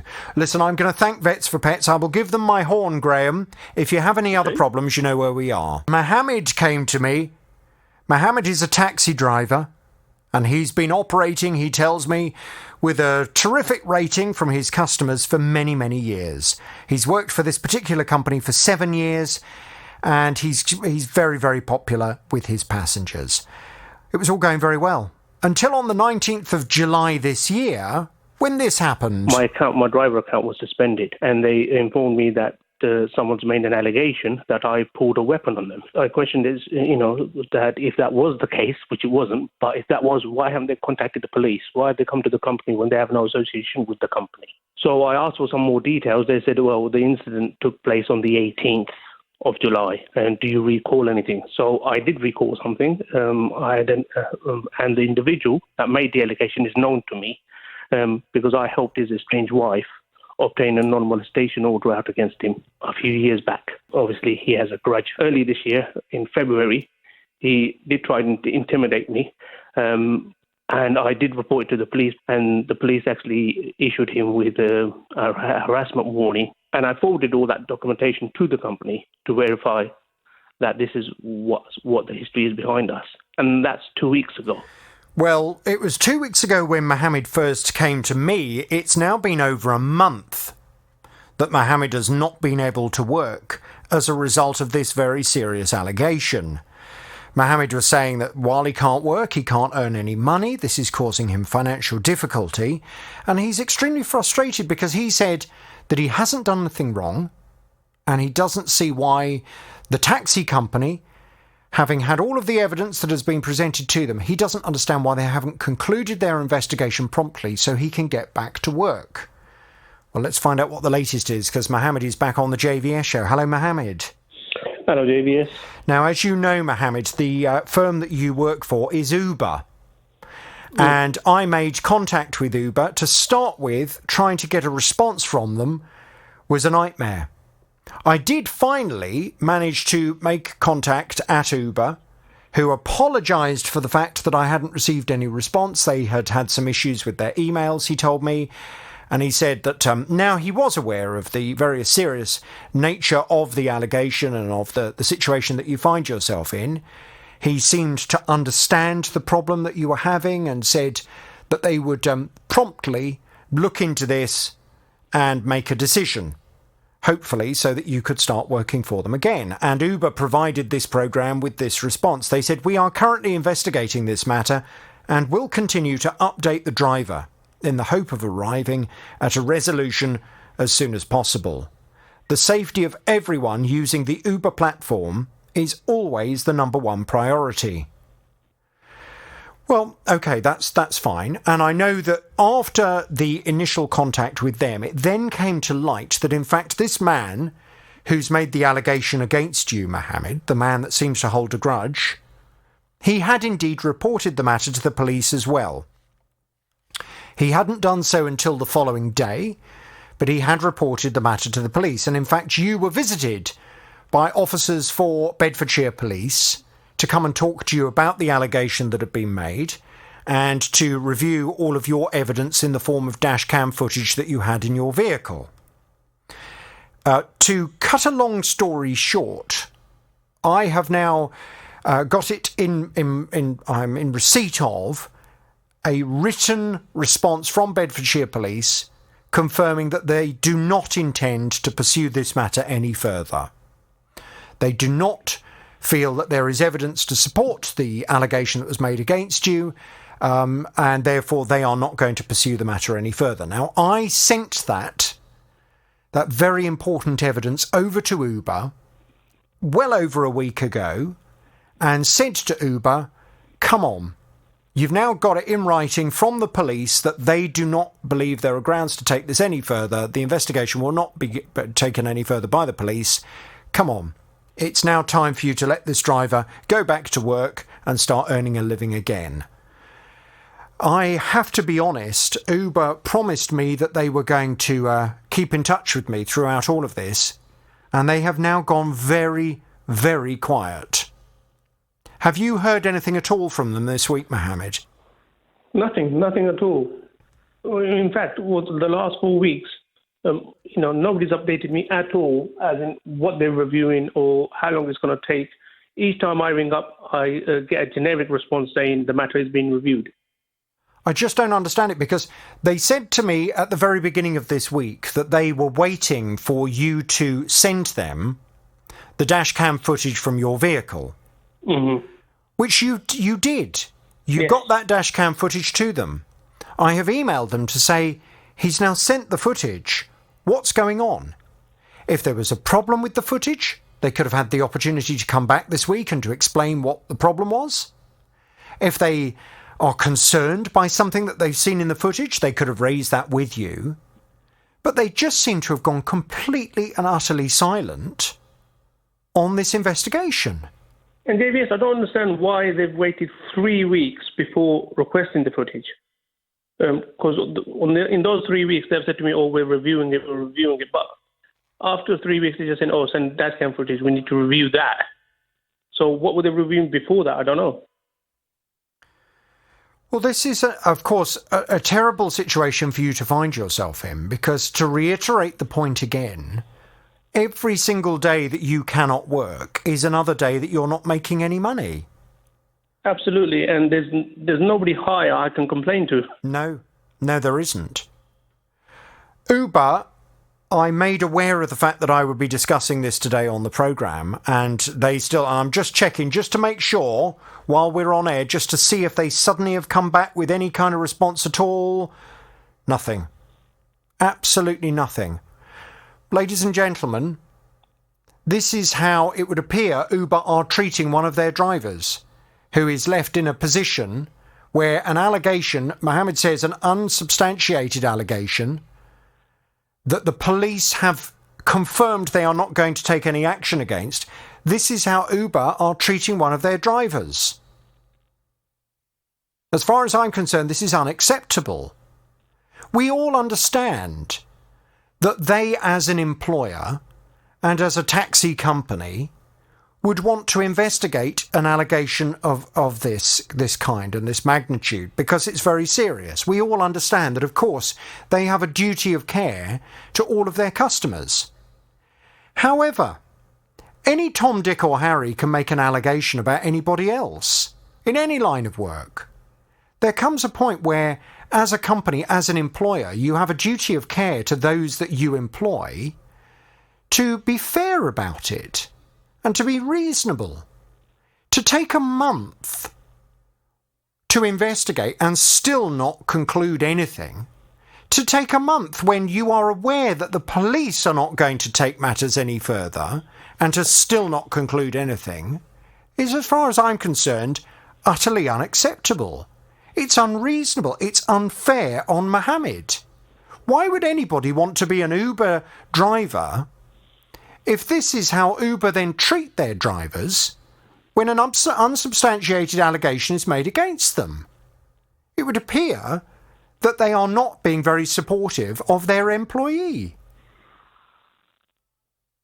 Mohammed, what are you going to do next? Because, I mean, this is absolute. I'm just staggered that here we are on Friday the 20th of August at 11:52 in the morning and still no response from Uber at all. Well, JVS, there's not much I can do. Over the past, week and a half, I've approached a few other companies. And obviously they asked for previous history, who I've worked for and what my experience is. And obviously, when I tell them I've been working for 7 years for Uber, I have to disclose, obviously, the situation I'm in. And that, obviously is an issue, because then they turn around and say, listen, we can't take you on until that matter is resolved. Which you can understand, because... Absolutely, but then I'm stuck. Well, you are stuck, and this is what's so infuriating and so unfair. It would appear the fact that Uber haven't even provided a holding statement for the programme today, just to assure you and all of the listeners that they are actively investigating this and they're taking them out, nothing at all. They just haven't responded. It feels, and this is what's so frustrating, because when they first started investigating, after I made communication attempts with them and they responded, it felt as if they understood the severity of the situation and they wanted to try and find a reasonable way of concluding the situation. It feels now as if they've got to a point where they don't care. They don't even care enough to provide a statement to reassure everyone that they're still investigating, or they're at the end of their investigation, or, it feels as if they just don't feel anybody is worthy of knowing what the latest is on this, including you, their driver. Now, Tim came to me. Tim was telling me he has an e-bike. He's owned this e-bike for about 5 years. It's a lifeline for him. He uses it to get about every day, and he uses it to go bird watching on. Well, after 5 years of use, it needed a new battery. So he went to replace the battery. But that's where things have gone horribly wrong. I found it was difficult to switch the battery on, because you've got like a little tap button on top of the battery. You just tap on that and all the lights come on and away you go. But in my case, I can't get the battery to switch on all the time. it sometimes works, and sometimes it don't. And sometimes I've tried even tapping 50 times, and it still wouldn't go on. Well, Tim was very frustrated. He said that he'd been trying to contact the company to get them to help, but he just couldn't get anybody to call him back. Well, I promised him that I would make contact with that firm and try and get a response, and I've done just that. So let's find out how successful I've been, though, because Tim is back on the JVS show now. Hello to you, Tim. Hello, Jonathan. Good afternoon. So I did contact the company, and I have to be honest, I found it a very straightforward experience. I called up, I got through to their head office, which is a shop in London. Spoke to a helpful guy there. I explained the situation. I said, look, Tim's been trying to call you and says that he just can't speak to anyone. He said, well, that doesn't sound right. He said, can you give me the details? So he took all the details for you down, and he said, okay, well, I'll pass this on, and I'll get one of my senior members to call back and just give you a response. Well, I received an email, and it said, Jonathan, thank you for your email. We have tried ringing this customer a number of times and haven't managed to get through. So we followed up with an email, giving him a direct phone number to one of our senior technical staff for him to call. The customer didn't call the number we gave, nor has he responded to our email. Since speaking with the customer, we are now arranging a collection of his battery to investigate and resolve the matter. If there is a fault, then it will be fixed under the warranty, obviously at no cost to the customer. I think on this occasion it's incredibly unlucky that the customer didn't see the phone number that we'd emailed to him, and probably due to signal issues didn't get our phone calls. We do have a straightforward, robust system in place for customers to raise technical inquiries. I do hope this clears things up. So have they spoken to you now, Tim? Yes, they spoke to me Tuesday afternoon. Yep. And things completely changed. You know, they're very obliging now after you spoke to them. Right. So what? Okay. So have they now? You said they said they were going to make arrangements to send me a box to put the battery in, and then get a carrier to collect the battery. And they would then look at it and assess it before they made any more. What they're going to do about it? You see? Yeah, fine. And then I got another phone call yesterday saying that they couldn't find a carrier to pick it up, which doesn't seem to make sense to me. But so they made arrangements to. They're going to give me a new battery now. Oh. And I've got to pick it up at one of their agents. Okay. Is that because there's some kind of issue in terms of transporting batteries through courier companies? I don't know. Well, I don't know. I've received it by post. Well, that's true. And I have had carriers pick things up. Yeah, but I wonder whether. I mean, I don't know. I'm trying to guess what the problem might be. Is there an issue that if a courier company is having to pick up a faulty battery, there is a risk to them in terms of fire? You know, if the battery's broken, is it going to catch fire in the back of their van and set fire to everything else? I wonder whether carrier companies just will not do that. I don't know.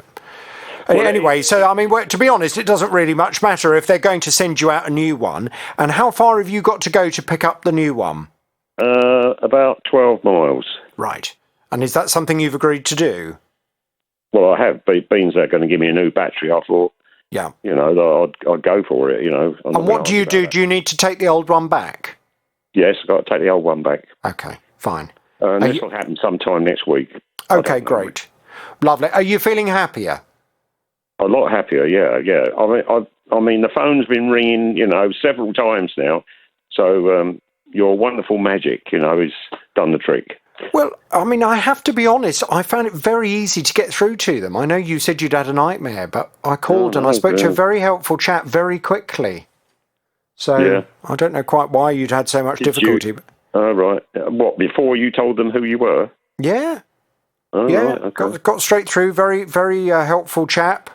Okay. But look, I mean, there we go. All I want is to get your battery situation sorted out. So I'm going to give them this. Just a tiny bit of honk for what they've agreed to do. Can we catch up when you've had a chance to go and collect your new battery, and hopefully you'll be whizzing here, there and everywhere on your electric bike? Oh, I hope so too. So I'll contact you when I receive it. Super. Speak to you soon. Ian wanted to treat himself to some new custom-made car mats for his vehicle. He saw an advert on social media for some that looked good and seemed to be from a UK-based company, so he put in an order. They arrived in a very tatty cardboard box. I also noticed they'd come from Beijing, which was a shock. Put them in the car next day. They looked all right. I'll be perfectly honest, they certainly didn't fit everywhere. I had to buy some industrial strength carpet Velcro to get them to stay down in certain places because they stick up. About 3 months later, I was washing and hoovering the car out, and I noticed that the carpet was holed. It had wore out. Well, Ian said he contacted the company to complain, but he hasn't got very far, which is why he's come to me. Well, I've been off to have a word with the company, and they have responded very promptly. Ian's back on the JVS show. Hello, Ian. Oh, hi, good afternoon, Jonathan. How are you? First of all, I know that you were going off to raise the issue with PayPal, who you paid for the car mats through. How did you get on? What have they said? I had an email back yesterday saying, unfortunately, they are not going to refund the money. Why? Without looking at it, I couldn't tell you. I put a case in explaining the situation, and I got an email back yesterday saying that they basically weren't going to refund the money. Yeah, but they must have explained why. Yes, they probably did. I will have to look at it on my email. But I think it literally just said, we're not going to cover this case, basically. Okay. Well, it would have been helpful to know why. But anyway, I went off to speak to the company that you purchased the car mats through. They've come back with this response. They said, unfortunately, and they call you Mr. Ian in all of their responses. Unfortunately, Mr. Ian has never raised any concerns regarding the product he received, as we don't have any emails that show he's claiming damage or poor quality of the car mats. I have attached a print screen of the emails that we received from Mr. Ian to our official email address. Yep. As he has never raised any complaint regarding the product, we are unable to help or investigate the quality of the product received. He has been in contact with our Facebook support, and he was advised to send his complaint to our email address, but he hasn't done so. Which he did. Please find attached a print screen of all the emails from Mr. Ian. 5th of April. He requested information regarding the order status and how to install the car mats once received. 5th of April, he replied to an additional information email we sent, as he added some additional information that needed clarification. 12th of August, he only sent an email with hello and nothing else on it. 14th of August, he sent an email to us saying, I warned you. Additional print screen of the Facebook messages that he sent. As you can see, there was no email regarding any problems with the product received. Furthermore, our car mats come with a 12-month warranty as standard and 30 days replacement policy to cover any issues regarding quality or fitting. We take great care and support our customers with superb customer service, and we provide a fast reply to all emails regarding quality, fit, or product and service concerns. Right. So they don't seem to think that you've ever sent them a formal email outlining your concerns with the product, despite the fact they told you to.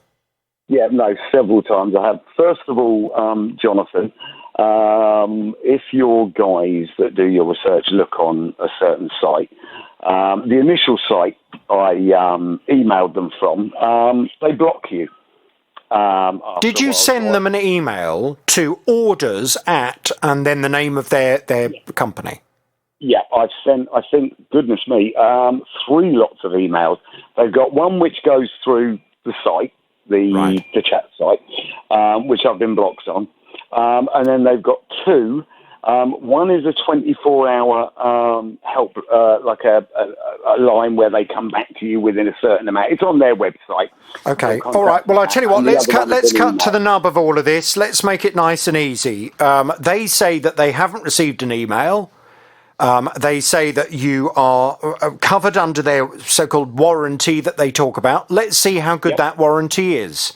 What I'd like you to do, I would like you to send an email, nice and professional, nice and brief, outlining what the problem is with some photographic evidence of the problems that you're having with the car mats. I would like you to send it to the orders at email address with their company name. And I would like you to CC jvsshow@bbc.co.uk in. And I will make a judgment when I've seen that as to whether or not they choose to respond to you. Okay, sir. That would be fantastic. Lovely. If you can get that done today, and we'll find out how you get on. Chris decided to book first-class train tickets to Liverpool for a special day trip. He went online and ordered some. They quoted me a price of £194.65. This was, for me, I thought was a reasonable price. It was discounted because I have a rail ticket. Shortly after that, I got a confirmation email, and on the confirmation email, when I looked at it, the return tickets, we were sitting just quite a distance apart. So it says you're free to rebook if you're not happy with it. So I went back online and rebooked. I went to collect the tickets from the station. My wife looked at them and said, "Oh, these are not first-class tickets." To cut a long story short, my first-class tickets are now costing me £306.85. Why my ticket has gone up so much money? The three bookings that I've made are all on the same day, going in the same place and coming back to the same place. Well, I promised Chris I'd get on to the company and try and sort things out, and I'm very pleased to say that they responded in a very favourable way. Chris is back on the JVS show now. Hello, Chris. Hello, Jonathan. Hello, Chris. As you know, I went and spoke to this company, the Trainline. They came back. They were very apologetic. They provided an explanation, but they did also say that they would be happy to provide a further refund of £119.15 to cover the fare difference that you had had to pay. They promised that they were going to get that done, and it should have arrived within 5 days. What's the latest, Chris? Yes, it arrived on Tuesday, Jonathan.